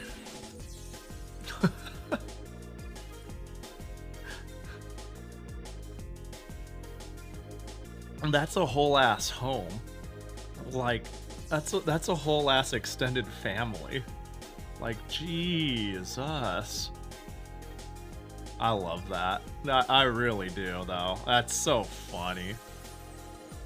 Yeah, there were definitely mounds of snow like that. First of all, it didn't look as clean as that. Second of all, I don't recall any of ours in Idaho getting that big. That's pretty fucking big. Probably because maybe it didn't snow as hard and there wasn't as much snow to collect from the area in Idaho. They had different piles and different, you know. But maybe that particular area, they're like, yep, just keep on stacking. And it was a particularly hard snow. Watch, this is one I've already done because I didn't cover it all, surely. That's a crazy jump. I guess those would feed into this machine. So now I need to figure out how I got in the bottom middle path. Because the goal, the map is filled out. The question that needs answering is, the fuck, how do I get to the top middle corridor? I see one red feed I can take.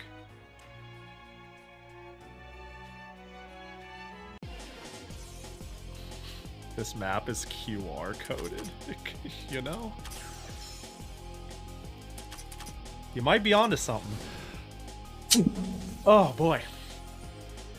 That was, of all the sneezes I've ever had, that was one of them. Bless you, thank you. Ugh. The fuck you guys weak to?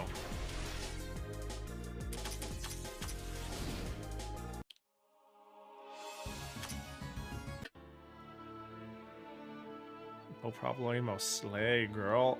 The only thing I'm slaying is the air purity and these sinuses. Holy shit, that was a crazy sneeze. Whee.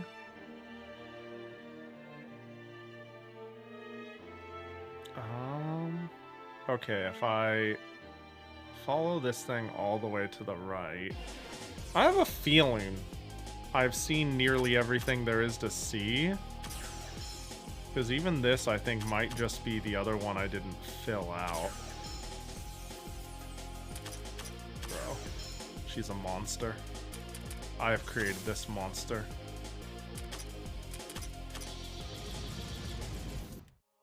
Might as well, you know?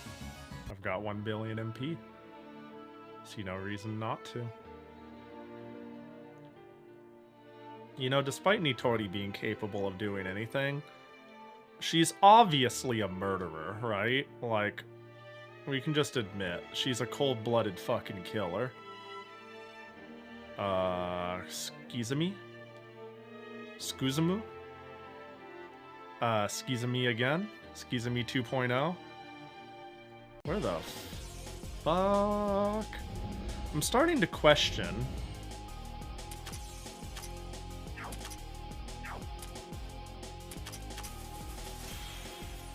If this is where I want to be.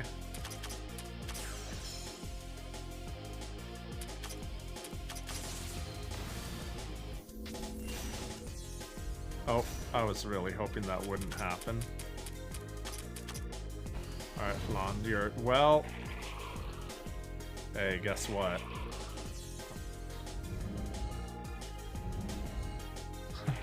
Interesting. There we go. It's like any day now, Tenchi is going to expire.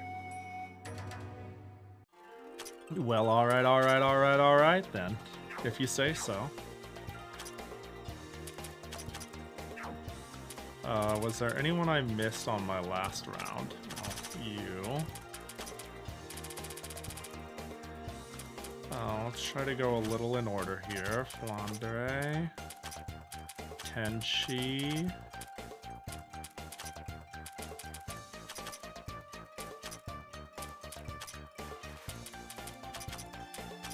Bro, she's got so much HP.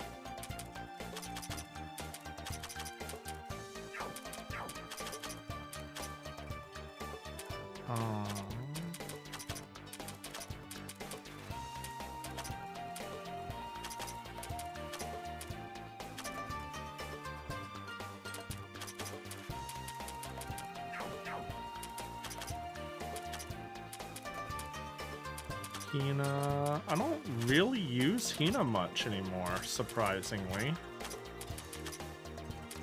She's still pretty good. But my team plans have kind of diverged from her. You know, while we're here. There you go, you fly, girl. You fly. You go zoom zoom. I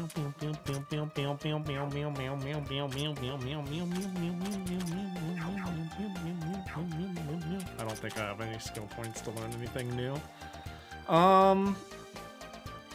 We could max Herb of Awakening.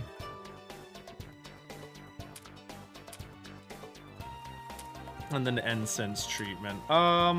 We should have probably gotten Placebo Effect. Whatever. No big deal. All part of the process. If I'm gonna push one button, I might as well make the button real fucking good. Tenchi... You keep doing you. Your days are numbered. You keep doing you, though.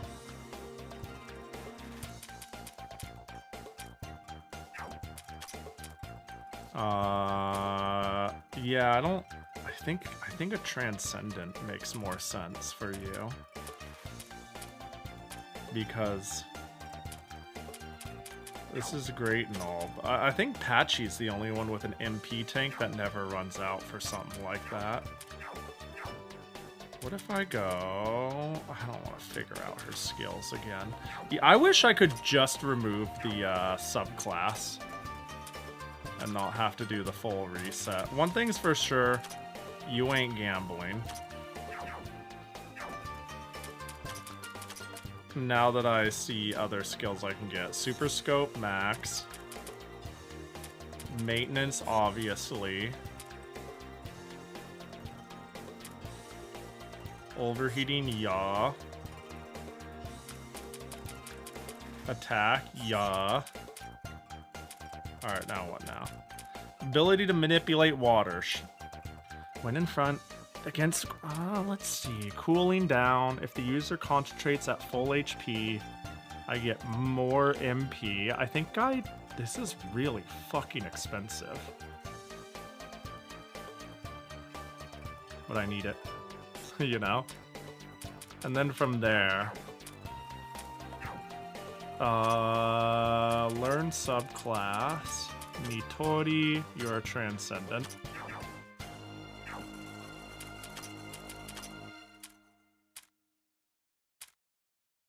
Yeah, 1, 2, 3.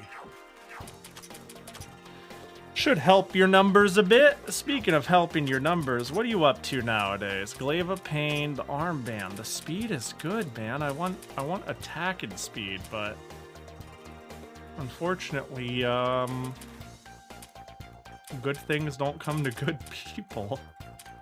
Actually, I guess the Ashura Blade gets me there, but I lose 40 evasion and a lot of... Well, I still get accuracy. The speed isn't as high as I'd like, though. Ashura Blade... Wall Breaker Armbrand.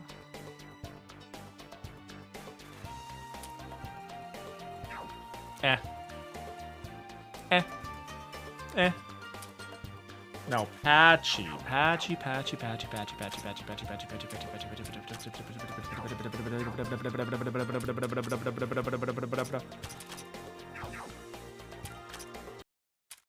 There we go.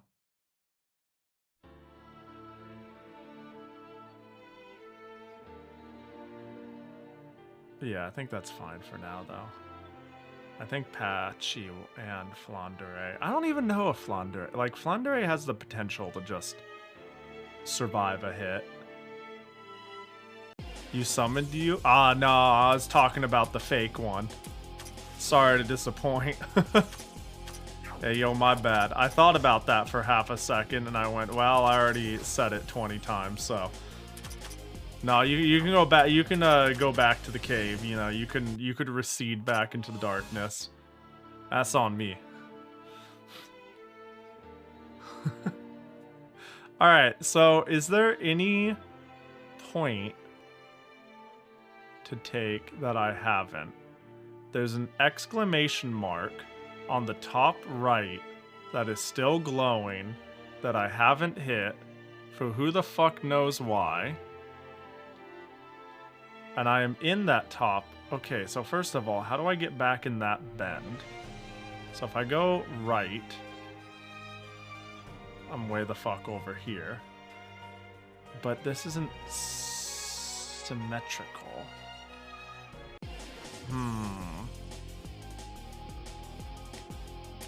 I have ideas, but no confidence.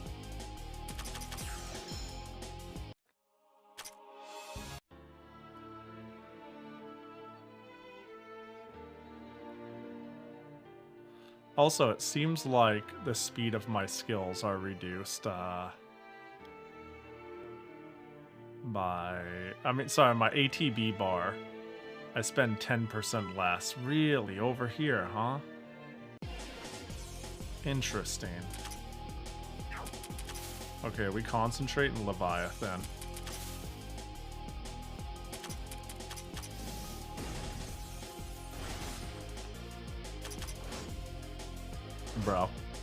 Bro. Cool. Stupid ass bird. So this brings me here.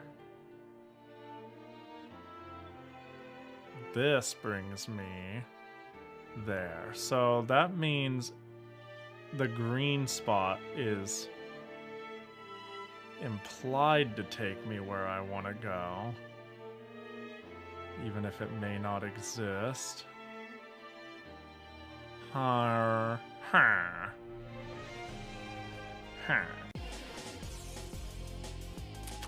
This is a real head scratcher. Okay, well, you know, that's fine. I don't even care. Oh, nice. What's my turn order? Oh, it'll be her turn, and she'll get MP for auto-attacking. Beautiful. Keep that MP topped the fuck off. Yeah, villager noises. Yeah. Well, I haven't gone in the middle one recently enough. Doesn't this one take me... Yeah, over fucking here. So let's go in here and we wind to the right side. Forbidden fruit. Cool. They're all dead. Yay. Okay, now we're over here.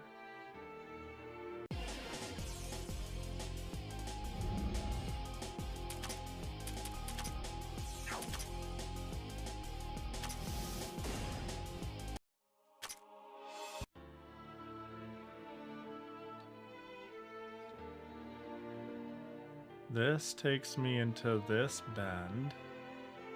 Can I go right from it? Oh, this is definitely confusing.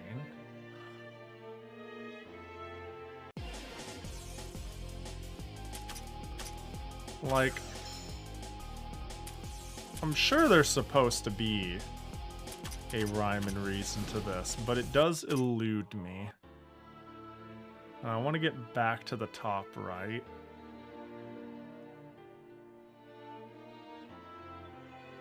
Now I'm all the way the fuck over here. Like, surprised I have the map fully fleshed out, too.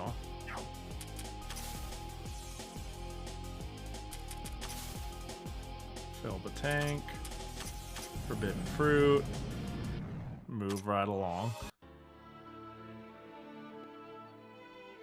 Yeah, because, like, where this goes might be, like, way back to earlier. I haven't gone over here that I could immediately recall too recently.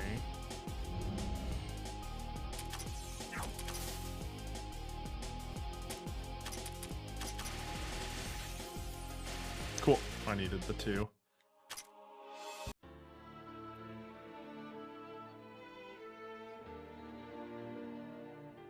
Yeah, so this... Oh, have I... Really? Really? So I touched that and highlighted it and went, oh, oopsie poopsie. And it happened to be like the one. Really? That fucking... Well, we're here. So I was going to say it fucking blows, but we made it. So it's not the end of the world. We could still be in the Labyrinth. We could still be in hell.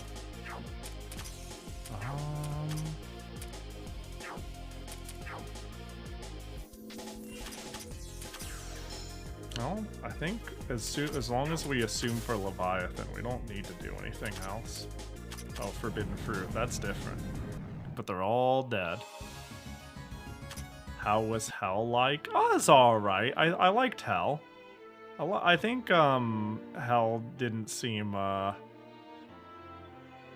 Hell was nicer than people give it credit for, you know? I think the puzzles were chill. There's some cool people in Hell. Level up all characters. Beautiful. Now... Human Village. Change members. Wait. What was my favorite? What do I trade Nazarene out for? Yuyuko. Damn. Did you say hi to Hecatea while you were there? Nah. Shoulda though. Really shoulda. Really shoulda. The more, you know, it wasn't really cool of me the more I think about it. Learn skills. Yeah, we butterfly it up.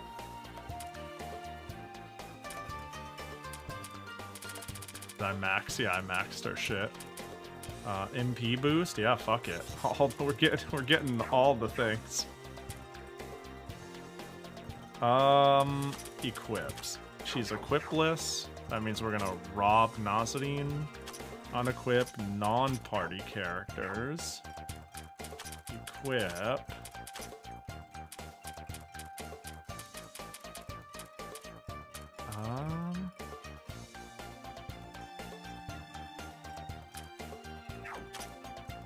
Let's see. Lowering accuracy is pretty... I want to put that on for now and see if any of the... So... Forbidden Tablet.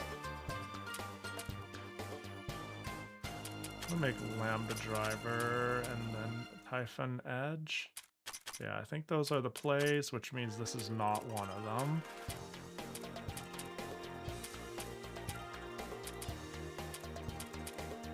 If anything, having more accuracy could be good.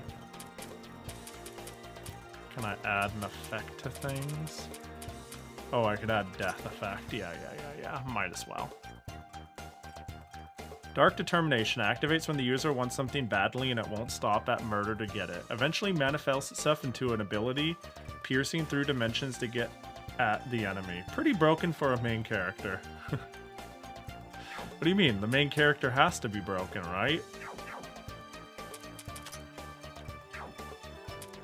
Ideas factory and not the rune variety is some crazy shit. What did they want me to be? Level 76? Level unification. Oh my god. What if I just say come down to 80? Wait, hang on. What? Let's remember what it was. I think it was 76. Yeah. 6 or 7, 7 or 6, somewhere in that range. Also, Cherno. Like, Cherno feels like the cop-out choice, right? I could absolutely go Cherno. And that would make it very easy to get the level I want.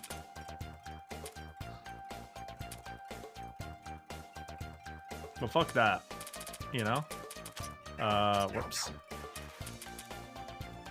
I mean, level unification, 76. Let's just send it. Y'all can do that, right? Right. Fuck it. Good enough. Let's, make use of the funny button. Is it gonna be a monster, or am I gonna get a new character? Reimu, over there! It's the sword! Oh, god damn it. We finally caught up with you. Give it up. Rainbow, wait. It's preparing to do something. Approaching it now will be too risky. It's preparing to do what? Whoa, Bright. I mean, what's going on? So blinding, I can't see a thing. Did the Ame no Murakumo do this? Be careful, something's coming from within the light. Are you serious? Attacking us while we can't see is unfair. Oh. Orb of forward time. Uh-oh. Orb of canopy. Oh, orb of... Uh-oh. I think Mountain Breaker's good. Ooh, I think Mountain Breaker might be pretty good. Leviathan. Oh, Leviathan will debuff my team. Fuck it.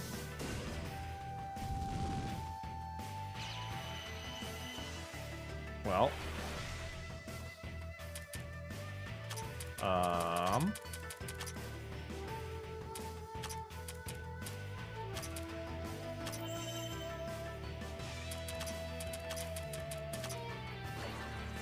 Uh-oh. I think we're cooked.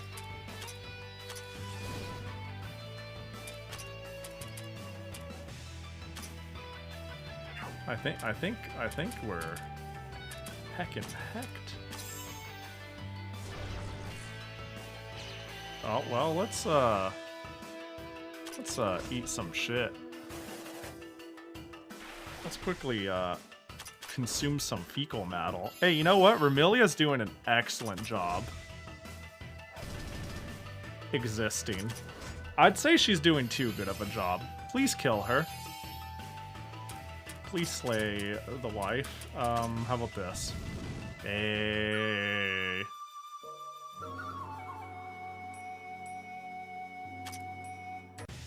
Alright. So, I think we can do this immediately. That's not good. It's faster than Sakuya. What the fuck?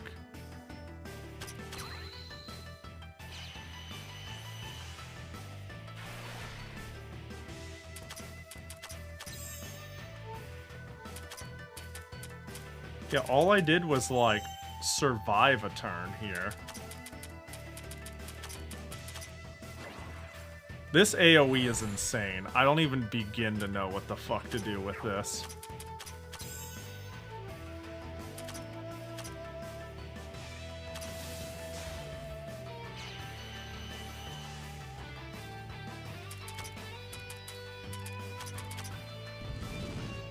Yeah, what? How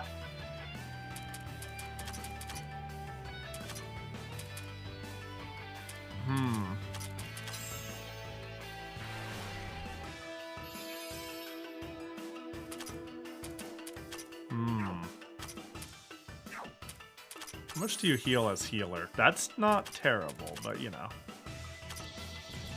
105,000. That's an amount of damage one can do. Let's pretend like Nitori's days aren't numbered. Yeah, she's dead. Yeah, I don't know how to deal.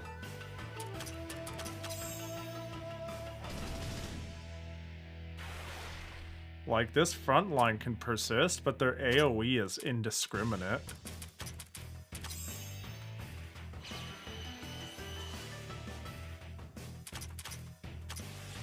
Yeah, I can Mountain Breaker for 84,000. Yeah. And it feels like they're doing every element. That's not any better. Although she took way too much fucking damage.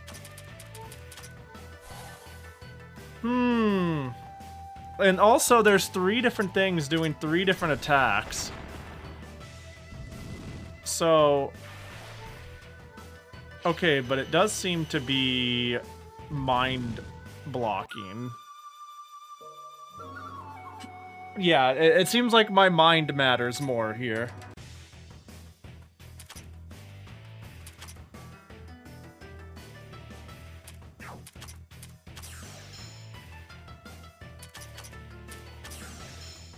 That is actually Wait, I got it like half dead.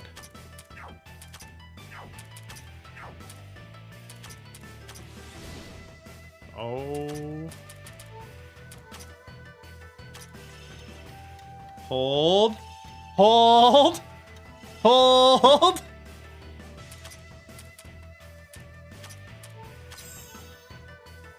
Hold. Bro, my goal is to kill it before it has a turn. I don't know what this one does, but I can kill one. There. That should help. Probably. Heal yourself. Get someone in who can deal damage. You have... you know what? Big thicky defense. Patchouli needs it. Unless they use physical damage, in which case Patchouli's fucked. Well, I love that miss.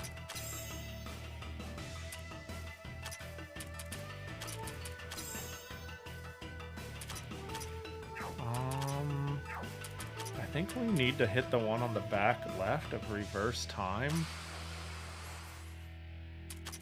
There's like, maybe there's some sort of gimmick here.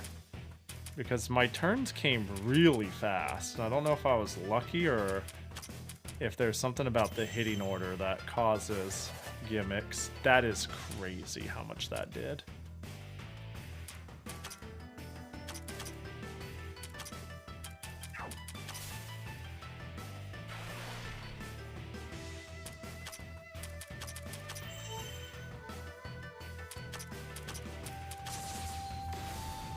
Slow. Yeah, that's Mailing's dead. It's cooked. That was interesting though.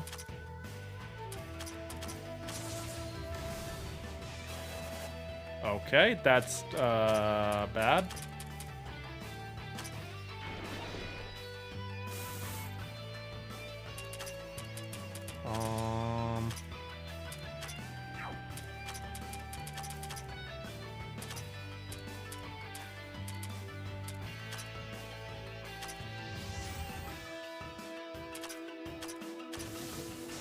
You're gonna get healed, right? Maybe I want to be a little... Oh my god, it's so much.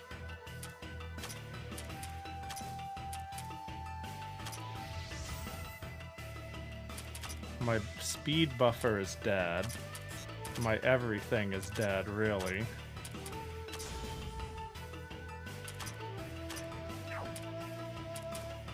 I think we're dead. Go figure. Only mind down.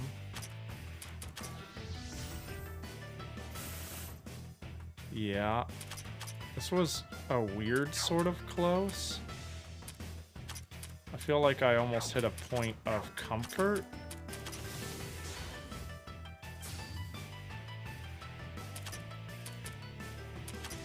You know what? Let's get her out before this becomes impossible to die to. Yokomichi, thanks for the 3 watch streak. Hope you're doing well. Welcome in.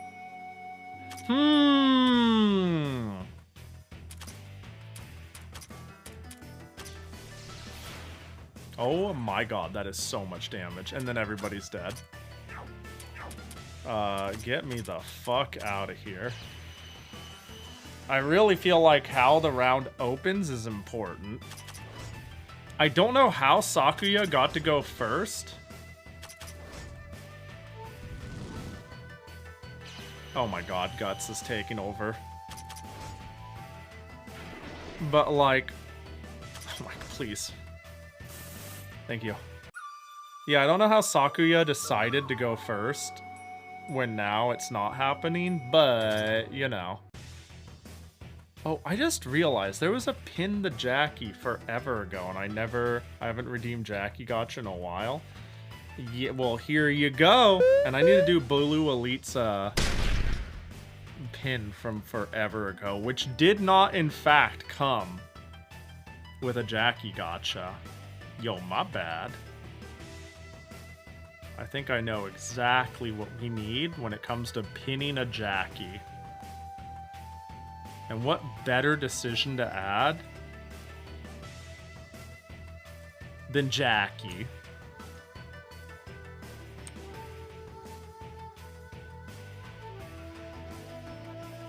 There we go. What? Yeah, Jackie. Now we got 2 Jackies. Twin Jackies is a little hard to tell, but they're a little different. They're pretty similar, though. See if you can spot the difference. I don't want to do that for the speed up. Oh, that did not give me a speed up. Okay.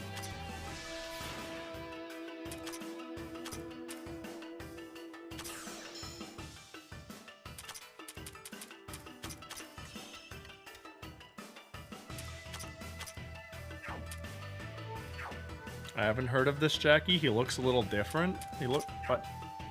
Looks completely normal. What are you talking about? It's our boy Jackie. Right there, the one we all know and love. Oh, well.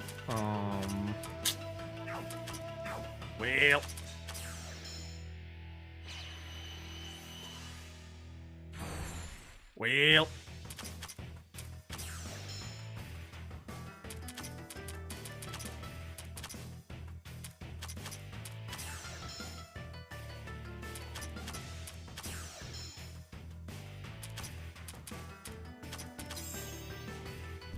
He looks more bare than usual. Well, he doesn't wear human clothes like us, so he would look a little bare.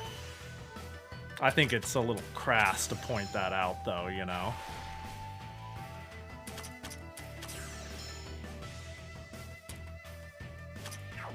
The fact that Sanae instant dies is, believe it or not, kind of a problem. Yeah, shit. This is really close to being something.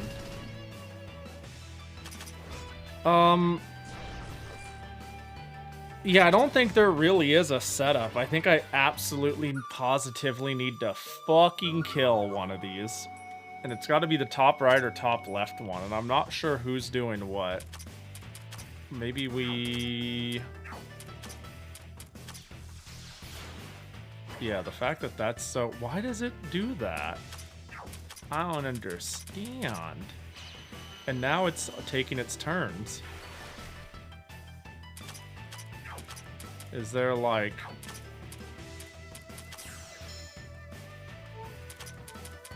I don't understand.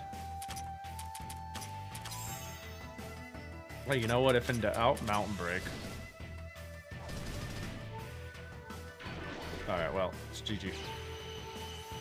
Well, the top right one is the only one I have a clean way to insta-gib. You have 128,000. I'm assuming points? That's crazy if so. Yeah, I guess when I think about it, if you, I want to be like, surely Blue Elite has a, has 1,000,000 points. But I guess if you Jackie gotcha on the frequent, then maybe you don't.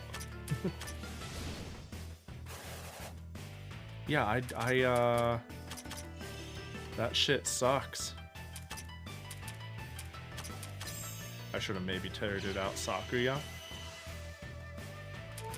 Don't worry, we can do it now.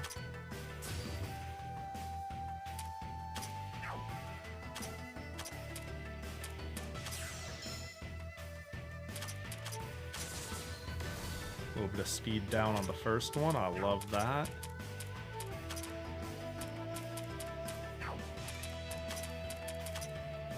Yeah, no matter where I put Sanae, she's fucking dead. You know what I'm saying?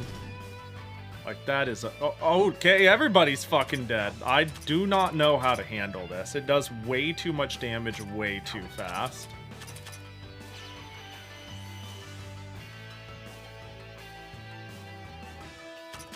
I could give you a vague notion of who's doing what, because it's impossible to track. Forward time, blue curse. Reverse, lettuce cut.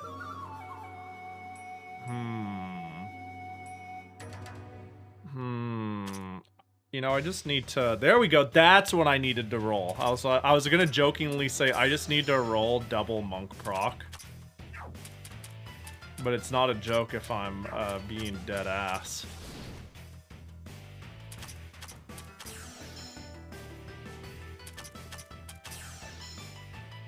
Yeah, it's gonna be dead before it gets a fucking turn. Where we're going, baby.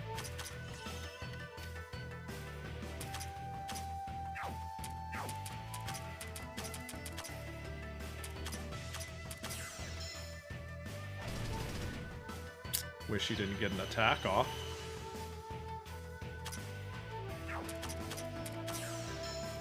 There we go.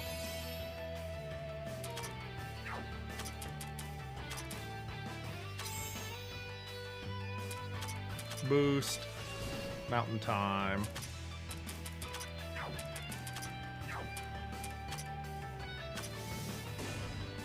We'll do that anyways. I know it debuffs, but she doesn't have much left time. She doesn't have much time left on this world. Fucking hell, dude. I'm just gonna assume I need to heal myself and that this is more valuable.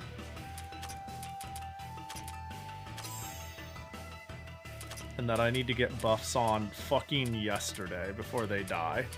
And then maybe they'll have the chance to heal themselves. I fucking... the maybe was about right. Jesus. I just noticed 2 Jackies. My mom lets me have 2 Jackies. She's a kind mom.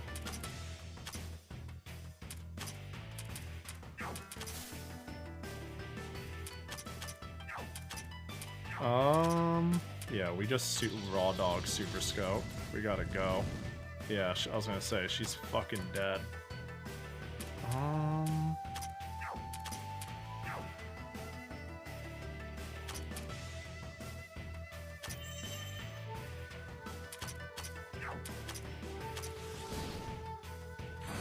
Yeah, I didn't get a turn on Remilia fast enough. Although that did give the buff I wanted, now that Sanaya's dead. Which should, yeah, do that.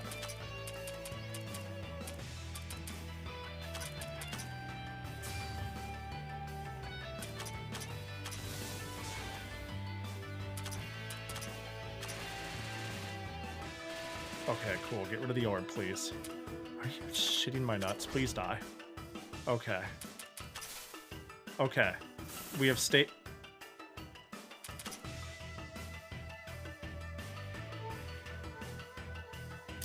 This is horrifying. Please attack debuff. Uh-oh.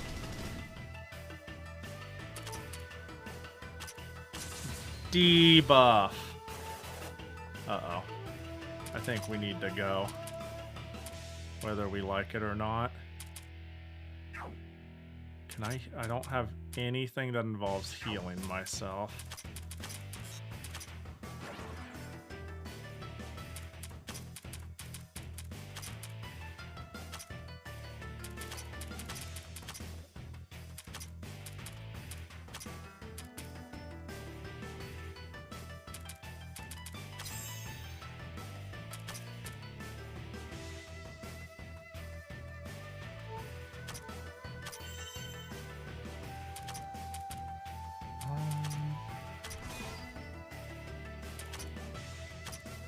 I need attack lowered. Fuck.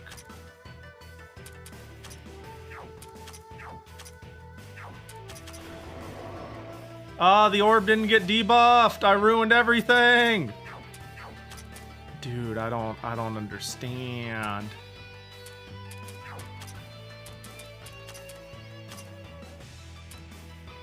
I was hoping it wouldn't be your turn first.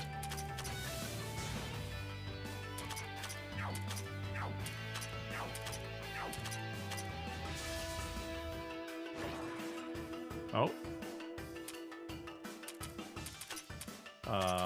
Boost.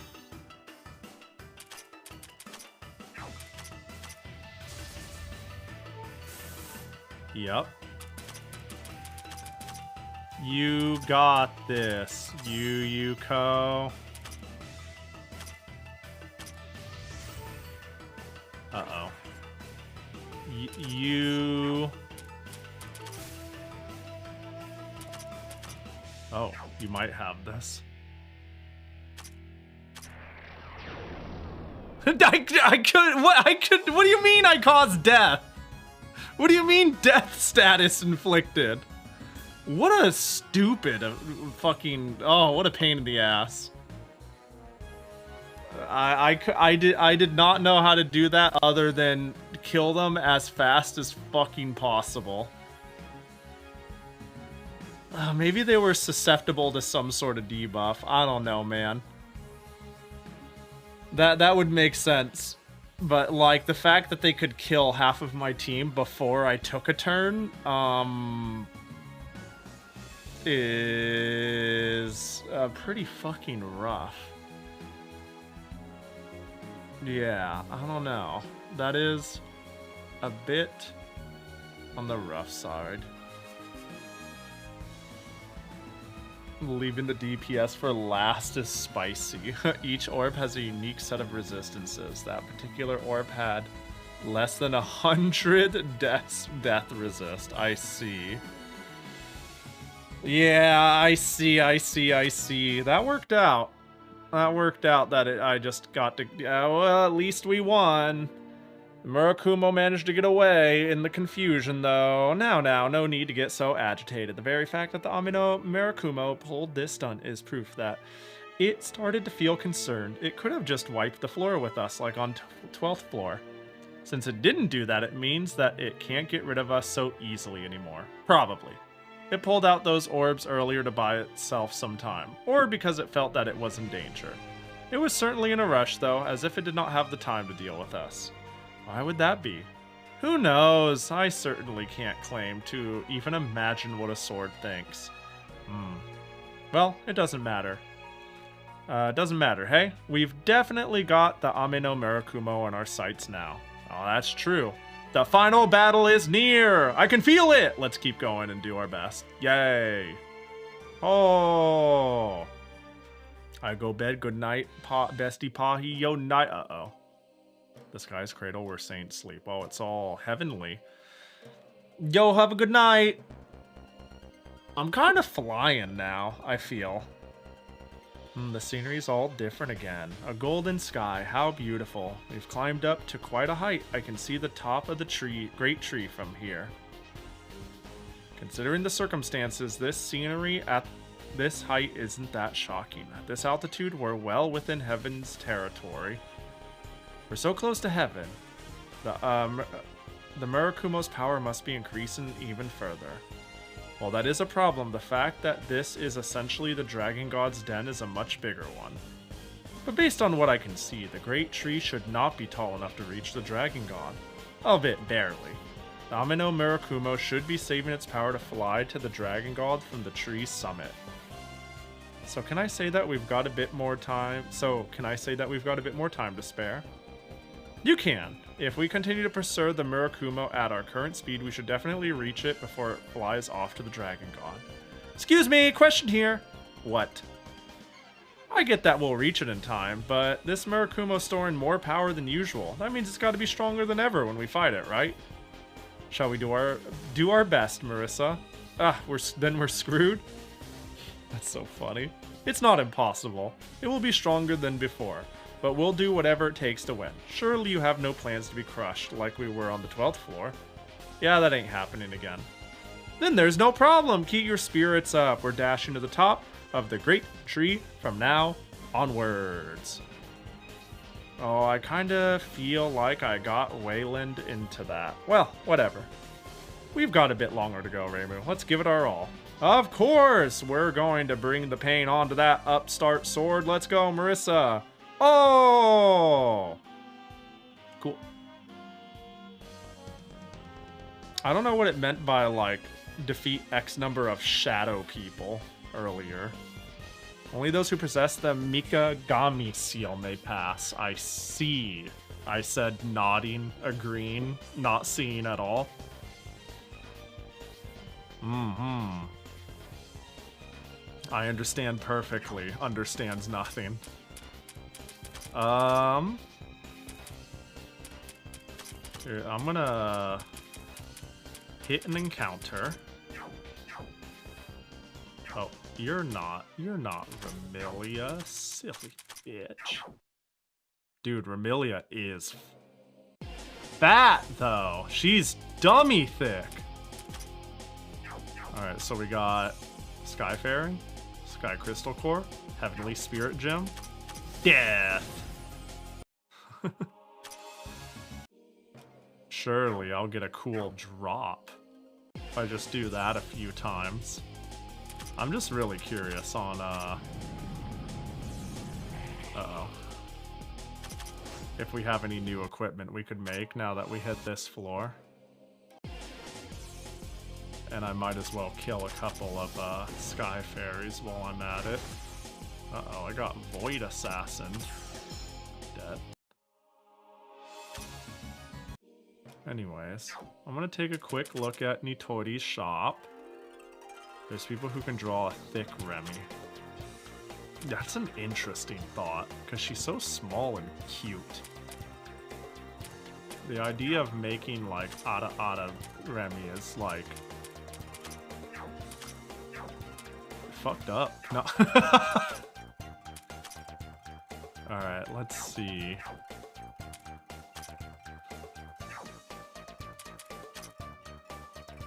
Create equipment. I can't make main equipment still. What's the point? Oh, War Mask of the Butcher. You'll let me make one of those? That's fucked up. I could make a wash bin set. Also fucked up. Yeah, I think I make a wash bin. And, oh, I can make 2! My mom lets me have 2 War Mask of the Butchers. My mom lets me have 3 War Mask of the Butchers.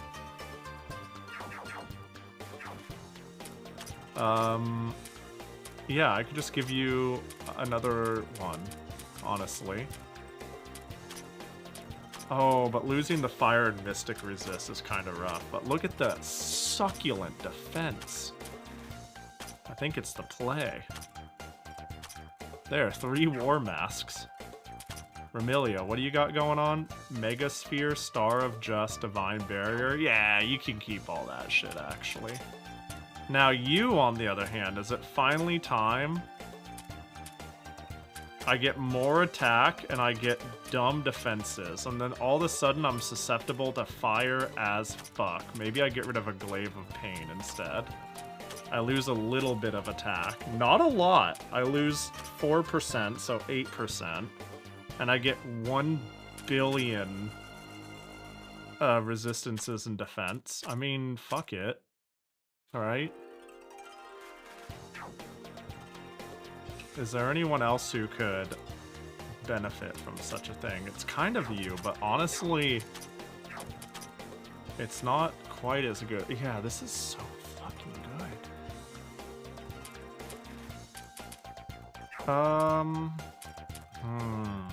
Yeah, I think with who I got, not really. And then the wash basin. Do you have 3? You don't. You do now. Welcome to the club. Welcome to the cool kids table. I mean, I could put it on Flan as well.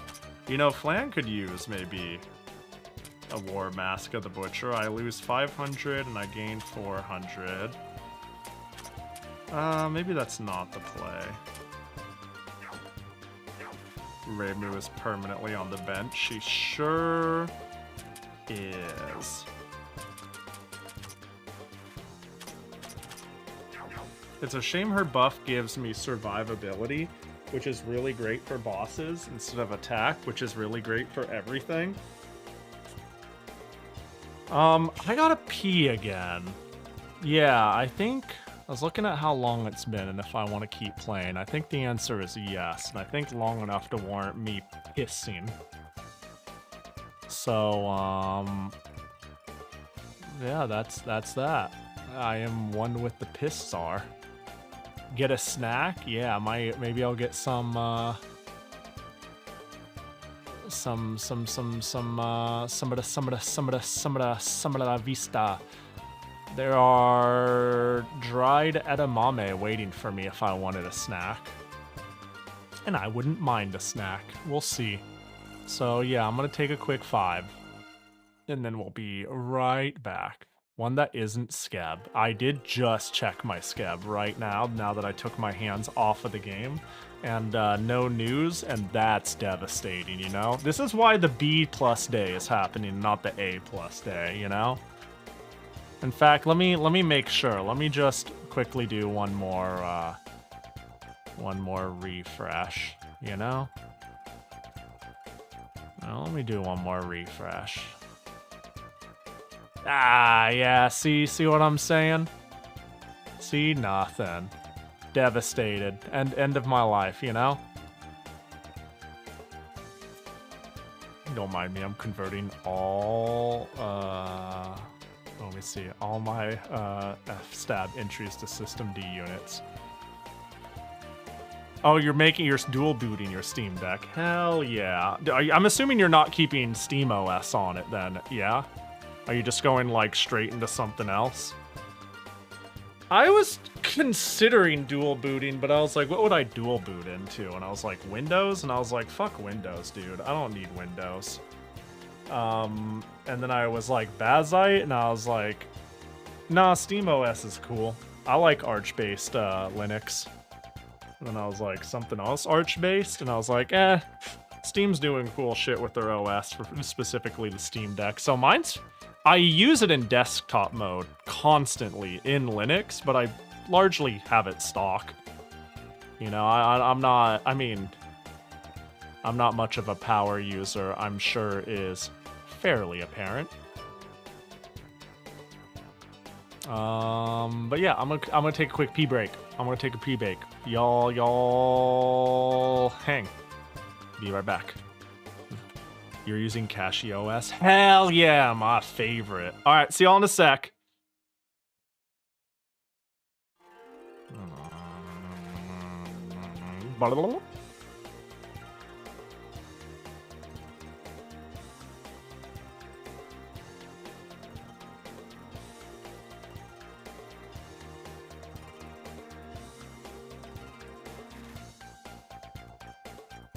I'm back, baby.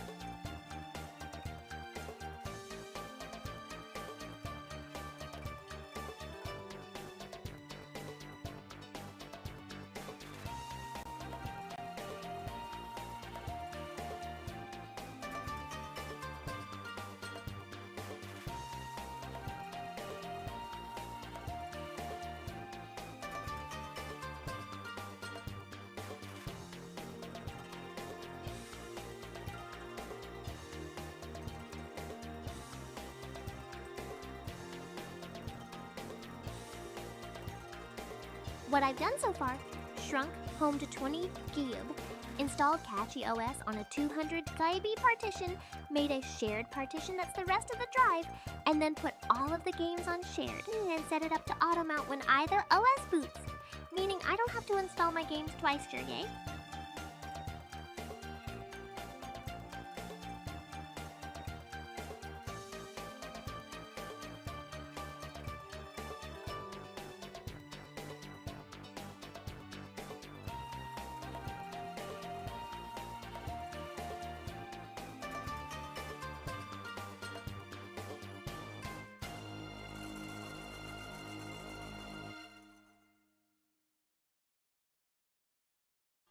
It's too late to be March 10th, and to think Pahi forgot about what day that was is truly devastating.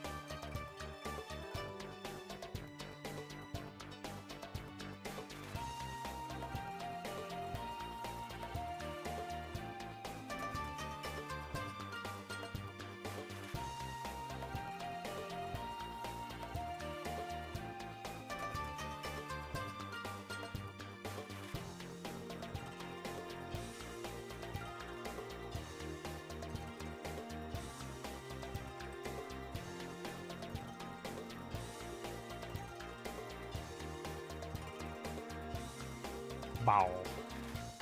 A quick little piss, boys. I got some bin bins. One of my favorite snacks. On my trip to... Oh, free Jackie Gotcha. The People's Jackie Gotcha.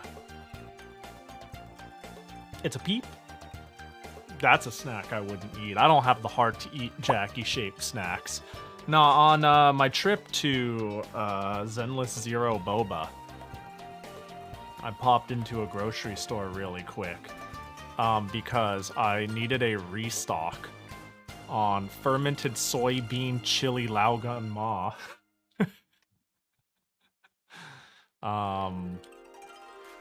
But also my snack of choice is not that mountain, funny enough. But is some bin bins. Some slightly sweet, mostly sweet, slightly salty rice crackers. I love those. What the fuck? Oh, were you not around for the mountain? Is that what you're what the fucking about? Is it my CD drive in 2026? Boop.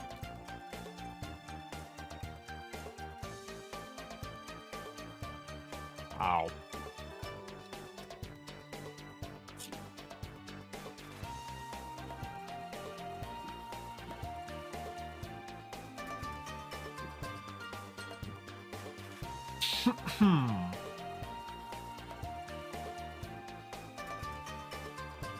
If the ZZZ drink was sugary, would it be enough?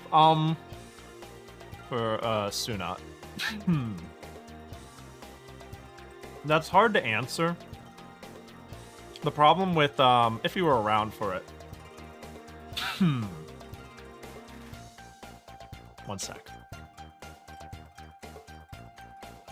The problem with the Star Rail one is I'm okay with a sugary boba.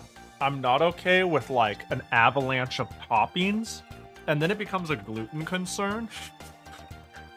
So there's a chance that if it was like a very specific flavor, I literally couldn't have it because I would worry about the risk. Like if it was super pudding, chocolate lava ass blast disaster with Oreos, I just couldn't eat that. So then I would have to go with a friend and be like, you get the boba, I get the prize. You want a prize? You get another boba, but I'll pay for your boba. You know what I mean? Like, sort of thing. But if it was like, yeah, I don't know. The only topping I like in my boba is boba. And I guess I'm okay with, like, a very specific number of jellies. But, like... I mean, yeah, if I knew I could drink it, I'd probably go and try it once. But because I can order almost anything off the drink menu, I'm gonna be going there like 4 times, you know? But I would go there once if it was a sugar-ass disaster of weird textures and questionable nebulousness. Yeah.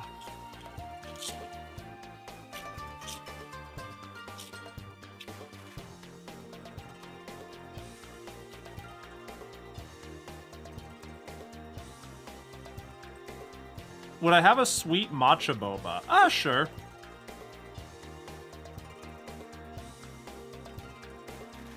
Yeah, fuck it, why not? I'm not the biggest matcha fan. In general. Like, normal matcha I'm not a huge fan of.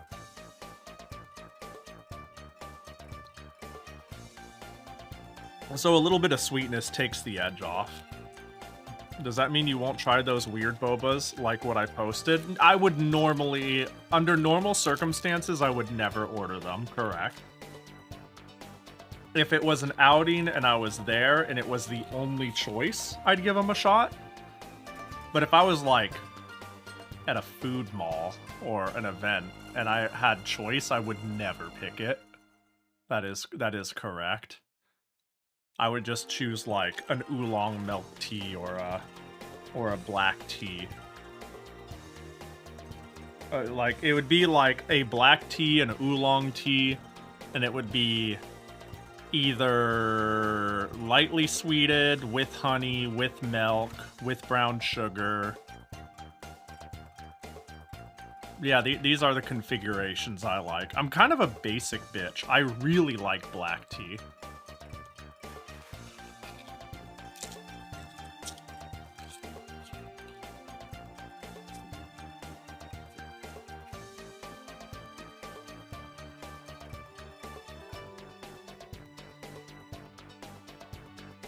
I will eat one more cracker. And then I will go and get my shit kicked in.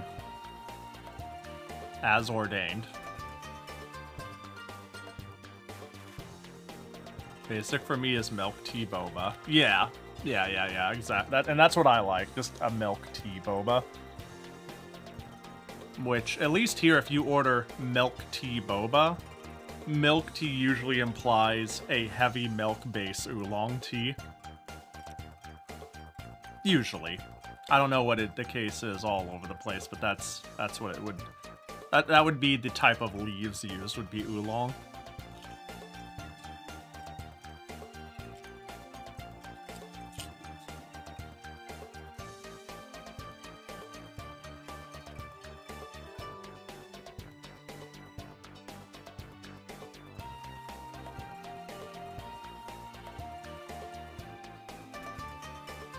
Alright. I remember Pahi saying something about meringue. Oh yeah, I've never had a meringue that was good. Have you ever had like a meringue pie? There was something about the flavor profile of meringue. I don't even know what I don't know what meringue even is. But yeah. Depends. In Singapore, the milk, the really basic tea is usually yellow. Yellow tea. Upon Googling, I'm like, you're not thinking of Hong Cha, are you?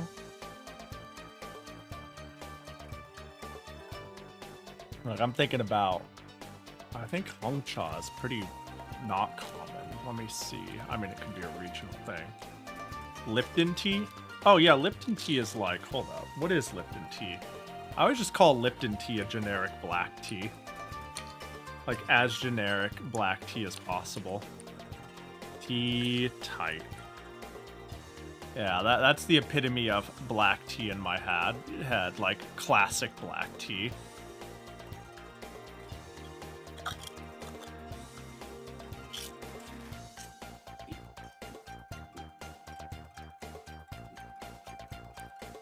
Oh yeah, generic black tea. No, you're good, you're good.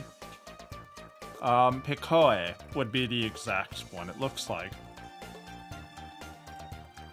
Yeah, like black and orange Picoe. Interesting. I see. Yeah. Sounds right. Yeah, I would say like a classic or generic black tea is pretty common with milk boba here too. It's either going to be like generic black or oolong. Yellow label tea. Yeah, I'm trying to think of what a yellow label tea would be. I guess Lipton comes in a yellow box, huh?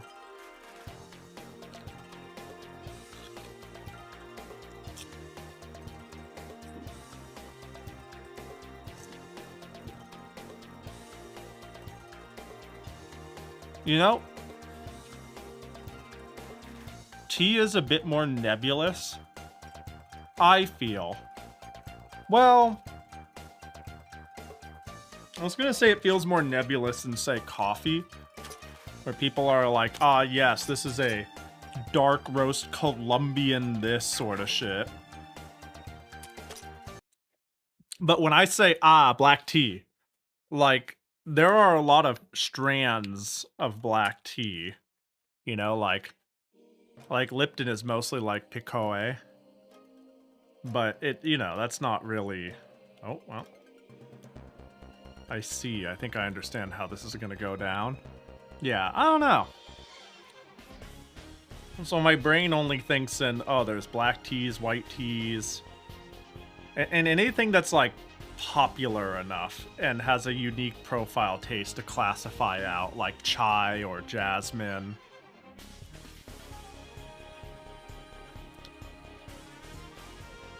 If you ever do a subathon or stream longer, you should review Singapore food from videos. You know, doing like, what would be the word for it? Like, there are areas that are effectively cafeterias, right? Food courts, I guess, would be I suppose, an American equivalent to call it. Like, that's kind of a thing, right? There's, food courts for, like, choice variety with all, like... It'd be interesting to just watch a video. Like, you know, like a street food video, but for Singapore.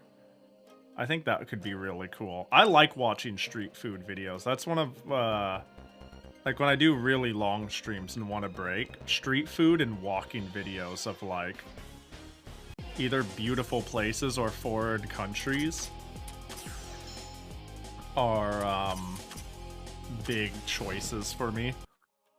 Food court and hawker centers. And yeah, and coffee shops, yeah. Yeah, food court or a hawker could be fun to just like, if they got one of those sort of videos where they're being all, we're following the food and the cooking, and here's just a day at how it goes here, you know, like that's that sort of energy. Punch the heavenly Kadama. Punch the heavenly Kadama. And kill them all. A free Lambda driver. We don't really have street foods. Yeah, like I thought about, I almost said like I should watch a video of Singaporean street food. But then I thought about it and I was like, I don't think that's really a thing. If only because of just lack of size to accommodate it to start. So I was like, well, that's why I kept going with the word food court, is because I was thinking that I was on the right track, that it's not really a thing the way I think it is in terms of street food.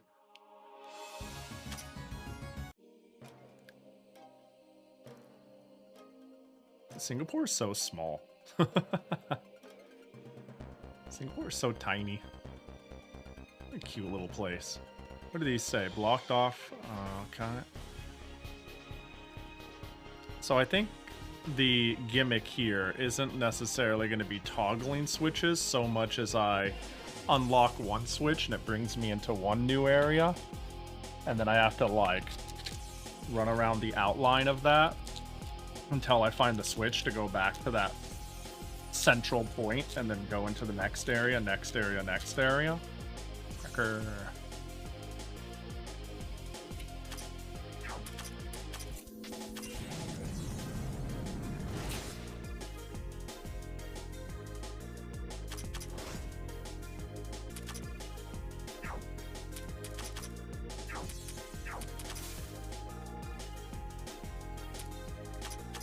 How many hours are we into this game? Let me see. Steam says, and keep in mind I leave the game open when I piss. Sometimes I don't close it super immediately after streaming, but my time I've had it open since starting is 79.2 hours.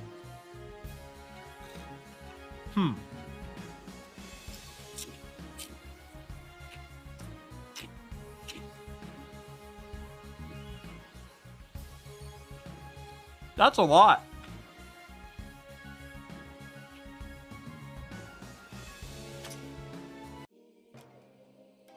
To be fair, I'm streamer debuffed out of my gourd.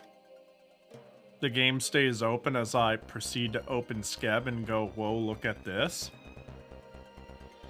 But even if we cut that time in half, I'm not done with the main story, and that would imply, alright, well, it's certainly more than 40 hours, which is quite a lot, you know? So, there is that.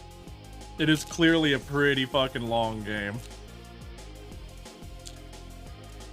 I just realized part of why Mei Ling's gets her turn so fast is because she has Gatekeeper Nap.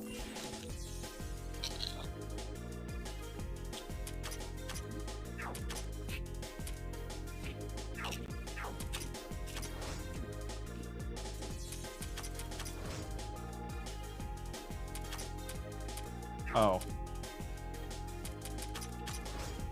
Oh, cool. I do a lot of damage. I was supposed to play the third Labyrinth, but I ended up playing Gladius and Riftbreaker. Hey, whatever is fun to you, you know? Whatever you want to spend some time playing. I thought, okay, I was leaning pretty far back in my chair and big hanging. And then as I was leaning up, I saw me in the feed. And instead of seeing two Jackies in my hair, my vision blurred for a second, and I thought I was wearing a really dumb, oversized black and white bow in my hair. I was like, what the fuck?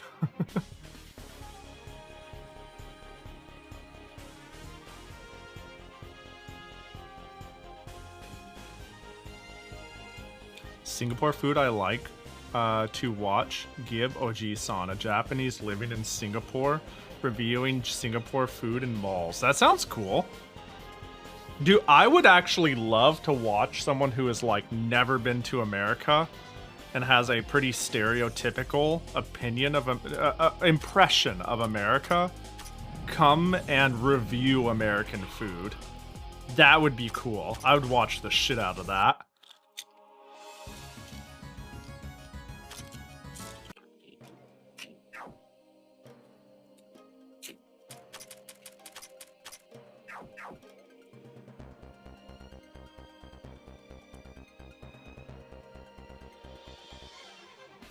The problem is American food is incredibly accurate to the stereotype.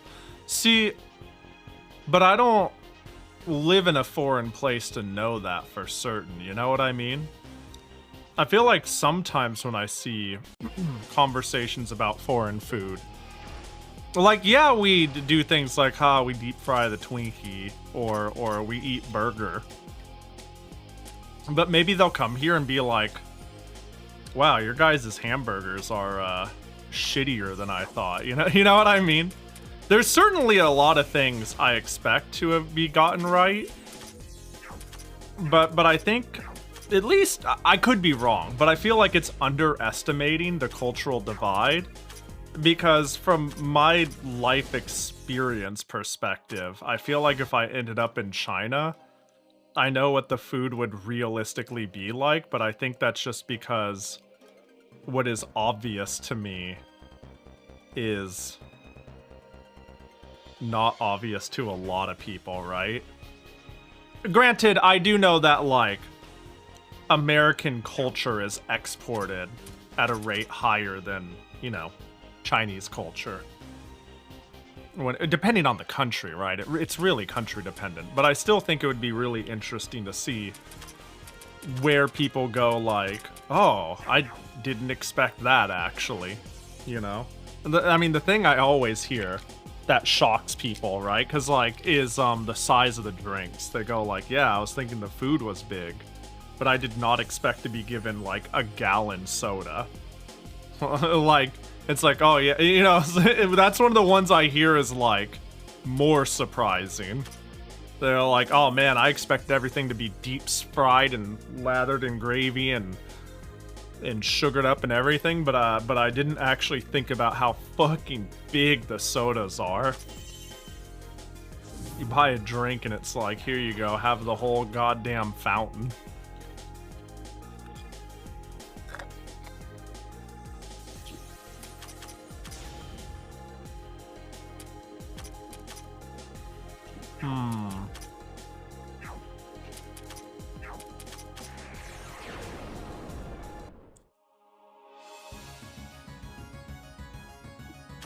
I'm curious on what your knowledge is on Singapore food is. Honestly, I do not have a good grasp of Singapore food. If you would, allow me to be ignorant as fuck here, I actually have a hard time differentiating most Southeast Asian food that is not specifically Thai and Vietnamese. The rest of it is like, I'm gonna stereotype some level of, well, it's definitely, like, chicken, meat, and veggies. Maybe more to a degree than, like, I would normally expect. But from there, I'm like, what's left? What could it be? I don't even know what the, we'll call it the colonial export would be, right? In the same way, if you get food at Vietnam, it's not strange to have, like,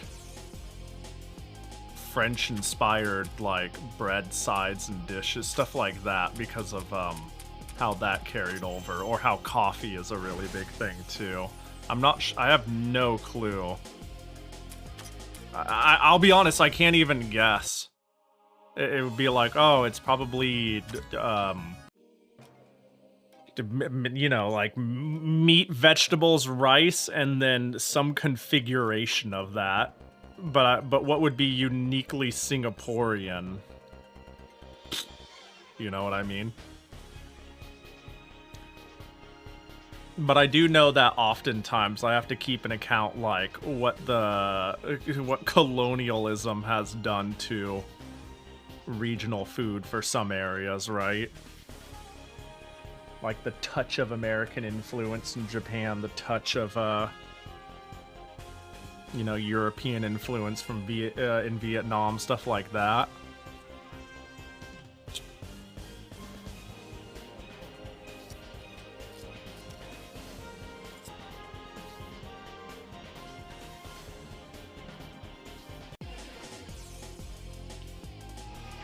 You have a funny story about that? I do like stories of the humorous variety.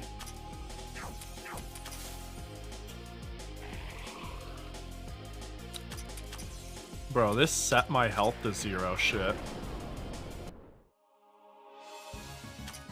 We have a bread dish called Roti John, and it's literally a colonial era food that was just a spin on French toast.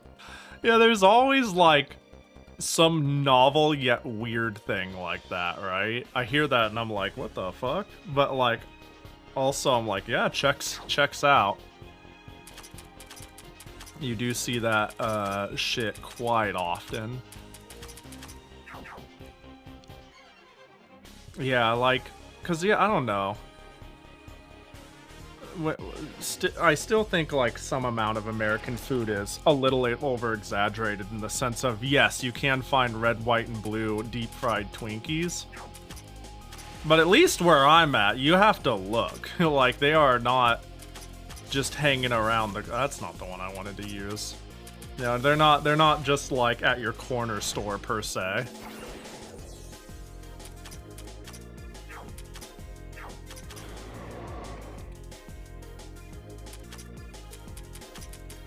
You got boost power.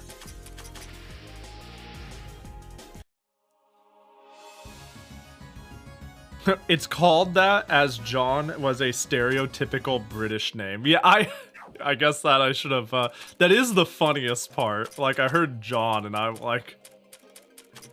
like, I think I see what happened. I think I see the idea behind this. How it got there. Which is pretty fucking funny. So it was, what is it? Roti John. What roti is like? I know, like, roti meaning bread. It's just bread. Got it. So it's bread John. Honestly, the red, white, blue fried Twinkies is something I wish I could understand. I hate where I live to the point where I could never want to ever have that sort of thing. I mean, that's valid. Forget the unabashed patriotism. I don't see how deep frying something like that makes it better. Like, at a certain point, you've hit, like, what are you trying to do? what's the goal here? I don't think people say every, like, deep frying things makes it better. I don't agree. I don't. I really don't. Yeah, it just adds, like, grease and tasteless bread to it. Are we gonna add a powdered sugar layer to the deep fry breading Twinkie? Like, the Twinkie is already bread. you know, I'm splitting more hairs on deep frying a already cooked pastry with sweetness. From there, it's like I'm adding more bread and oil. But I don't know, if you sprinkle it with powdered sugar, I guess then it's like, it stops, you know, calling it a deep fried Twinkie, it kind of stops and it turns into, all right, well, it's like a Twinkie in a funnel cake. I don't know, man. when has science gone too far? But yeah, I agree. Being like, we're gonna make red, white, and blue Twinkies is like, it's a cute novelty, but I'm just like, whatever.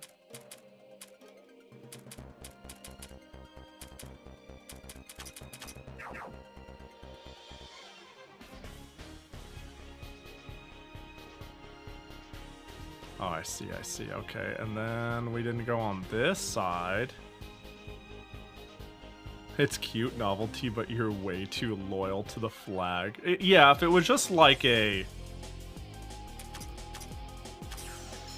I don't want to go full political, as always. But, it's a shame that it's impossible to view it as just a silly little cute novelty. It's a shame it can't just be that. It sort of is a little bit of a... It's a little hard to just be like, ah, that's cute. I kind of don't understand schools that do the pledge either, looking back. Dude, I don't... So... Yeah. Yeah, the pledge is kind of weird. It's a little odd. Little odd. I remember... So, technically, you didn't have to do the pledge. Like, at least when I was in high school, it wasn't supposed to be an enforceable thing, we'll just say. And I'm kind of a keep the peace individual. But I remember one day I had a massive headache and it was like pledge time, all this, and I was trying to find a book. And I just didn't do the pledge. And like after class, the teacher was like, "Yo, Pahi, can I talk with you for a second?" I was like, "Yeah, what's up?" And like while class was emptying out, pulled me aside and basically was like, "You will stand during the pledge, or else there will be like consequences." And I'm like, the fuck? I wasn't trying to make a fucking statement. Calm down. Jesus Christ. And it was like, yes, Mr. Teacher, sir. It was odd. It was very strange. It is what it is. It is odd.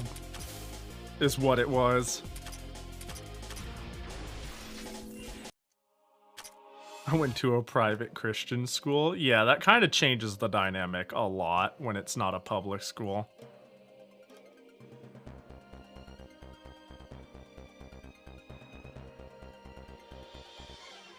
Certainly a private school gets to do a lot of things a bit differently if they so desire. Oh my god, why did they all get to take a turn? This sucks. Oh, that cracker's crumbly.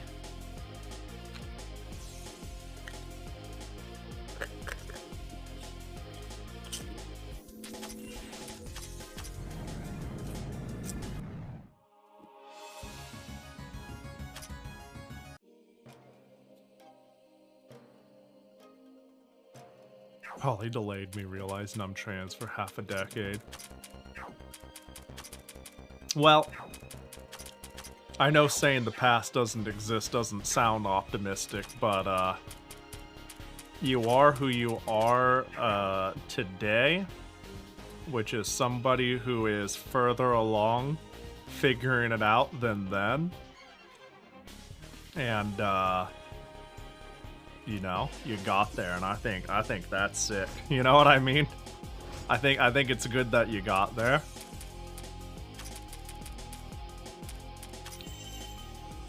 But yeah, that environment is generally not very complimentary to that. I'm going to my parents next week. Probably gonna go poorly. Yeah, let's say I don't know your family situation. And I think it's unique for everybody in particular, but I guess I'll just say I hope it goes well. Hope you have a decent relationship with your family, and it does. And if it doesn't, only you will look after yourself, so keep that in mind. Which you seem to have your shit together enough. Yeah, I'm sure you maybe know that, but I think it's on one hand important not to burn bridges too readily. On the other hand, if people are not accepting or willing to listen or caring with an asterisk, and that adds tension, I think it's good to cut that out of your life, you know?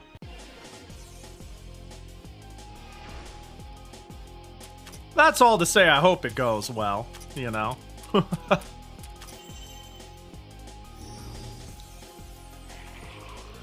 Because I definitely know people who have parents who don't get it and want to be understanding and say things that feel like they're trying to slight others. But in actuality, they're just crotchety and old and do not have the mindset or capacity to understand. Every once in a while, I'll see people who, like, genuinely try, and it comes off as awkward and maybe a bit offensive, but, this is why I'm saying you probably know your family better than anyone. And if you're visiting them at all, it sounds like you're not, like, straight up not talking to them at all. But if it's toxic and they do suck, only you will look out for yourself, so make sure to take care of yourself, I guess is all I'm really saying. You know? Stay safe, sort of thing. Etc. Hey, and honestly, fuck me when it comes to the whole, some people try to be understanding, but it can be a little taxing with how they put it. If that, it's your life, if that's a lot, you know, fuck that too. You know what I mean? Like, it's up to you to figure out what's good for you and what's not.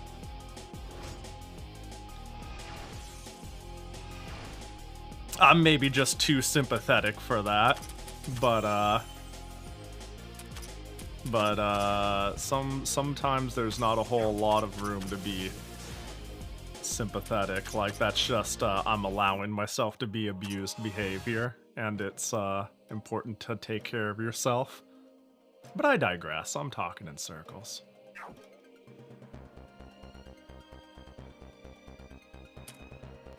Yeah, always option to walk away if you need to. Don't necessarily need to close the door forever. Yeah. Yeah, again, I think, this is, always hard, because it's pretty unique to each person. And, how much or not understanding people are. How hard or easy it is to tolerate things that are, like, not abusive, but, like, you know, annoying, or like, oh, this person just casually, you know, I don't know. I don't know. People are complicated. Life is tough.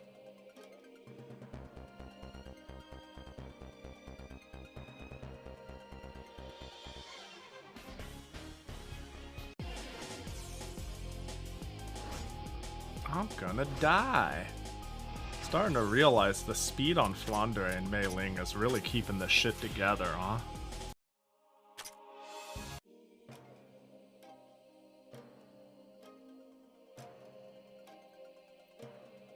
The amount of TP I need to use the heal feels pretty egregious, like holy.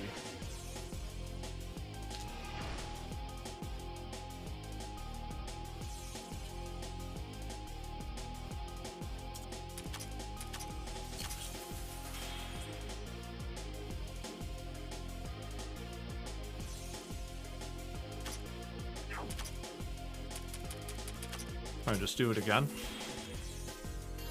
Kinda. Yay, it dies to fire, thank goodness.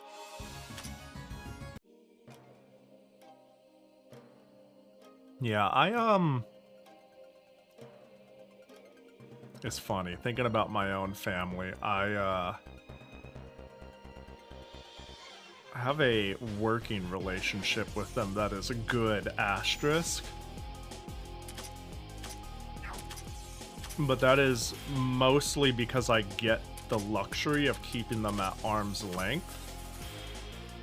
And I have somehow fortunately gotten myself in a position that kind of like...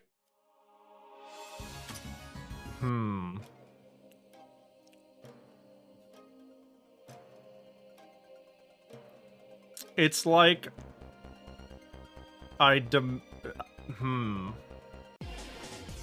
I guess I've lived a life somehow to them where they're aware that they will respect me or I'll fuck off and not think twice. It is my relationship with my family is strange because most of my family are I don't know how to put it other than rejects. I don't know how much I've gone into this, so I'm gonna like overshare a bit. Most of my family is like dead, in jail, or homeless. Most of it on one side of the family, definitely. And by getting out, leaving, doing my own thing, and it's not like fucking selling drugs or something like that, I am like a point of pride for them. Even though I have done nothing special for it. But also, I have always been unabashedly me. What they think be damned for as long as I can remember. And so, I think just when surrounded by the rest of the family, I get a lot of respect I don't feel like I deserve. But I'm also not combative with my family, right? A lot of my family is, let's just say a little problematic. A little problematic. Not, you know, like that old person trying their best, but that's pretty fucking not okay problematic, you know? Metal shattering yokai axe. So, like, I get the opportunity to constantly nudge, but I'm not a very abrasive personality in the first place, so we have this symbiotic relationship that just kind of works. Where I could feel like I'm in a position to explain or correct why perhaps they're being a bit weird. And they'll be like, oh, okay, because they'll, like, listen to the words that come out of my mouth. But, I try my best to treat them as people because, hey, I don't know, I feel like it's my responsibility to fucking, this sounds really weird, but it's like, maybe I'm being melodramatic, but there's, like, a part of me that's like, if I don't nudge when they're being not great people in the right direction and they think they're justified in so, who will? Because I am fortunate that, like, I have that ability to do so. And I could be like, oh, this is mentally exhausting. I just don't want to talk to them anymore. I'll totally stop picking up phone calls and shit like that. Or I could be on the phone with them every 2 months and visit them every 2 years. And have that opportunity to be like, yeah, yo, so I have like this friend, and be able to like, I don't know, talk about a trans thing, talk about you know, what's the laundry list of typical bigoted stuff, you know what I mean, and like change their opinion on it little by little. I'm like, I could afford this. They're not, I've been stuck with them long enough that I don't find them hateful people, just misguided by you know, the world as it is. One of those you don't need to understand. You just need to like not spread toxicity for as long as you're stuck on this rock for me. If I can nudge you in that direction, I feel like I've done all right. Life drain tome. Check. It's okay, Pahi. We in chat can start a family with you. Wow, for real? Really, really? On God, on God? I say all that, by the way, to just add that if somebody is like in a similar position, they're like, yeah, no, fuck my family. Yeah, fucking fuck your family. Do what's best for you. Life is short. Stick around or do things that make you happy.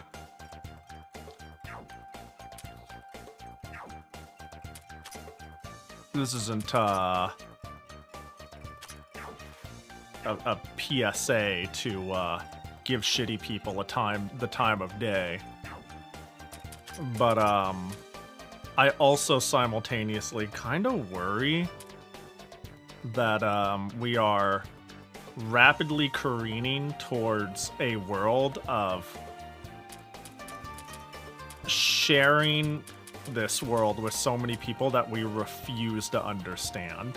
And I don't even blame anyone. It's like understandable. I'm not like mad. I just think it's circumstantially a little sad.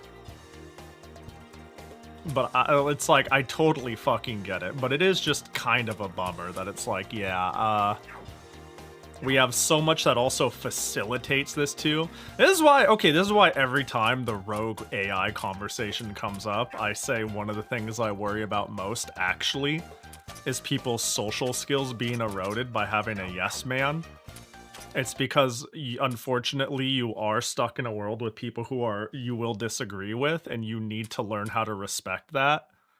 And if you can't, especially because you've had this perpetual yes man app, honestly, I don't think you're a good fit for society, you know? Like, sort of thing. I think a functioning society needs you to do that. The bare minimum is to respect differences. And don't get me, I think there are some differences that are pretty hard to, I'd say unrespectable, but I'm sure you get what I mean. I think, yeah.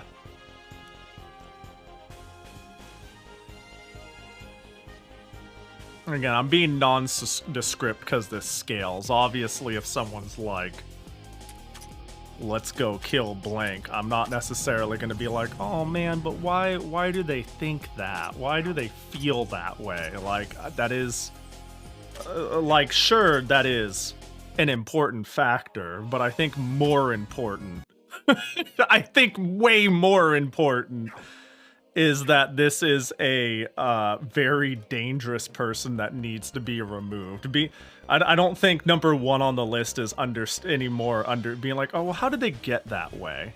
You know, I think that's important. I think that's valuable, right? But I don't, you know, I don't want this to make it sound like I'm hedging for someone who's like, I'm gonna go shoot up a place for any reason, for that matter, if I'm using that as an example.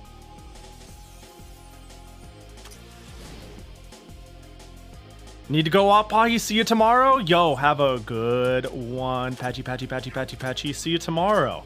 Bright and early, 1 hour early, because Daylight saving times hates you. That's why I put so much value in critical thinking and research skills that I learned in the first year of college. Understanding differences is a good first step to handling them. That plus it helps to be able to fact check and not slide into that myself. Yeah! Yeah, I feel, boy, it feels so fucking dumb to just rattle off something. I've done this on stream a few times. I'll like say something kind of as fact and then I'll walk it back in the middle of me saying it. Because I'm like, I'm doing that thing where I'm like, I heard a thing and I'm like going with it. I think this actually has affected my language in a way I don't like. I feel like I talk like an overly polite Japanese salaryman or some shit now and again, because I always say like, I feel like I say like that. I said, I feel like, or I think, or perhaps, like all the time.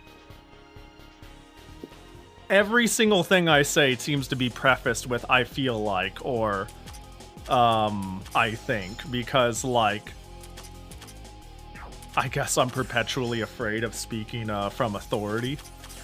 Like I know something. It kind of reminds me of a, I saw in a Prod in Japan video a long time ago, where he was complaining about one of the annoying things about when in Japan. This is why I thought of the salaryman thing.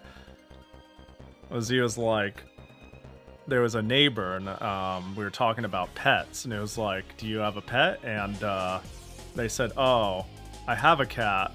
And they basically worded it as, I think they're dead.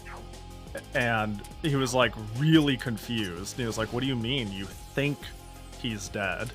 And later to find out the cat is very dead. Definitely dead, you know? And everybody knows it's dead, but it was just like a matter of polite speech, you know what I mean? It was just a way of like how that person talked. And I have that problem, but I don't know. It's, on one hand, I am very happy to not, to try to adjust myself to like fact check things and think critically. On the other hand, sometimes I wonder if it's fucking annoying that I always sound like I'm second guessing myself, or I sound like I'm not confident in shit, when at this point it's almost habitual. You know, it's just like a vocal tick at this point, rather than, you know, me not being confident. I'll be like, I think, or I'll feel on something that I'm actually quite confident on or quite certain of, you know? Degeso. Their amount shared exists. That's good, that's good.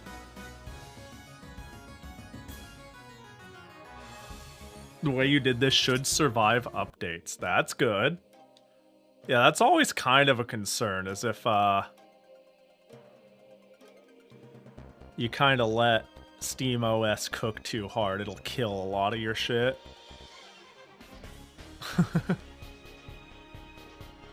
Bro, hell yeah on getting a Steam Deck, though. Like, I really feel like they were in stock for just a blip. Man, RAM shit makes me so upset. Because, I really wanted, to pick up a Steam machine when it came out. That's what I'm wanting. But, and I thought it'd be a cute little thing to pay a small premium on, just to support the idea of it. And because, like, having a main desktop to use in the living room would be good. It's basically will be the closest I will get to fucking fan, just being a complete fan of a thing and be like, I'm gonna buy the Steam machine, woo, you know, like, but something tells me that it is going to be pricier than I or even Valve was hoping for because of the RAM shit and the storage shit. Like, the fact that I had to pay double for a goddamn SD card. Dude, I bought... Hang on, is it still the case? Let me check.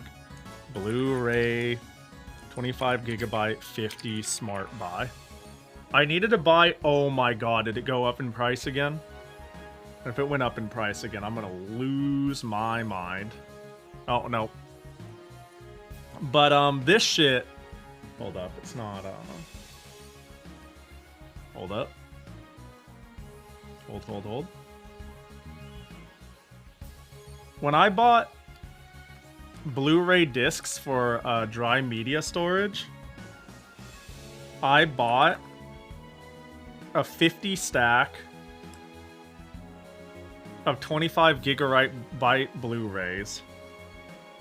Assuming that it's fucking Blu-rays, this shit will go down in price, if anything. And I believe I bought these for $21 to $22. And the price for this has not moved in like 5 years.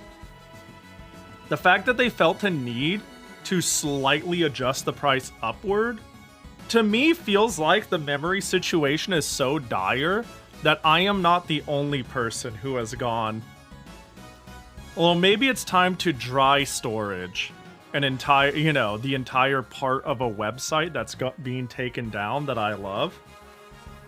One that shall not be named at the end of this month. Let's make a dry storage of sorts. A cold storage, that's the word I want. Of sorts for the specific things I care about. And the Blu-rays have gone up in price. I'm like, what the fuck? Why is Blu-rays going up? It didn't go up much. I don't think anyone's as psychotic as I am about it. You know, picking Blu-rays is my... Blu-rays is not a substitute for hot storage, basically, is what I'm saying, but still. Anyways, 5 squats this time. 1, 2, 3, 4, 5. Now, what's actually expensive is external Blu-ray read and writers. That shit has gone up in price.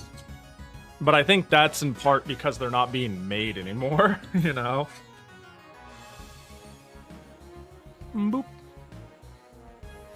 I don't think any company worth their salt is making it. You could probably find like generic AliExpress brands or some shit like that, but Pioneer, LG, Samsung, they're all checked out.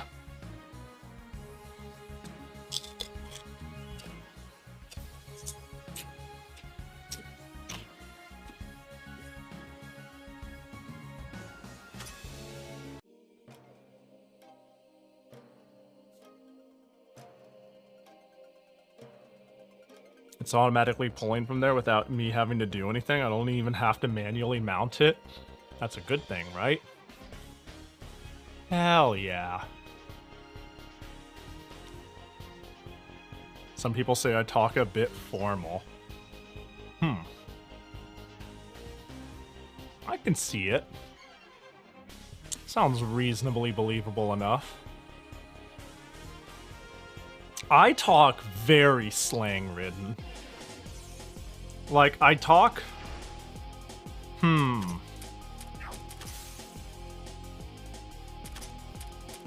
I add a lot of politeness to what is ultimately, I think... I don't know, what do people think? I think I'm...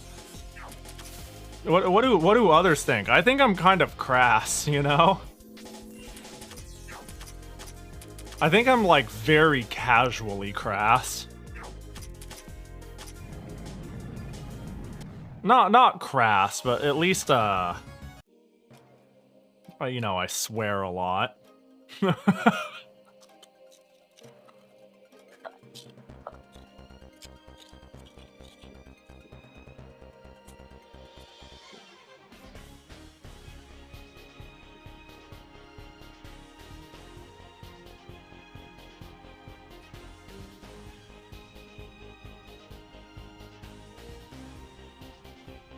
Can I install Proton GE on the deck? You should be able to.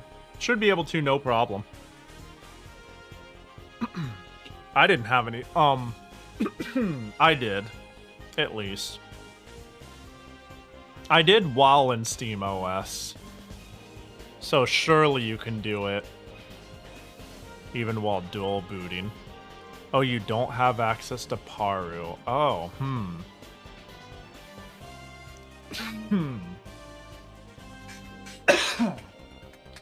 That could change it a little. I mean, can you build it from source? Oh, yeah. I think I'm using Proton Up QT. I think you're actually right. I think I'm using that shit.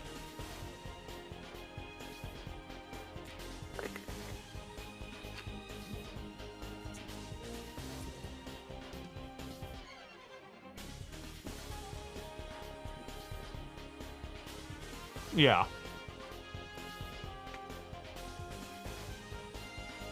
Once you say it, yeah, that's so what I'm doing. But I want this, right?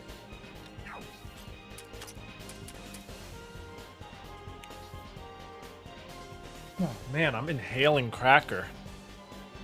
Oh, it's not supposed to go in your lungs, stupid.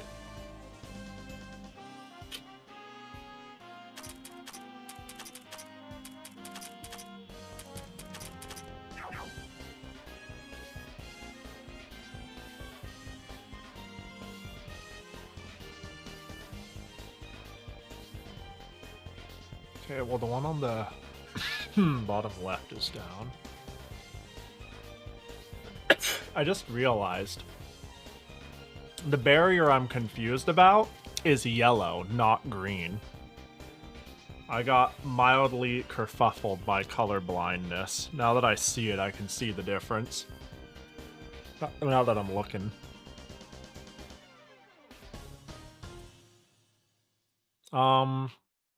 Yeah, I need to go back to the warp, I see. You don't even have Discover on your desktop, that's pretty funny.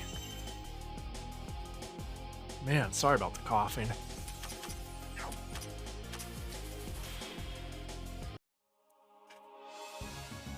Since I'm trying to do this whole deck stays immutable thing, I guess I'll install Proton Up from the store. Yeah, Proton Up is chill. I think it is. I mean, maybe it's an unnecessary piece of software if you're just like, grab it, bloop, and done, but... yeah. Color blindness strikes again, but you know what else strikes again? Jackie strikes again! It could be anything. What could it possibly be? What should go in between Jackie and Jackie? I had a really dumb idea. It's not a good idea at all. I'm gonna test it and then I'm gonna throw it away.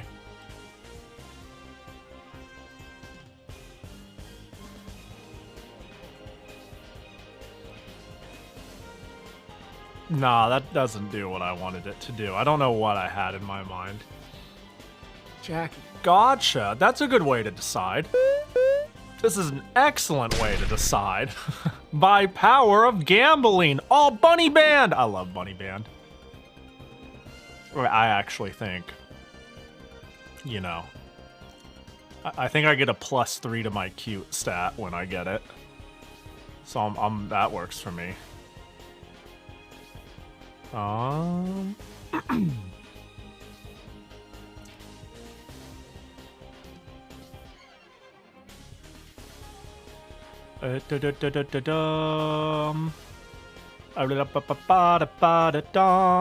Where is it? Here? No. This one I have not actually properly put into my shit, so surely it's in this. Maybe this? No? Maybe this? No? Oh, I saw it somewhere. Where was it? There it is. Pion pion. Pion, motherfuckers. I'm on a pion. Oh.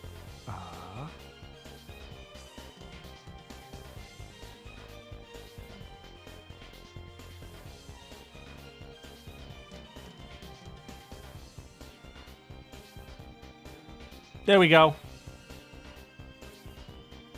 Oh, it feels like Jackie's on it. Which is not actually the case. Put Jackie's on each ear. This is going to be a pain in the ass, but let's see. Let's see if we can't cook a little.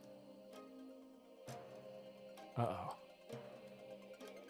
On each ear. Oh, I can't do that for reasons. It won't work. It won't work with their positions. It'd be very hard. Well. Okay, you know what? Fuck it. Let's try. I think I see the vision. I think actually I see a way to do it. I'll stay optimistic. Gambare Pahi. How about like this? Ooh, it's a little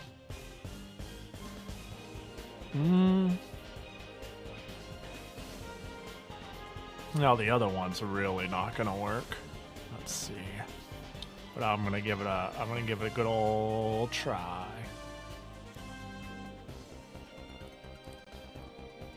Set that.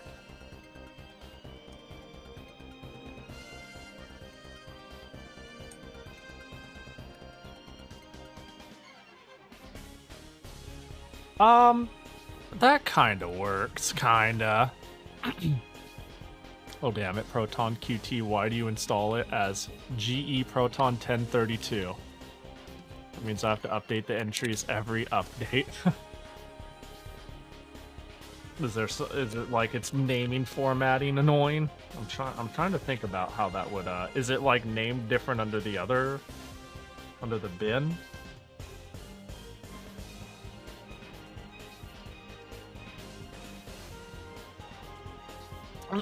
Jackie at rest.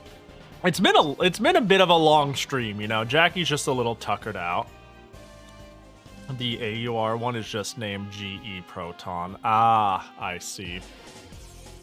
That checks out. I mean, it might be. I mean, if it's the numbering, like you could just have older versions, right? And it just goes the. It's because I believe Proton Up QT is about just having a million legacy versions rather than the current one, yeah?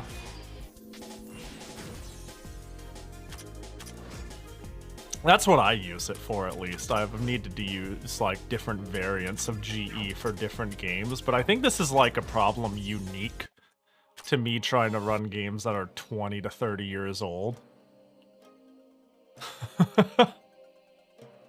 And something that is far less of an occurrence on... Oh my gosh, the blue is closed off. What a pain in the ass area.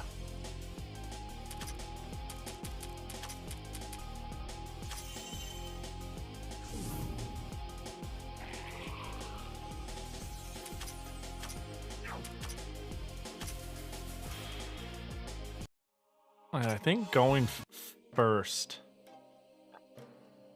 A portable verbo cannon. I think going first is going to be a little important to making sure I don't run out of TP before I have to leave here, because now I need to actually go back and hit the blue switch now that the green one is all mine. Like, I see the idea here, and it's a pain in the ass.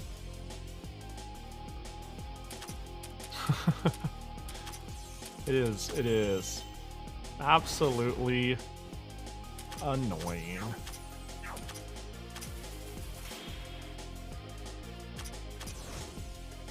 Oh, well, that sucks. Now the question is, does it just heal? Can I concentrate? Oh, it might only heal. Surely eventually it'll get sick of my shit.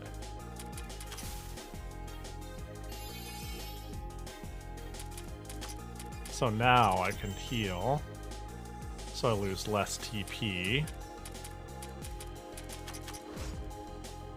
And now we super scope it.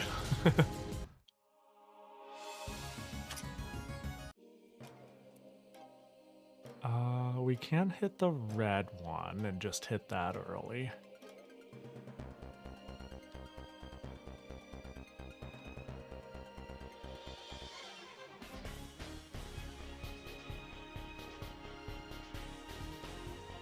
Getting the blue one surely feels like... Oh. I mean, I'll take this. This is nice. Oh, good thing I went here first. Micron's Magic Book. Yeah, I didn't... oh, there it is. Oh, you're the evasion. You're the all or nothing evasion win. I think I've futzed with Steam OS enough. Back to Kashi for now. Just see you on a reboot. I'm assuming that's what you're watching on. I don't know, man. If I was on the Steam Deck doing this, I maybe would, like, kick on the stream on my phone or something, though. So maybe I'm wrong. Oh, yeah, you're on your desktop? Okay, yeah, I was thinking for a second, I was like, imagine actually opening the stream on the thing you're working on. I'm like, maybe not. Well, maybe when I think about it, I hope I'm wrong. Okay, that waypoint I got is very good, and I'm glad this game still has generosity in its heart. Because, goddamn. Sounds like a fun idea. Certainly, I feel like Keishi and, what's that closing? Keishi and SteamOS should just do that pretty out of the box.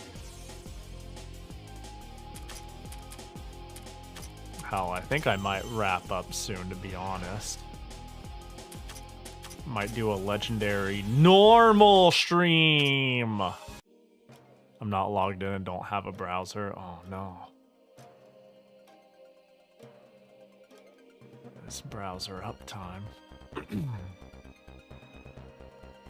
I can't remember what they, do they even start you with a browser on Keishi? It's been a while since I've reinstalled it. I can't remember if I just auto get, Firefox or if it auto gives Firefox, you know?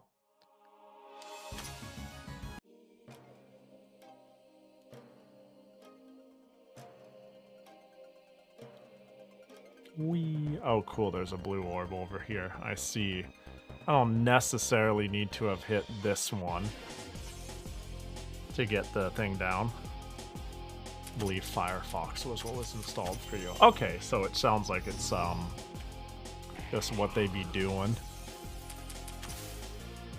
Just give you the Firefox. Oh, lunatic eyes. Bruh.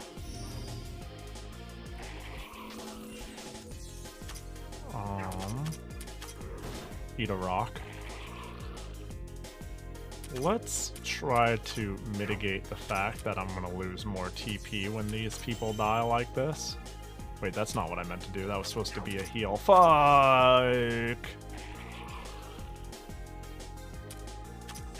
I mean, whatever. We're here now. But yeah, the TP cost is so high when I have 1 health left. And set your health to 1 is such a stupid ability. I'm like, I can't resist this, can I? I guess I could dodge it, in theory. I don't see why not.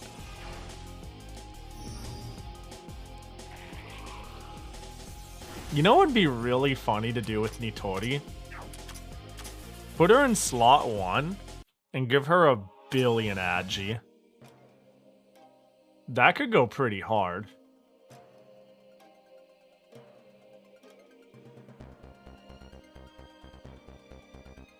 Not agi, evasion. Let's go really all or nothing.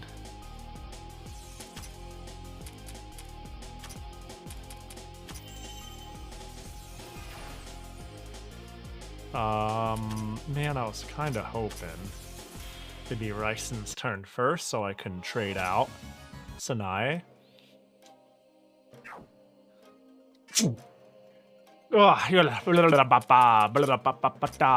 Sneezy.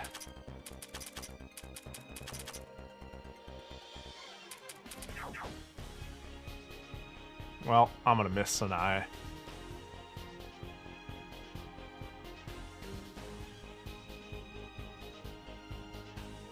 There we go. Life Gem.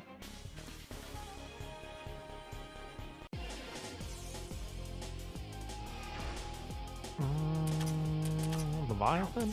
Forbidden Fruit? Forbidden Fruit. Oh, well, that sucks.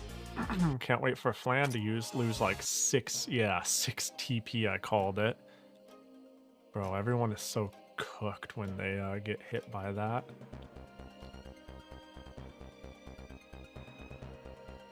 I see. Interesting. There's just so much map to run around and complete, you know?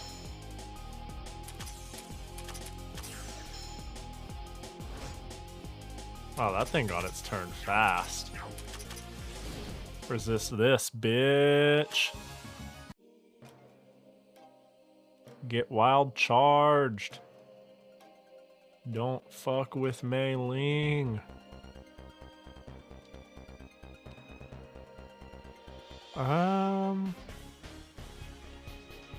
Yeah, let's finish cleaning up the bottom right. I really think before I wrap up, the thing to do is ensure I might want to just get the warp for the next floor, because this place is exactly complicated enough that could be valuable. I think that's my last checkpoint.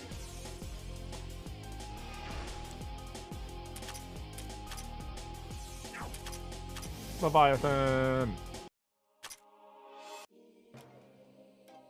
Oh, I was kind of hoping that you wouldn't do that, but you know.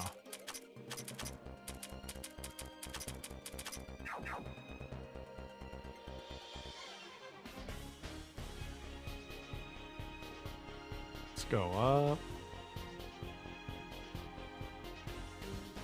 Yeah, I'm gonna go and fill out this pointless space. Surely. Oh, debuffs. Yo, me too.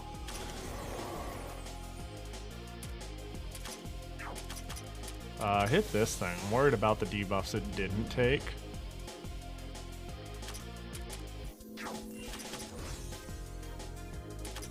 Chain flow. Okay, of course I miss. Bam. Thanks, Mailing. Yeah, Hina has, at least in my use case, fallen off a bit.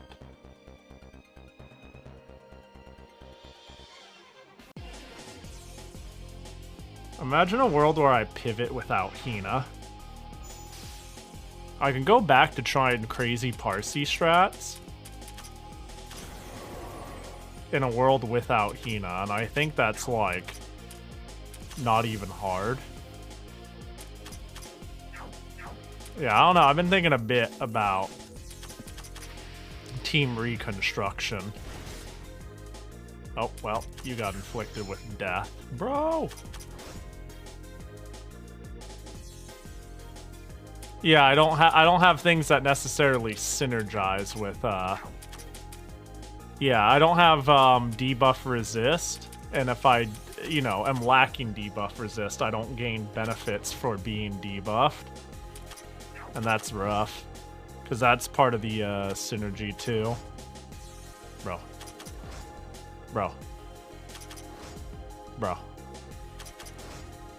There we go. Yeah, because a lot of characters kind of worked under debuffs, like Kassen and whatnot, you know. Komachi.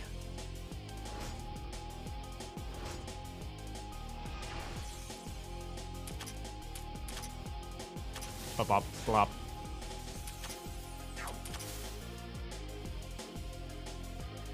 Brah, your boat. Bruh. What you talking about, bruh? Oh, nice. I got a death off. I like that. Oh, weak to me hitting you? Yeah, sure. Yeah, Hina's magic growth is not amazing. Dare I say Hina's growth is not that amazing, but her gimmick is. She's such a cool character.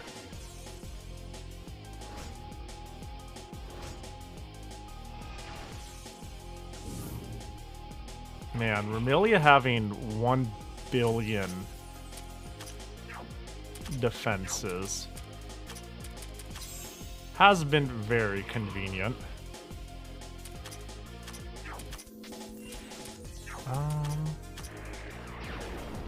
Oh my gosh, they all got inflicted with a death.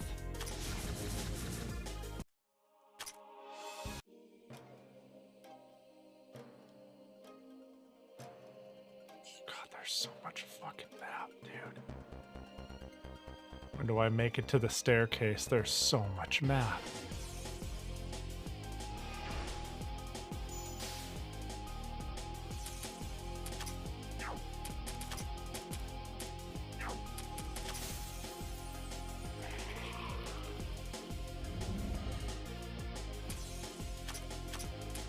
Well, there she goes. You might dodge, so let's...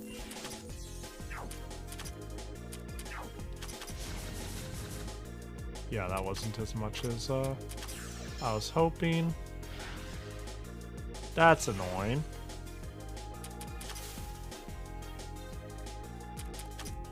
I mean...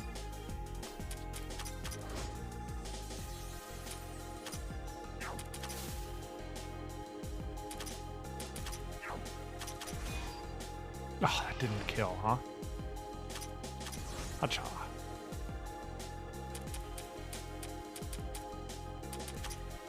I think I'm thinking of swapping. I'll do that. I'll do that.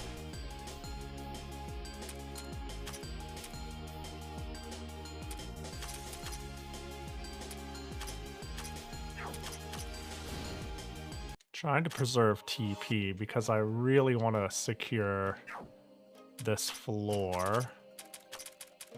Well, these fellas have a lot of TP.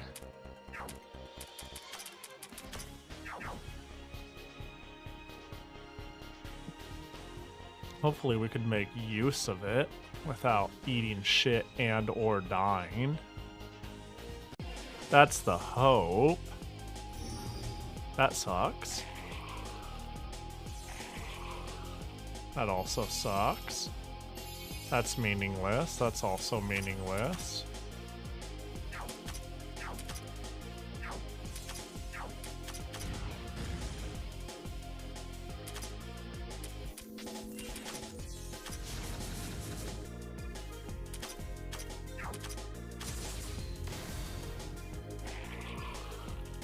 Okay, well,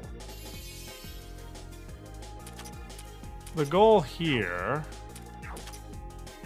is to get rid of the fire, for lack of better wording.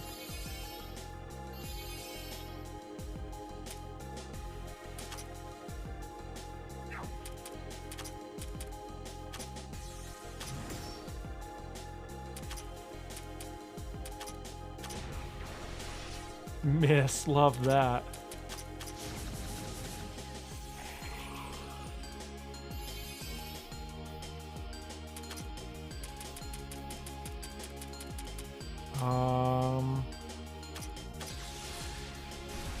Okay, that didn't do quite what I was hoping.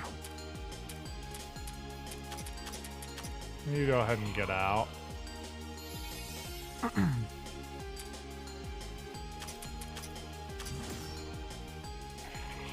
Oh my god, for fuck's sake.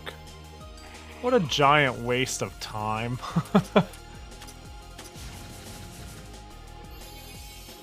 Is Patchy ever gonna... Oh, Patchy's been paralyzed for eons. That's what's going on. And she's paralyzed again! Let's go! That's why she hasn't had a turn. And she's paralyzed again. It's okay, we'll just get our TP up.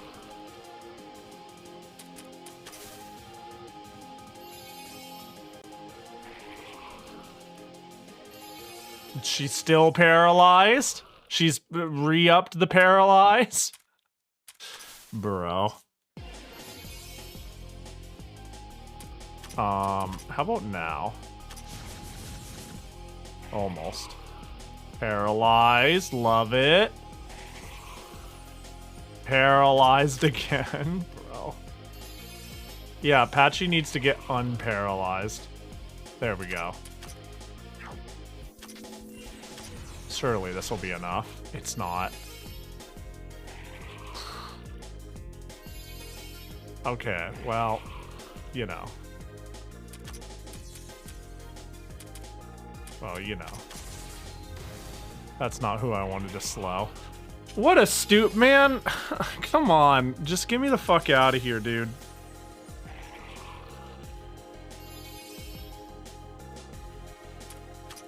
If I pain flow, they all die.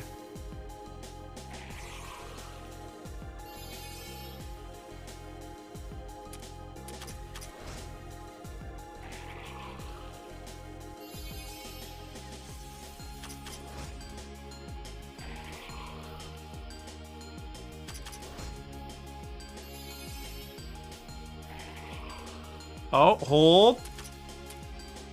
There we go. Fucking hell. Alright, so I'm gonna do something that might seem really dumb.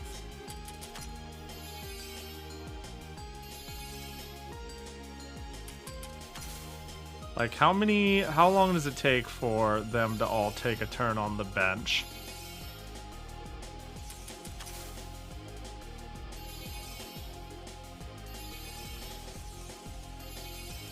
Like, how much healing have I gotten? You know, I don't want to be here all day. There we go. I've changed my mind. I don't want to be here all day. What a stupid fight.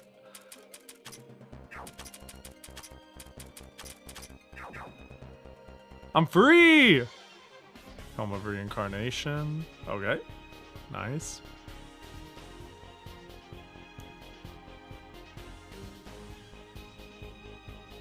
Okay. Map filled out. Okay, okay. I do not have a good gauge on where this next floor is supposed to be.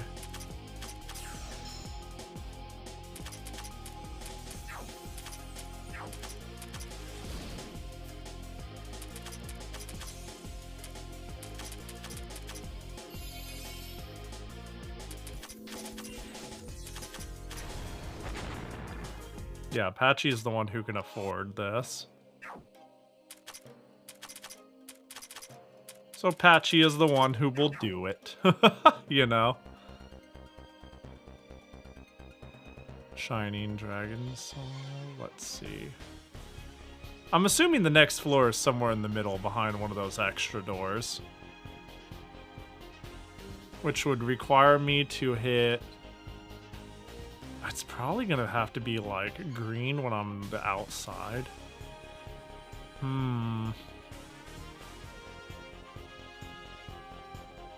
It's me. It Umgak. Moshi mosh. You're welcome back. No franker face. That's okay. That's every day of my life.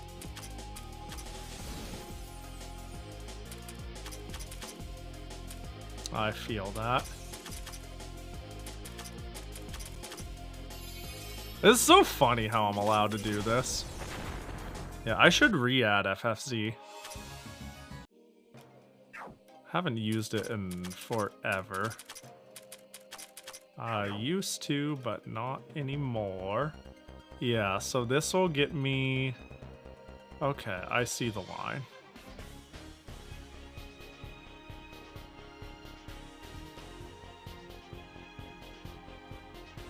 So that... As long as the floors stay toggled, I think we're just good. Like, I could leave and come back and we're good. But, oh, never mind. Hold up. What's this?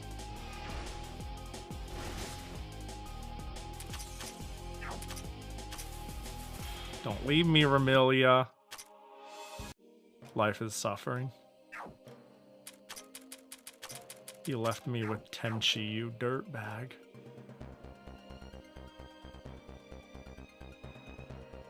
Upper floor, checkpoint, checkpoint, checkpoint. Any checkpoints? Any points of checkening? Any checkpoints? Any check mix enjoyers? Uh-oh.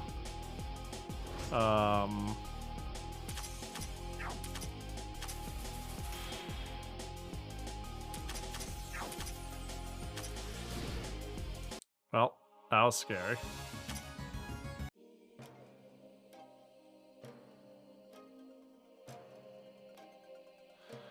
I'm not immediately seeing a checkpoint.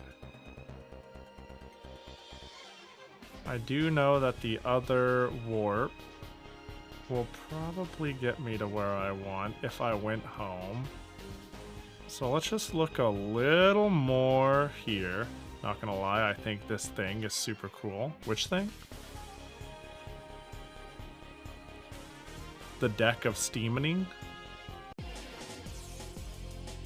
What the fuck is that? Guardian of Heaven. Okay, yeah, that checks out. Guess we're gonna have to break its ass. Uh-oh. Uh-oh. Of course, go figure. I get paralyzed for the 100th time. Get out of here, kid.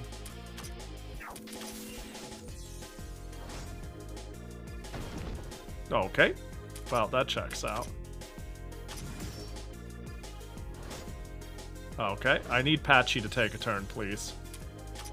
Any fucking day now. She's still paralyzed! Please! Patchy, wake up! Well. Now I just need to quickly prove my theory and see if I can just go here. Quickly, want to do one of these. Head back. Oh, yeah, that checks out. No, yeah, that checks out. Yeah, no, that checks out. Alright, how about... Yeah, no, that also checks out. Is this future Pahi's problem? I mean, I'm not like... It's not like there's gonna be a week gap in between one play session and another. It'll just be tomorrow. You know? It'll just be a cool tomorrow situation.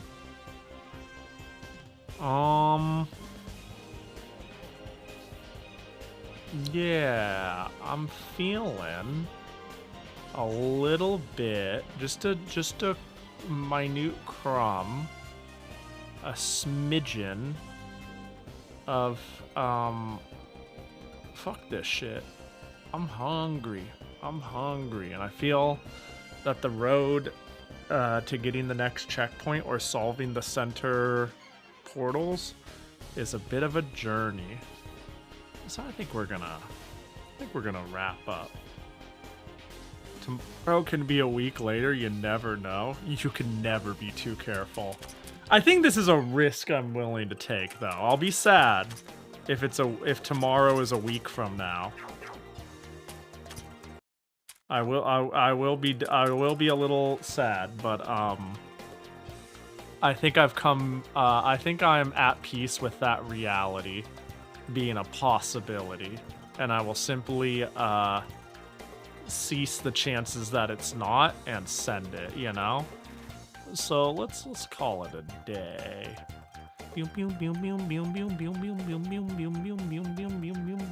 But I appreciate y'all hanging. Let's blast y'all with a schedule and get out of here.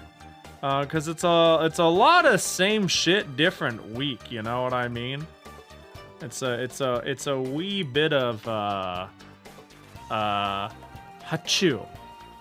Touhou Tuesday, Touhou Wednesday, a little bit of Sega Genesis request stream, and a little bit of I don't fucking know Saturday, you know? Doing a little bit of that again. I think this is the third week in a row I've done something pretty close to this. This might be the last week I do 2 Touhous in a row, though. I feel like I'm coming close to the end. Bit of an asterisk there, you know? I do think I have a bit more to go, but I'm gonna optimistically say getting the credits to roll will probably take me 3 more streams. So I'm kind of alright with pumping the brakes a little bit. I'll just after... Oh god, shush. I gotta mute you. Just looking at people to raid. Is RF5 dead? No, it's taking a nap. It's taking a nap. I'm pretty down to just pick it right back up. Normally I wouldn't have let Rune Factory sleep if I didn't think I'd be so happy to pick up Rune Factory again that it wouldn't be a big deal. I just kind of wanted to stick to one RPG at a time to help with my object permanence and get it finished, for lack of... Yeah, to get it finished. Get it finished and remember where I was at. And I picked the one that, yeah, works better for me, you know? Yes, Rune Factory I could let sleep, but I don't know if I would come back to this game if I let it sleep. That and it would jeopardize Touhou Tuesdays! But yeah. That's my plan. My plan is to play Rune Factory again after I beat this. And I'd just like slap it on a Wednesday or a Friday or some shit. I don't know. You know, we'll figure it out. We'll get there when we get there. But yeah. I think that we could, so I shall, bug Doki Doki Sophie, who's playing Kingdom Hearts. They have their category as Kingdom Hearts 1.5 plus 2.5 Remix. So frankly, I don't know what the fuck she's playing. As far as I'm concerned, there's like 1 Kingdom Hearts, 2 Kingdom Hearts, Red Kingdom Hearts, Blue Kingdom Hearts. No, there's like 3 main games. A game on the Game Boy Advance and a shitload of fuck. You know? I don't even know. So, let's go there and find out instead. Yeah. Appreciate y'all hanging. Hope you have a good rest of the night. Brush your teeth. Get something good to eat. Hope y'all have a good night. Doom, Zans, Auburn, Umgok. Be nice to Sophie or I will punch you in the throat. They're playing Red Kingdom Hearts. That is what it feels like. Yeah, I think they're playing Red. They're not playing 1 Kingdom Hearts or 2 Kingdom Hearts. It seems like they're either playing Red Kingdom Hearts or Blue Kingdom Hearts. And from my current... What I see right now, it seems like Red Kingdom Hearts. I was going to make a 1-box, 2-boxers joke, but I'm afraid Sophie is the kind of person who might have a meltdown over it. You don't think Sophie would be the sort of person who would, like, pick one with certainty? Maybe confrontation would give her a meltdown, but, yeah. Blue Kingdom Hearts is the PSP one? Oh yeah, this doesn't look like the PSP one unless it got remade, you know? Maybe it's a remake in the collection. That would make it the blue one, but it doesn't look like the blue one. Anyways, I'll have a good one. I appreciate you all coming in. Bye! You know, see you tomorrow. Same Pahi time, same Pahi place, plus or minus fucking daylight savings, you know?